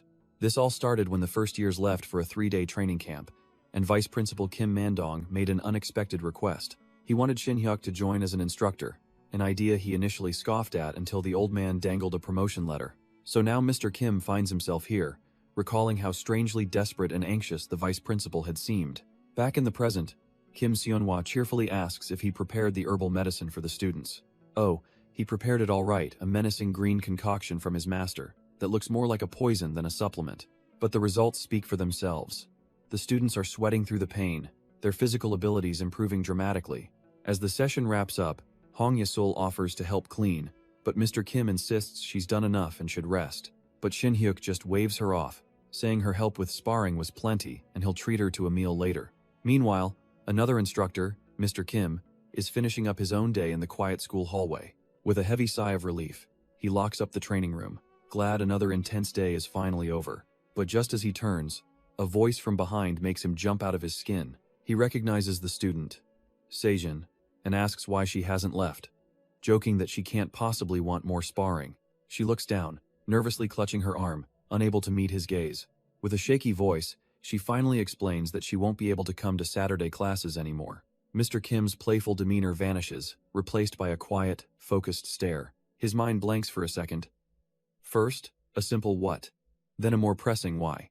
Logically, one less student should be a relief, but for some reason, the news just doesn't sit right with him. He tries to rationalize it, telling himself it's just one student dropping out for a single Saturday. But despite his efforts to stay detached, a flicker of concern crosses his face. Sejin, meanwhile, is overwhelmed with emotion, wondering why she's crying so hard over this. Later that evening, the mood is heavy and quiet. They sit together in awkward silence, the cafe he planned to take her to having closed early. All he can offer is a cup of his infamous bitter water, which surprisingly helps her calm down. She finally explains the real reason. She's being sent on actual hunts every weekend. Kang Shin-hyuk's expression hardens. That's completely against the academy's rules for second-year students. He knows the dean is a stickler for the rules, so how could this be happening? He asks if her father has some connection, only for Sejin to reveal he's the master of the Aries Guild. Kang Shin-hyuk can't help but sigh. Another one of his students is from a ridiculously powerful family, but Sejin's focus is elsewhere. She admits the national tournament isn't her real goal, it's just a stepping stone. Her eyes burn with determination as she reveals she's aiming for a ticket to the WHCU 19, the World Hunter Championship. Under 19, the ultimate stage for aspiring young hunters across the globe. He puts 2 and 2 together, winning the national tournament is how you qualify. It might sound like she's getting ahead of herself, but he remembers she's a 2-time consecutive champion, the favorite to win again. The question then flips to him. She asks if he must have competed in the WHCU earlier this year. Kang Shin-hyuk looks at her, confident she could have easily aimed for the top ranks, maybe even won it all, but he drops a bombshell with a deadpan expression. He lost in the very first match. It was just bad luck, he explains. His first opponent was the one who went on to win the entire championship, but Sejin refuses to make excuses, admitting that if her skills were better, she wouldn't have lost. Kang Shin-hyuk looks at her, and in her harsh self-criticism, he sees a reflection of himself. His mind drifts back to his past life as a struggling author, to the endless nights spent wrestling with his own perceived failures. He remembers that profound loneliness, pouring everything he had into his work with no guarantee of success. Snapping back to the present, he pats her on the head, wondering why she's so hard on herself. Then, he breaks the tension by playfully ruffling her hair, much to her surprise. He explains that while most people are lenient with themselves, she's a rare exception. It's a pitiful kind of hardship that no one ever recognizes, leaving her blushing and flustered. He turns to leave, telling her to get some air, and promising he'll talk to the dean about her classes. He tries to reframe her loss, reminding her she at least made it past the preliminaries. Since her opponent won the whole tournament, he argues that makes her the runner-up, and she shouldn't be discouraged. She tearfully thanks him, fired up with new determination, but he just sighs, realizing she missed his point about relaxing. Still, as she watches him leave, a genuine, hopeful smile finally appears on her face. But the quiet moment is shattered when her phone suddenly buzzes in her hand. The caller ID flashes on screen, and her expression immediately tightens. It's her father. She answers, and a cold voice from a distant, high-rise office chides her for taking so long. She stammers an apology, explaining she was in counseling, but he cuts her off with disdain. Counseling? He scoffs, telling her she doesn't need advice from anyone else. She just needs to listen to him. All the warmth and encouragement from moments ago vanishes, replaced by a familiar, chilling dread. Sejin stands alone, the weight of her father's words crushing the hope she just found. Her father, the powerful S-rank master of the Ares Guild, a man whose influence is absolute. But Kang Shin-hyuk suddenly remembers in his original story, she rebels, founding her own guild called Dawn. She even changes her name to Kim Se-yeon, and becomes the one to train the novel's protagonist, Kim Do-hyun. As the memories flood back, Kang Shin-hyuk clenches his fist, a shocking realization dawning on him. He stumbles back, the names connecting in his mind. Kim Se-yeon, Kim Se-jin, Se-jin. He thought she was just a talented side character, but the truth hits him like a lightning bolt. She was the female protagonist, and if the story doesn't change, he knows exactly what's coming. A complete falling out with her father. It all hinges on an upcoming tournament, where a poor showing will shatter her spirit under his harsh judgment. He remembers it all now he'd written her father to be a cruel and absolute master of gaslighting. It's infuriating. He remembers clenching his fists, reading his own novel, and now that terrible man is his student's father. He collapses onto his bed, the pieces clicking into place. No wonder Sejin always seems so uneasy. Her father is none other than the S-rank hunter, the Sword King Kim Dae-chan, the coldest perfectionist he'd ever written. He was the ultimate helicopter parent, using all his connections to push his daughter while demanding she become independent. Lying there, Kang Shin-hyuk can only stare at the ceiling, the weight of his own creation crashing down on him. He even remembers the struggle of writing her story, the frustration of crafting such a painful path. In the shower, he tries to clear his head, recalling the original plot where she eventually defeats her father and they reconcile. But even back then, he hated that ending. Forgiveness isn't a magic cure-all for a heart full of nails. He can see it now. The immense pressure, the illegal weekend training. She's completely trapped by her father's ambition. And on top of it all, he realizes she's a third-year student and the student council president. The burden on her is immense. With her packed schedule, he wonders if she ever gets a moment of peace. He tries to convince himself to stay out of it. The story will resolve itself, just as he wrote it. But his mind is flooded with images of her pain, her exhaustion, her quiet tears. The author's detachment shatters. He has to ask himself, should he get involved? As if summoned by his doubt, his spiritual master appears with a sharp question. What exactly does he plan to do? Kang Shin-hyuk vents his frustration, but his master is unimpressed, asking what power he truly has to change anything. Does he intend to march in and destroy her family, to sever the bonds of blood himself? The old master recalls another student, one who carried a similar heavy burden. Kang Shin-hyuk can't believe it when his master says he only corrected their posture and left them to their fate. But the master's gaze is piercing, holding a deeper wisdom than simple cruelty. That student, the master explains, trained until his hands bled, but never once uttered a word of complaint. The story hangs in the air, a silent lesson for Kang Shin-hyuk. The master then turns the point on him. Did Sejin ever ask for his help? The answer, he knows, is no. Or was she perhaps afraid of the fight ahead? Again, her scarred hands tell a story of courage, not fear. With a knowing smile, the master calls him a fool, telling him to be grateful for the student he has. His disciple, he declares, is already a true martial artist, forging her own path through sheer will. And the truth of it crashes down on Kang Shin-hyuk. She never asked for his help. His mind races, recalling the plot. The tournament is next year, so her tragic break with her father hasn't happened yet. The weight of it all, the knowledge and the powerlessness, gives him a splitting headache. His master simply watches, letting the harsh reality of the lesson sink in. His master's solution is simple. Pick up a sword, because the best way to deal with impatience is a good spar. But Shin-hyuk tries to deflect, saying he has to leave soon to prepare for the instructor's training camp. The old man just scoffs, remarking that he seems far too busy these days to even worry about his disciple, let alone himself. And as Shin-hyuk thinks about it, he realizes the old man is right. He's been buried in work since taking on those extra classes. His mind starts listing the endless tasks. The A-rank promotion test next Sunday, then dinner with his colleagues. And tomorrow, he's off to the training center for his instructor role. The grind never stops. He thought his past life as a writer was hectic with all the deadlines. But this second life is on another level entirely. It's been a non-stop whirlwind since day one, adapting to a new body, becoming a teacher, and finding this spiritual realm. Even his vacation was a bust, spent hunting and then dealing with those ridiculous rumors right before school started again. He vowed to enjoy this life, but as his sword clashes with his master's, he realizes he's had no time to spare at all. His master simply watches, a silent challenge in his eyes as their blades ring out. But as Shin-hyuk is pushed back, he clarifies in his heart that he doesn't hate this life. In fact, being this busy was his choice, and every moment has had meaning. He stands tall, a new clarity washing over him, though he wonders if Sejin feels the same about her own path. He thinks back, meeting his master let him warn others about the looming threat of Antos. Even the duel he lost against the vice principal was a stepping stone, forging him into someone stronger. Going to Jeju wasn't just work. It gave him the strength to save his students when it mattered most. A faint smile crosses his lips as he finally understands what his master meant about shedding his impatience. But just as the realization hits, a jolt courses through his entire body. His eyes fly open in shock, his internal energy is suddenly, uncontrollably, surging. He panics, thinking his distracting thoughts have caused his internal energy to run wild. He collapses into the water, his dantian feeling like it's about to explode from the pressure. The pain is agonizing, a terrifying state known as chi deviation where his core could burn out. But the energy isn't rampaging randomly, it's ascending his spine, an unusual and dangerous path. It bypasses the normal meridians, surging past his solar plexus and straight towards his heart. From his heart, the golden energy shoots up through his neck, heading for the point between his eyes. Finally, the rampaging power reaches the Baihui acupoint at the crown of his head. A brilliant flash of light erupts, and in that moment, his entire world seems to change. The searing pain vanishes completely, leaving behind only a startling, crystalline clarity.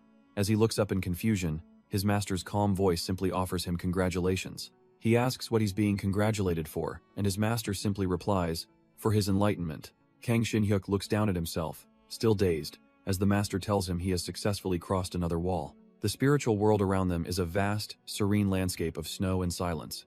He sits before the old man, wondering aloud if this means his martial arts have truly reached the next level. His mind flashes back to the terrifying feeling of his inner energy going completely out of control. He recalls the sensation of it surging upwards, threatening to burst from within him.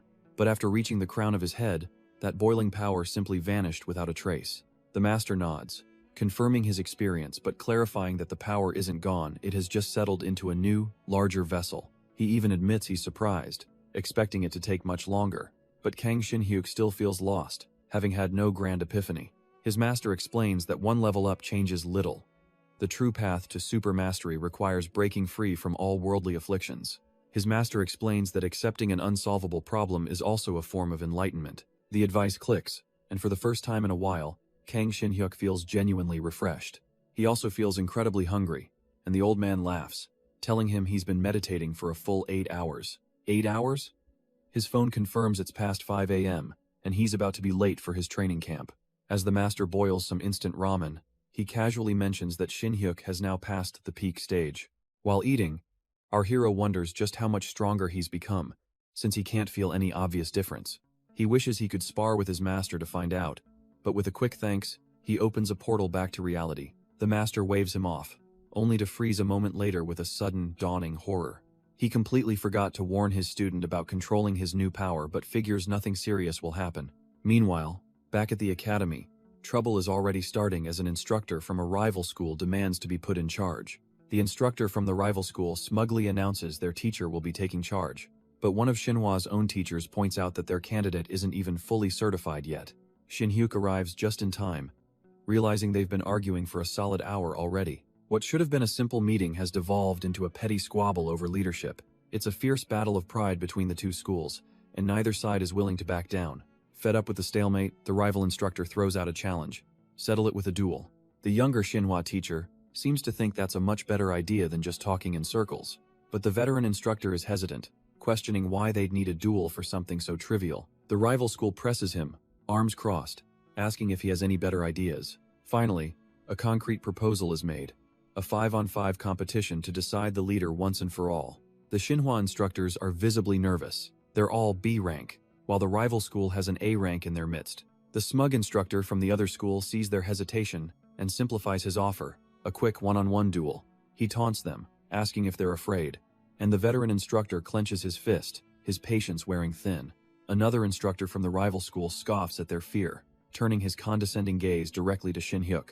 He points him out, mentioning the rumors of his spar with the vice principal, clearly unimpressed with what he sees. The other instructor chimes in, dismissing Xinhyuk's famed aura blade as nothing more than a cheap parlor trick. But Xinhyuk just smiles, waving them off, refusing to take the bait he so clearly recognizes. He knows someone more hot-headed would have already stepped up, but winning here would solve nothing. Then, the rival brings up the recent slanderous news about him and a student, and that's the final straw. Snapping with rage, Xinhyuk asks for permission to fight, and the veteran, seeing no other choice, reluctantly agrees. Xinhyuk lays out his terms with a sly grin. If he wins, he'll give up his position, and the rival instructor eagerly accepts the bait. With the deal struck, our boy calmly confirms that he'll be the one to step up. But he's not just fighting one of them, he's challenging their entire school's teaching staff, a declaration that makes the rival instructor spit in shock. The other instructors absolutely lose it, bursting into laughter and mocking his sense of humor. Even his own colleague is getting nervous, but Xinhyuk assures him he's being completely serious. The smug instructor sneers, thinking the media attention has gone to Xinhyuk's head and that it's time for a reality check. Unfazed, Xinhyuk simply drags a stick across the ground. That's his line, he says, and to keep things simple, he stands alone in the center of a massive circle he's drawn. The rule is easy: whoever gets knocked out, loses. For a split second, the rival's confidence wavers. He can't figure out where all this insane arrogance is coming from. He recovers, declaring a one-on-everyone fight is too much. Instead, they'll send out 3 of their instructors to handle him. The smug instructor grins, saying Xinhyuk needs to take responsibility for his words, and not to worry, their healers are great at reattaching limbs. Xinhyuk's own colleagues can only watch on with grim, worried faces, realizing this has gone too far. But the rival instructors are brimming with confidence, their 3 chosen champions stepping forward with smirks of their own. Xinhyuk calmly lays out the final terms. The duel will have a 10-minute time limit. The rules are simple: surrender, or get knocked out of the circle. The 3 opponents all agree, ready to put him in his place. But as he stands there, Xinhyuk is focused inward, noticing the subtle changes in his body since his power surged. The amount of inner energy in his core hasn't just grown, it feels like it's been compressed, refined into something far denser. He hasn't had time to fully grasp it, but he figures this little warm-up is the perfect chance to test his new limits. An instructor from the rival school puts a whistle to his lips, ready to signal the start of the beatdown. The whistle shrieks, and in an instant, all 3 opponents explode into action, their auras flaring as they charge him from all sides. The smug rival instructor can't help but gloat, promising to crush Xinhyuk without a shred of mercy. The spear wielder is the first to act, lunging forward with a powerful, direct thrust. He unleashes a piercing attack from a distance, aiming to pin Xinhyuk in place.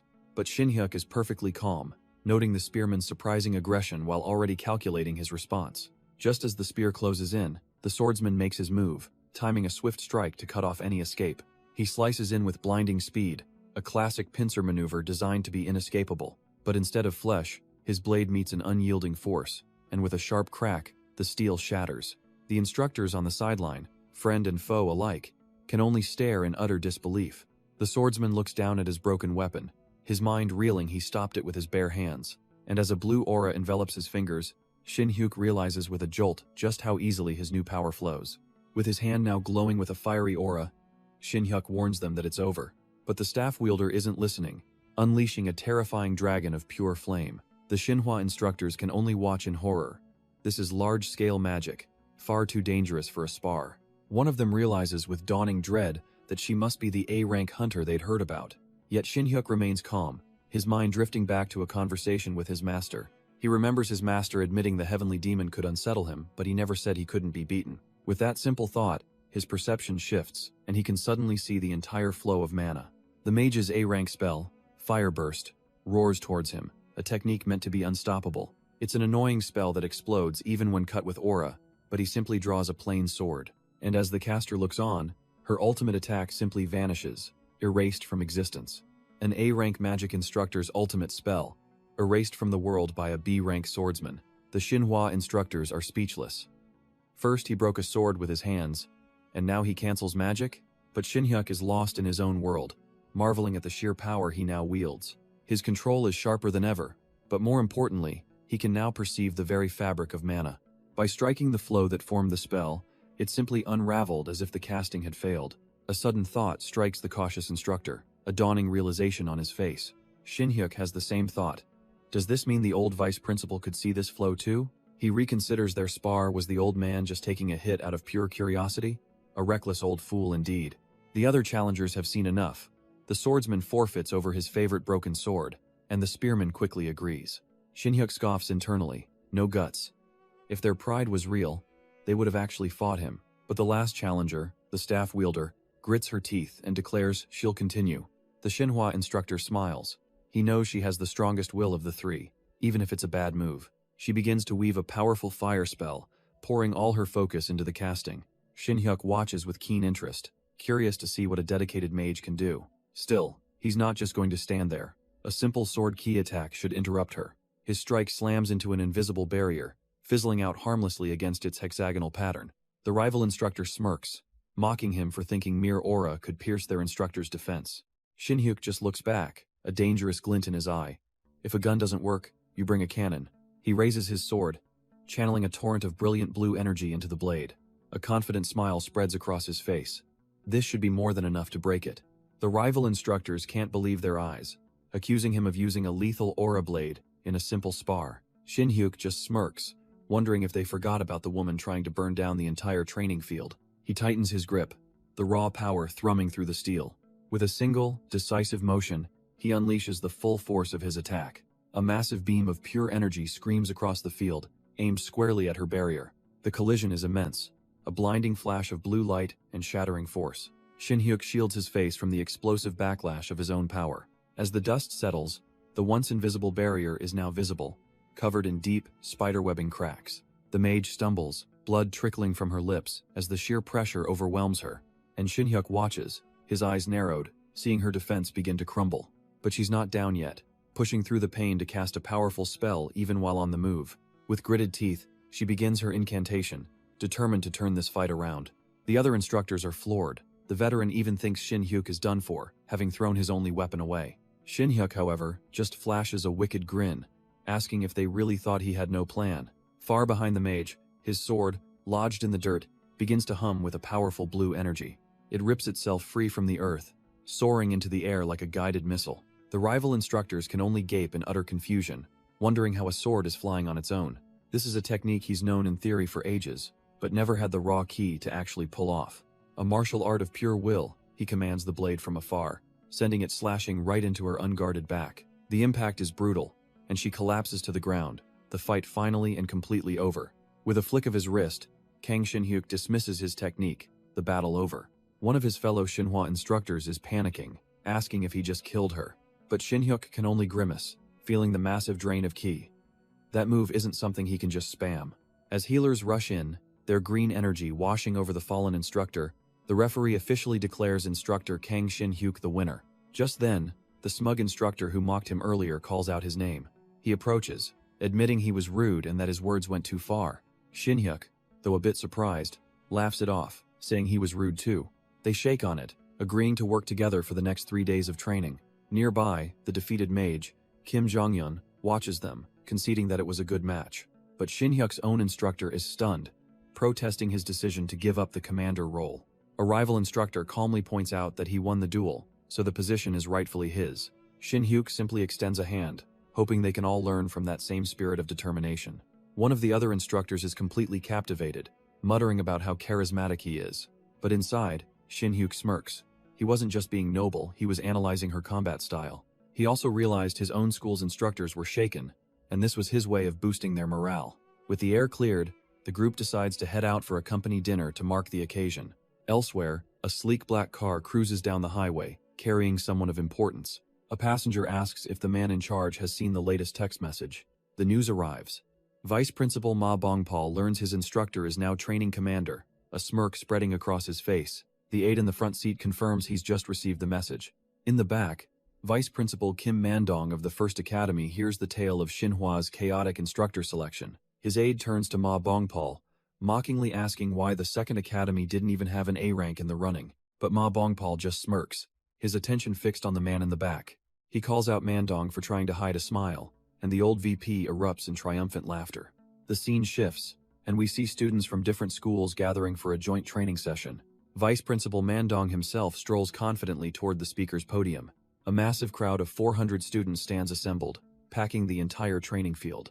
They look absolutely miserable, wondering how much longer this will go on. It's already been an hour. Mandong leans into the mic, cheerfully telling the exhausted crowd he has just one last thing to say. He begins to wax poetic about some ancient idiom, and the students are on the verge of collapse. Seo Yunseo clenches her fist, realizing this is the fourth time he's promised his last words. Just as he says he'll conclude, a wave of pure, unadulterated joy sweeps through the crowd, only for him to immediately announce a speech from the other school's vice principal, crushing their spirits completely. Later, during a short break after the ceremony, Kang Shin-hyuk is relaxing by himself. He's surprised by a voice calling out to him, complimenting how well the instructor role suits him. It's Vice Principal Kim Seonhwa, who explains she could make it since the upperclassmen are away on training. She heard he'd been working hard, but Shin-hyuk wryly admits he's only here because a certain father insisted.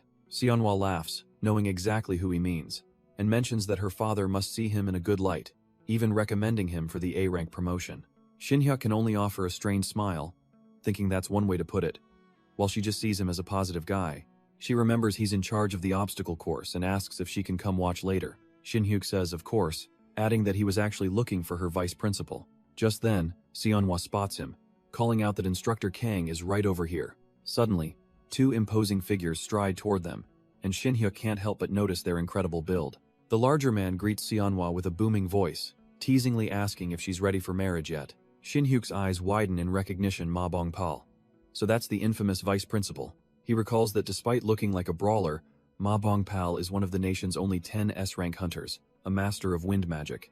Wasting no time, Shin-hyuk gives a respectful bow and introduces himself. Ma Bongpal extends a hand, saying he's heard all about him and that he looks much better in person than in the news articles. Taken aback by the warm greeting, Shin-hyuk thinks to himself that this old man is surprisingly friendly. He accepts the handshake, feeling the raw power in the vice principal's grip. But in an instant, a jolt of pure energy floods his senses, leaving him completely stunned. His consciousness is thrown into an endless void, a cosmic sea of overwhelming mana. Hess adrift, realizing with dawning horror that this old man's power is as vast as space itself.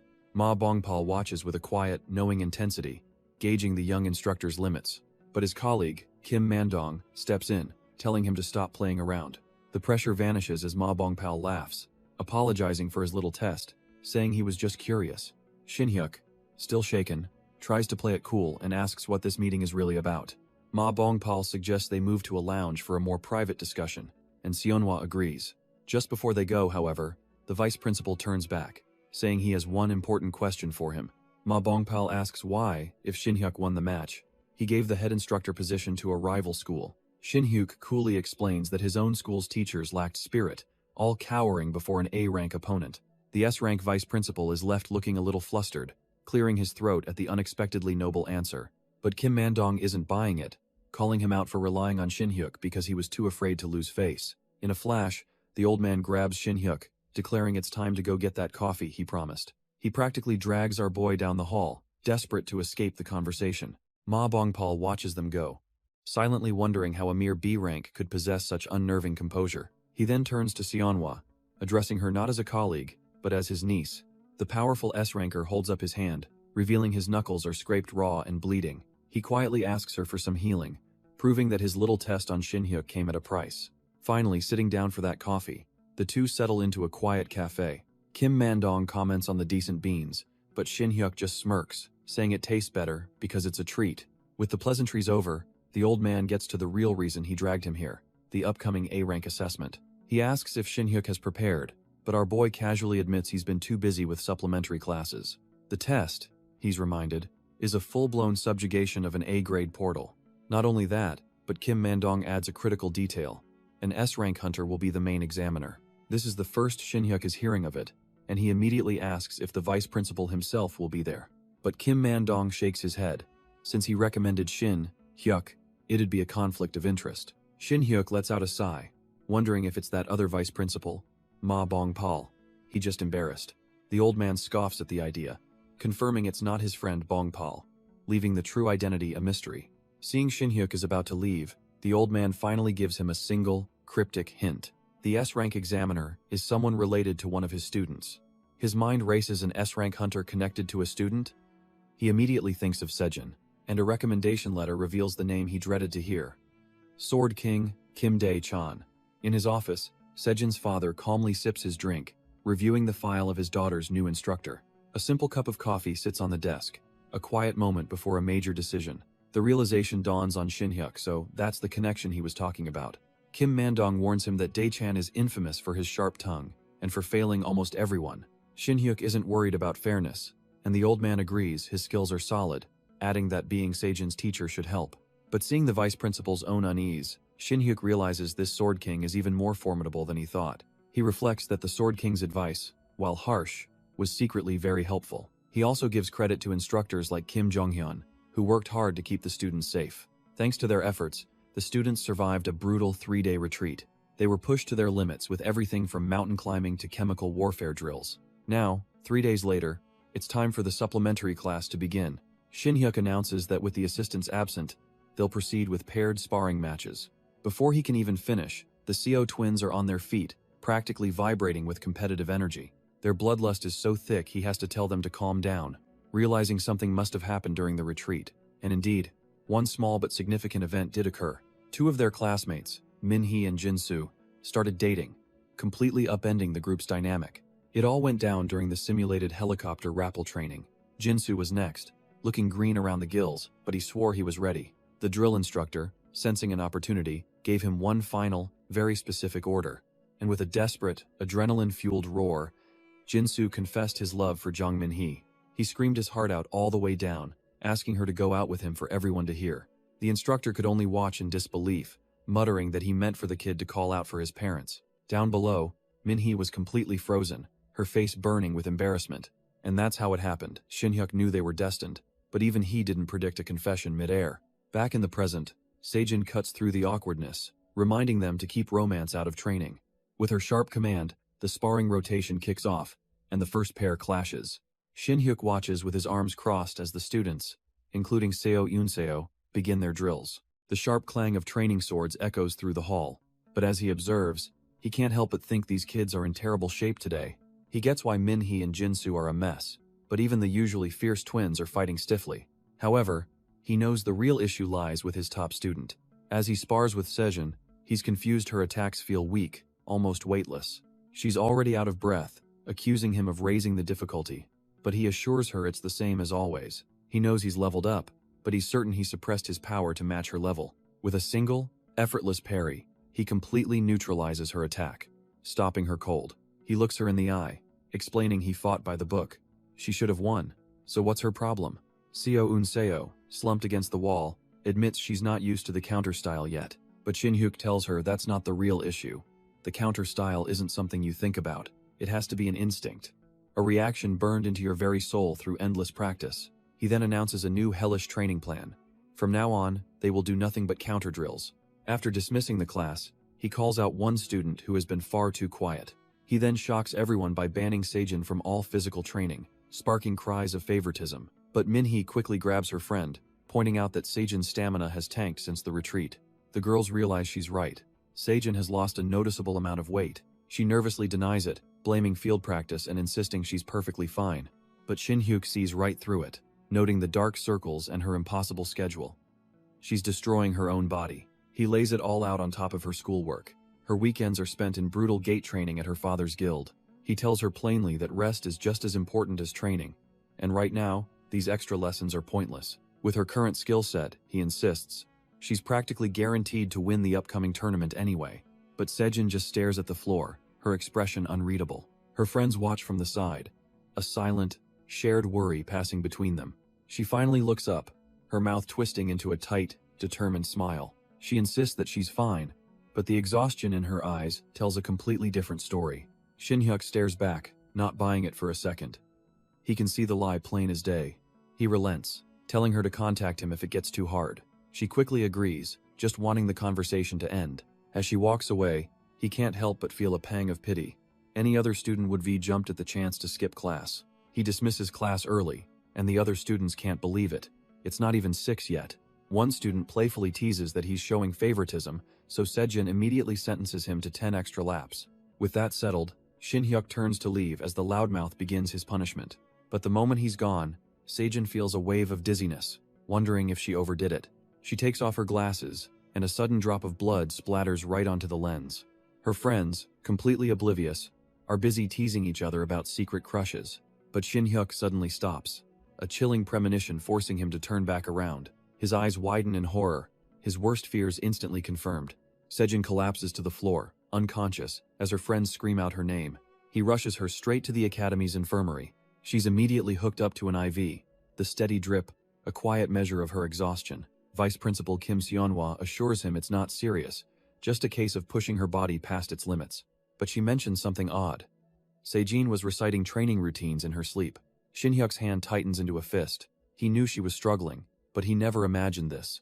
Seonhwa lists off the girl's murderous schedule classes, student council, and even clearing gates on weekends. But he knows the truth. This isn't just perfectionism, it's the crushing weight of her father's expectations. Just then, a weak voice calls out his title, and they both turn to see Sejin stirring. She immediately apologizes for blacking out, but Shin-hyuk just tells her to rest. Ignoring his advice, she's already asking for the time, her hand instinctively reaching for her glasses. She's barely conscious and already worried about a Monday assignment, prompting Seonhwa to ask if she should just use a sedative. Shin-hyuk deadpans that it's a good idea, but Sejin, putting on her glasses, reveals her real concern, an outside schedule all weekend. He instantly understands. No wonder, he thinks. She's planning to raid a portal. Her vision is still blurry. The fatigue is hitting her hard, but her mind is already on the next task. Both instructors immediately shut her down. There's no way she's going on a portal raid in this condition. Shin-hyuk cuts to the chase, asking if this is about her father, and offers to call him. Sejin looks utterly shocked. He explains that while he doesn't know him personally, he's scheduled to meet him this Sunday. Seonhwa clarifies for the confused girl. Shin-hyuk has his promotion exam, and her father is the examiner. Sejin's face falls. She appreciates the thought, but knows her father isn't the type to go easy on someone just for her sake. Having seen her finally get some rest thanks to an IV drip, Shin-hyuk thanks the doctor and quietly takes his leave. Still groggy from the IV, Sejin tries to push herself up, her mind a blur. But Shin-hyuk is right there to gently but firmly press her back down onto the bed. He tells her to stay put and leave the adults' business to the adults. She's still worried, though, concerned her father might give him a bad evaluation because of her. He pauses, wondering why he's taking such good care of her before landing on the perfect excuse. She's the student council president. He quizzes her on the school regulations, and she correctly recites the rule about prioritizing student safety. A sly grin spreads across his face. He has a very liberal interpretation of that rule. He argues that safety isn't just about protecting students from monsters or physical attacks. If something harms her health, even a trial organized by her own father, then, to him, that counts as a danger. Seonhwa can't help but laugh at his stretched logic. But Shin-hyuk just gets flustered and orders her to rest for 2 days, no arguments. With a confident smile, he promised Sejin he would ace the exam and handle everything perfectly. And just like that, Sunday arrived, the day of his A-rank promotion test. He finds himself standing before the massive Hunter Association building, wondering if this is some kind of power play. Suddenly, his phone buzzes in his pocket. It's a flood of supportive messages from his swordsmanship class, and a warm smile breaks across his face. Just then, a voice calls his name, remarking that he looks much better in person than on TV. A friendly-looking older man introduces himself as Park Hyun-seok, one of the A-rank examiners. Shin Hyuk quickly bows, introducing himself and noting that he's a bit early. He can't help but feel surprised. He expected uptight officials, not a guy with the vibe of a friendly neighborhood uncle. The examiner just laughs, explaining they'll head to the portal as soon as Hunter Kim Dae-chan arrives. The examiner directs him to the ground parking lot, where a shuttle bus is already waiting. Shin Hyuk heads off, thinking this actually saves him a trip for his license later. He rounds the corner and immediately spots the gathering. It's not just a small group, a whole crowd of hunters is already assembled. Every single one of them is clad in impressive gear, radiating an aura of raw power. The air is thick with ambition and the silent challenge of elite warriors. He can feel the intense atmosphere. These are all the A-rank hopefuls, and the pressure is palpable. An official with a clipboard quickly checks him in and assigns him seat number 2. His equipment is carefully loaded into the bus's storage compartment. Just as he turns to board, one of the blonde hunters from the crowd recognizes him and calls out respectfully. The other hopefuls immediately offer their greetings as a man with an immense presence steps onto the bus. Shin Hyuk, however, just stares, a jolt of recognition running through him. It can't be that Sejin's father, the legendary Sword King, Kim Dae-chan. The man confirms it himself, introducing his S-rank authority as the head examiner for today's test. A slow, knowing smile crosses Shin Hyuk's face. So, they finally meet. His confidence quickly vanishes, though, when the Sword King takes the empty seat right beside him, Shin Hyuk can barely contain his grimace. Of all the people, this is way too close for comfort. Kim Dae-chan, however, simply stares forward, his expression an unreadable mask of stone. As the bus begins its journey, our boy can only wonder why the man chose to sit right next to him. The atmosphere is already heavy with pressure, and Shin Hyuk is stuck in the most awkward seat imaginable. Internally, Shin Hyuk is screaming. The pressure is so intense he'd rather smash the window and jump out. The tense silence is finally broken as the Sword King confirms his identity.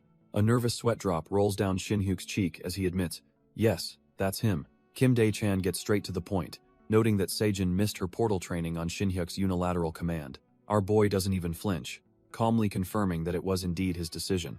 The Sword King warns him to stay out of her schedule, stating he only allowed the extra classes because she insisted. But Shin Hyuk hits back with a shocking revelation. Sejin collapsed from exhaustion and was sent to the infirmary. He explains that while the doctor found no major issues, he knew she needed more than a day's rest. Even without the extra lessons, a talent like Sejin could easily win the tournament, but she'd never stop on her own. He looks the S-rank hunter dead in the eye, questioning if he ever considered the crushing weight of her duties. She's a human first. The Sword King processes this, admitting he had no idea his daughter had collapsed. He even concedes his own negligence, and for a moment, Shin Hyuk thinks his words have landed. But then comes the twist. The solution isn't rest, it's more stamina training. He agrees to cancel the extra classes, but it's clear he's completely missed the point. In his mind, Sejin just lacked the necessary stamina, and he'll handle it from here, warning Shin Hyuk to back off. Our boy is left utterly speechless as the S-rank hunter shuts down the conversation. The bus carrying the examiners then pulls away, leaving him to stew in his frustration. It plows straight through a security gate, making Shin Hyuk seriously question the man's sanity.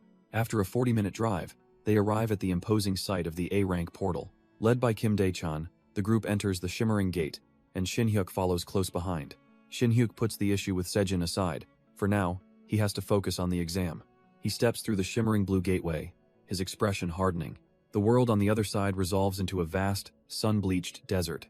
He's dealt with this terrain before, but he can see the other examinees are already on edge. The lead examiner, Kim Dae-chan, cracks his knuckles, announcing he's dropping the formalities for efficiency. He gathers the group, his presence as imposing as the massive sword on his back. Since this is a 1-0 person portal, he explains, the examiners will be joining the fight.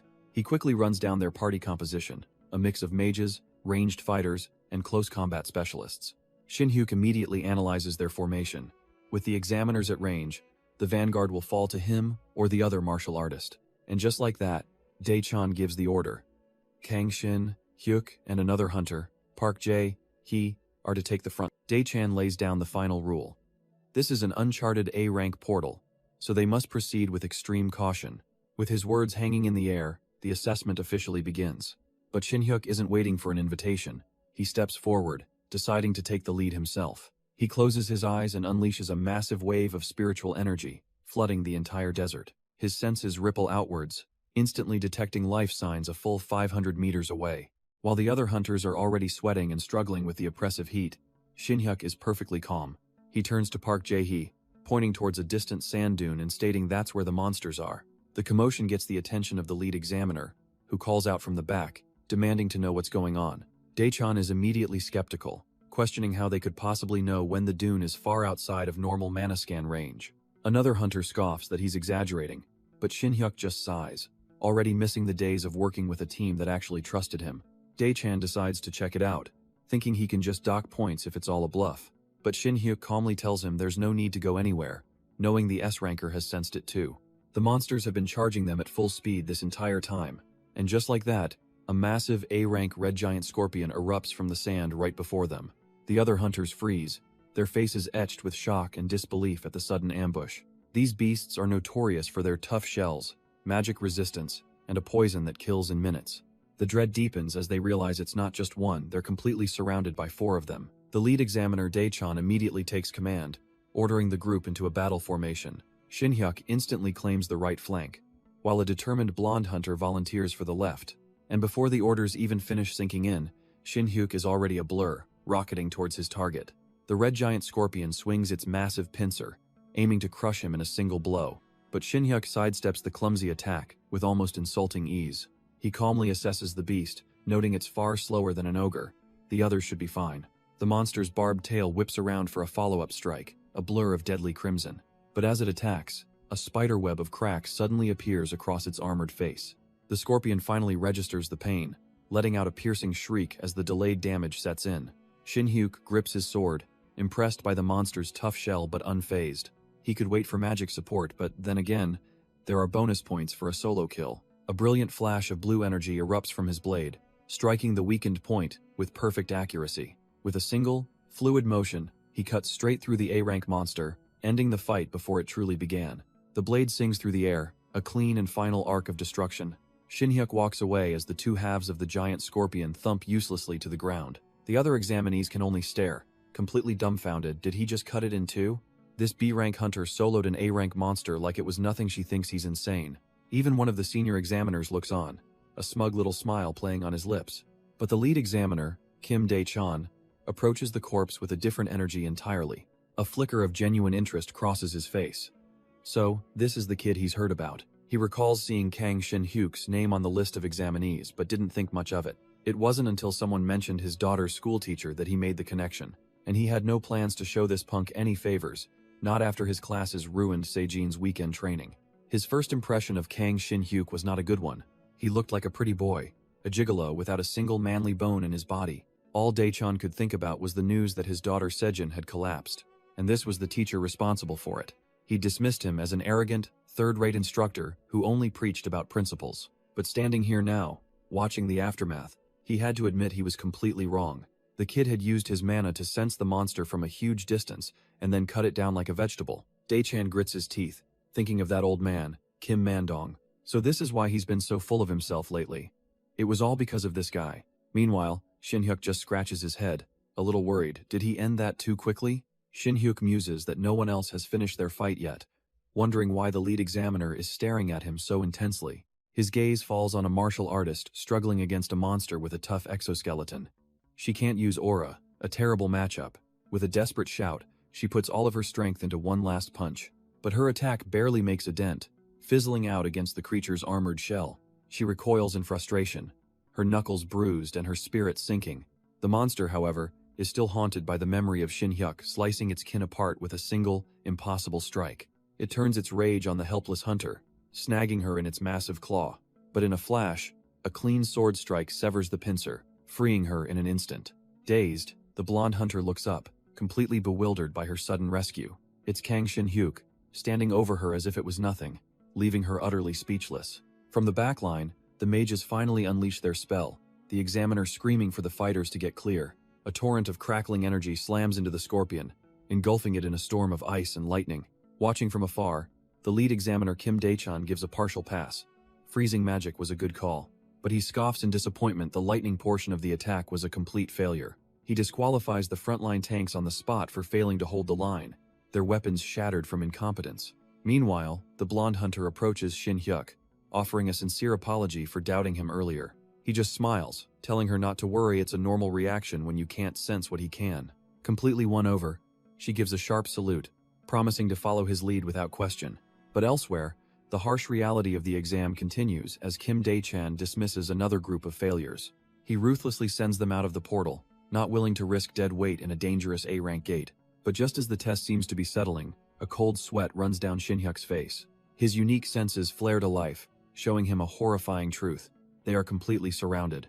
The blonde hunter, bless her heart, just asks if he needs to find a bathroom. From his perch, however, the S-rank examiner Kim Dae-chan's eyes go wide. He can't believe it, that kid is sensing the mana flow perfectly, even faster than him. Other hunters are finally starting to feel it too, a suffocating pressure from all sides. Putting it all together, Shin-hyuk roars a warning for everyone to watch out below. A senior hunter looks around, confused what could possibly be below them in this desert. The ground begins to violently shake and crack apart beneath their feet, and the horrifying realization dawns. It wasn't an army of monsters, it was one single, colossal beast. The other hunters can only scream, their faces twisted in pure, unadulterated terror. A colossal shadow bursts from the sand, a B-rank Shadow Reaper with terrifying power. But that's just the opening act for the A-rank Great Sandworm, the disaster of the desert. From his vantage point, S-rank examiner Kim Dae-chan's expression hardens, and Shin-hyuk, the one who saw it all coming, meets the challenge with a grim resolve. But far away from the life-or-death struggle, a kettle whistles in a quiet kitchen. Vice Principal Kim Seonhwa casually asks her father if he thinks Mr. Kang is doing all right. Her father replies with absolute certainty that the talent he recommended will pass with ease. She asks if Shin-hyuk could ever be as strong as him, and her father's gaze turns serious. He's capable of even more. But, he adds, beyond A-rank there's an essential talent required, leaving Seonhwa to wonder what he could possibly mean. Her father explains that when facing a true irregular, a B-rank hunter's instinct is to flee without a second thought. An A-rank, however, understands their duty, remembering their role and maintaining the formation. He notes that these are traits you can't test for, qualities that only reveal themselves in a genuine crisis. So then, what about an S-rank hunter? His answer is simple. They eliminate the cause of the crisis itself. While calmly pouring tea, he elaborates that if you remove the source, the crisis simply ceases to exist. Back in the desert, that very source of crisis, the Great Sandworm, is the only thing that matters. And according to him, the rare eccentrics who think this way, they are the true seedlings of S-rank hunters. Shin-hyuk embodies this philosophy, his blade igniting with a torrent of brilliant blue spiritual power. But he's not alone, as another hunter beside him unleashes a blinding, golden sword aura. A storm of blue and gold light erupts, a whirlwind of slashes tearing into the colossal beast. The examiners watching from the sidelines can't believe what they're seeing. Even the seasoned hunters are left completely speechless by the raw display of power. But for Shin-hyuk, this fight triggers a memory of a much more personal, bloody confrontation. A memory of Kim Dae-chan, declaring he has no intention of raising a weak daughter. Shin-hyuk had argued, unable to accept his brutal methods, only for Dae-chan to challenge him to do it instead. The S-rank hunter promised he wouldn't force his daughter Sejin anymore. Instead, he would give Shin-hyuk full responsibility for making her win the championship. Shin-hyuk agreed, but on one condition. What happens if he fails? Dae-chan's eyes glinted with a terrifying proposal. If Sejin fails, Shin-hyuk must take responsibility by becoming his son-in-law. The sheer audacity of the demand sends a wave of silent, murderous fury through Shin-hyuk. That furious expression is now immortalized on his brand new A-rank hunter license. The memory follows him everywhere, a simmering rage he can't even wash off in the shower. Sleep offers no escape, as the absurd proposal haunts his every waking moment. Back at the academy, his students can't help but notice his dark, simmering intensity. Sejin approaches, asking what he's thinking about. He can only think of her father. Meanwhile, the twins get a look at his new ID, joking that he looks horribly constipated. The memory flashes back to Dae-chan, a bloody grin on his face as he repeats the condition. Head threatens Shin-hyuk. Join his guild, or take his hands off Sejin's training. But Shin-hyuk barely heard the words, consumed by a pure, visceral hatred for the man. A man who used his own daughter as a recruitment tool. Fine. Shin-hyuk clenches his fist. He just has to make her win. With a bloody smirk, Shin-hyuk informs Dae-chan that he has a condition of his own. His eyes blazing, he challenges the S-rank hunter to a duel of honor. Back in the present, he calmly calls out to Sejin. She's stunned, asking how on earth he got her father to agree to the schedule changes she just heard about. Shin-hyuk just shrugs, saying they got along fine, though internally he admits he's never met a man so stubborn. He then smiles brightly, announcing another parent-teacher meeting where he plans to personally beat up her dad. Sejin thanks him, but she's still worried, wondering how such a difficult man could have a daughter like her. but he just brushes it off, declaring that special training starts now, and she eagerly agrees to do her best. The reason for this urgency is her next opponent, the one who defeated her at the last tournament, Bianca Lowell. And she's not just some random prodigy. She's the daughter of Conrad Lowell, one of the 10 stars and the world's strongest hunter. The Lowell family crest alone speaks of their legacy, a prestigious and powerful line of swordsmen. Shin-hyuk grips the wheel, knowing this is a huge problem. If Bianca were just a swordswoman, it might be manageable. But she's a magic knight, a prodigy who wields both sword and sorcery with terrifying skill. Her magic isn't just for show. It's on par with an A-rank hunter, earning her the title Second Coming of Merlin back in England. He sighs, leaning back in his seat. Even in a fair rematch, Sejin's odds of winning are practically zero. Realizing he needs a trump card, Shin-hyuk enters the spiritual realm to find the one person who might have an answer. His master. The old man is unimpressed, asking if he thinks a master is just a personal problem solver, but Shin-hyuk immediately prostrates himself, begging for help. He then reveals his ultimate bargaining chip, a massive collection of rare and expensive green bamboo leaf liquor.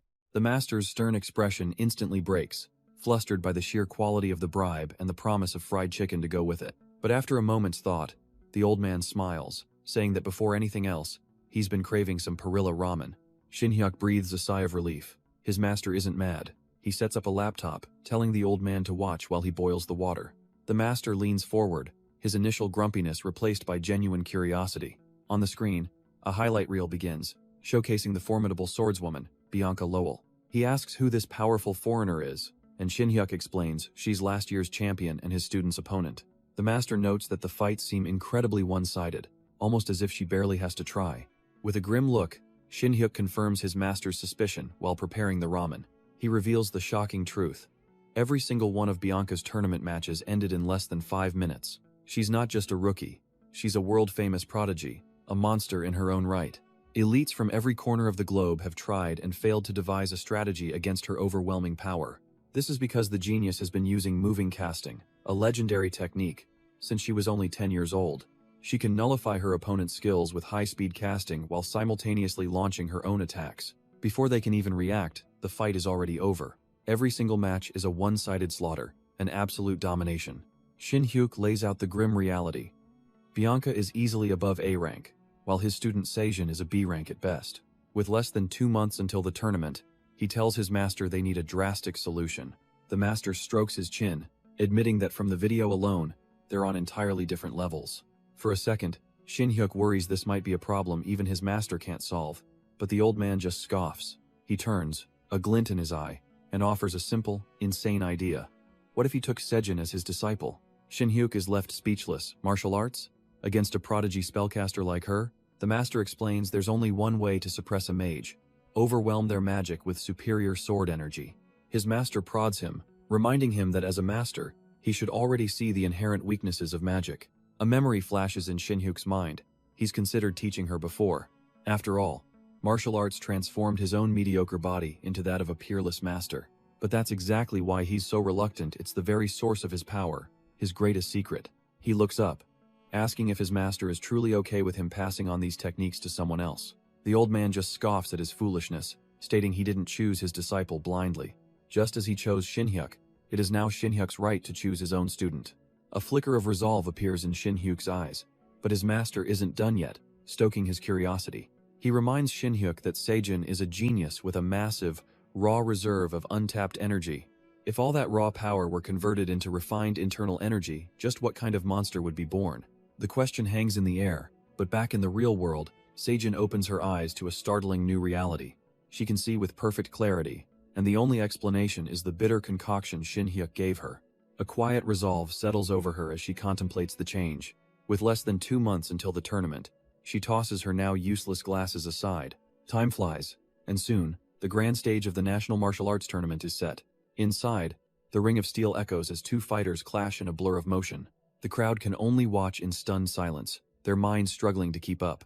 One swordsman is immediately put on the defensive, a flurry of strikes overwhelming him. He barely manages to parry, gritting his teeth against the brutal, unrelenting assault. His blade trembles, the sheer force behind the attack threatening to shatter his guard completely. He can't believe it. Is this girl really just another student like him? But Shin Sejin feels the power flowing through her, calm and utterly confident. Watching from the stands, Shin-hyuk smirks. She's this strong already, and he hasn't even taught her proper martial arts yet. With a mighty spin, she unleashes an attack that carves through the air. Her opponent's face twists in pure terror as his sword is ripped from his grasp. She follows through without hesitation, landing a crushing blow that ends the match instantly. The announcer calls it, Park Ye-dam is down, and Kim Sejin is the victor. In the crowd, her friends go wild, screaming her name, having never doubted her for a second. Shin-hyuk, however, feels a pang of disappointment. Aside from one other, all his students have been eliminated. Suddenly, another of his students, Seo Un-seo, looks on in shock, wondering why someone is emerging from that direction. Another of his students is flabbergasted, wondering if the matchmaking was a cruel joke. As it turns out, the random pairings had been brutal, pitting his own students against each other. Even those who didn't face a classmate were outmatched, like Min-hee, who fell to a powerful third year. Yoon-soo fought with everything she had, but she too faced a bitter, hard-fought defeat. Still, Shin-hyuk is nothing but proud. For first years, their performance was a massive achievement.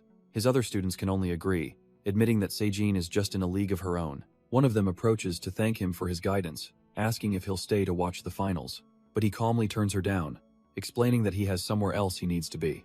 With a slight, knowing smile, he walks away, leaving his confused students behind. And that somewhere else turns out to be a parent-teacher conference with the S-rank hunter, Kim Dae-chan. Before leaving, Shin-hyuk had reassured Sejin, telling her she was more than strong enough to win this on her own. But he saw right through her, knowing her real worry was about the World Hunter Competition Union. He gives her a simple mission: win the tournament, and hell give her the solution she's looking for. With a playful flick to her forehead, he tells his disciple to have that trophy ready for his return.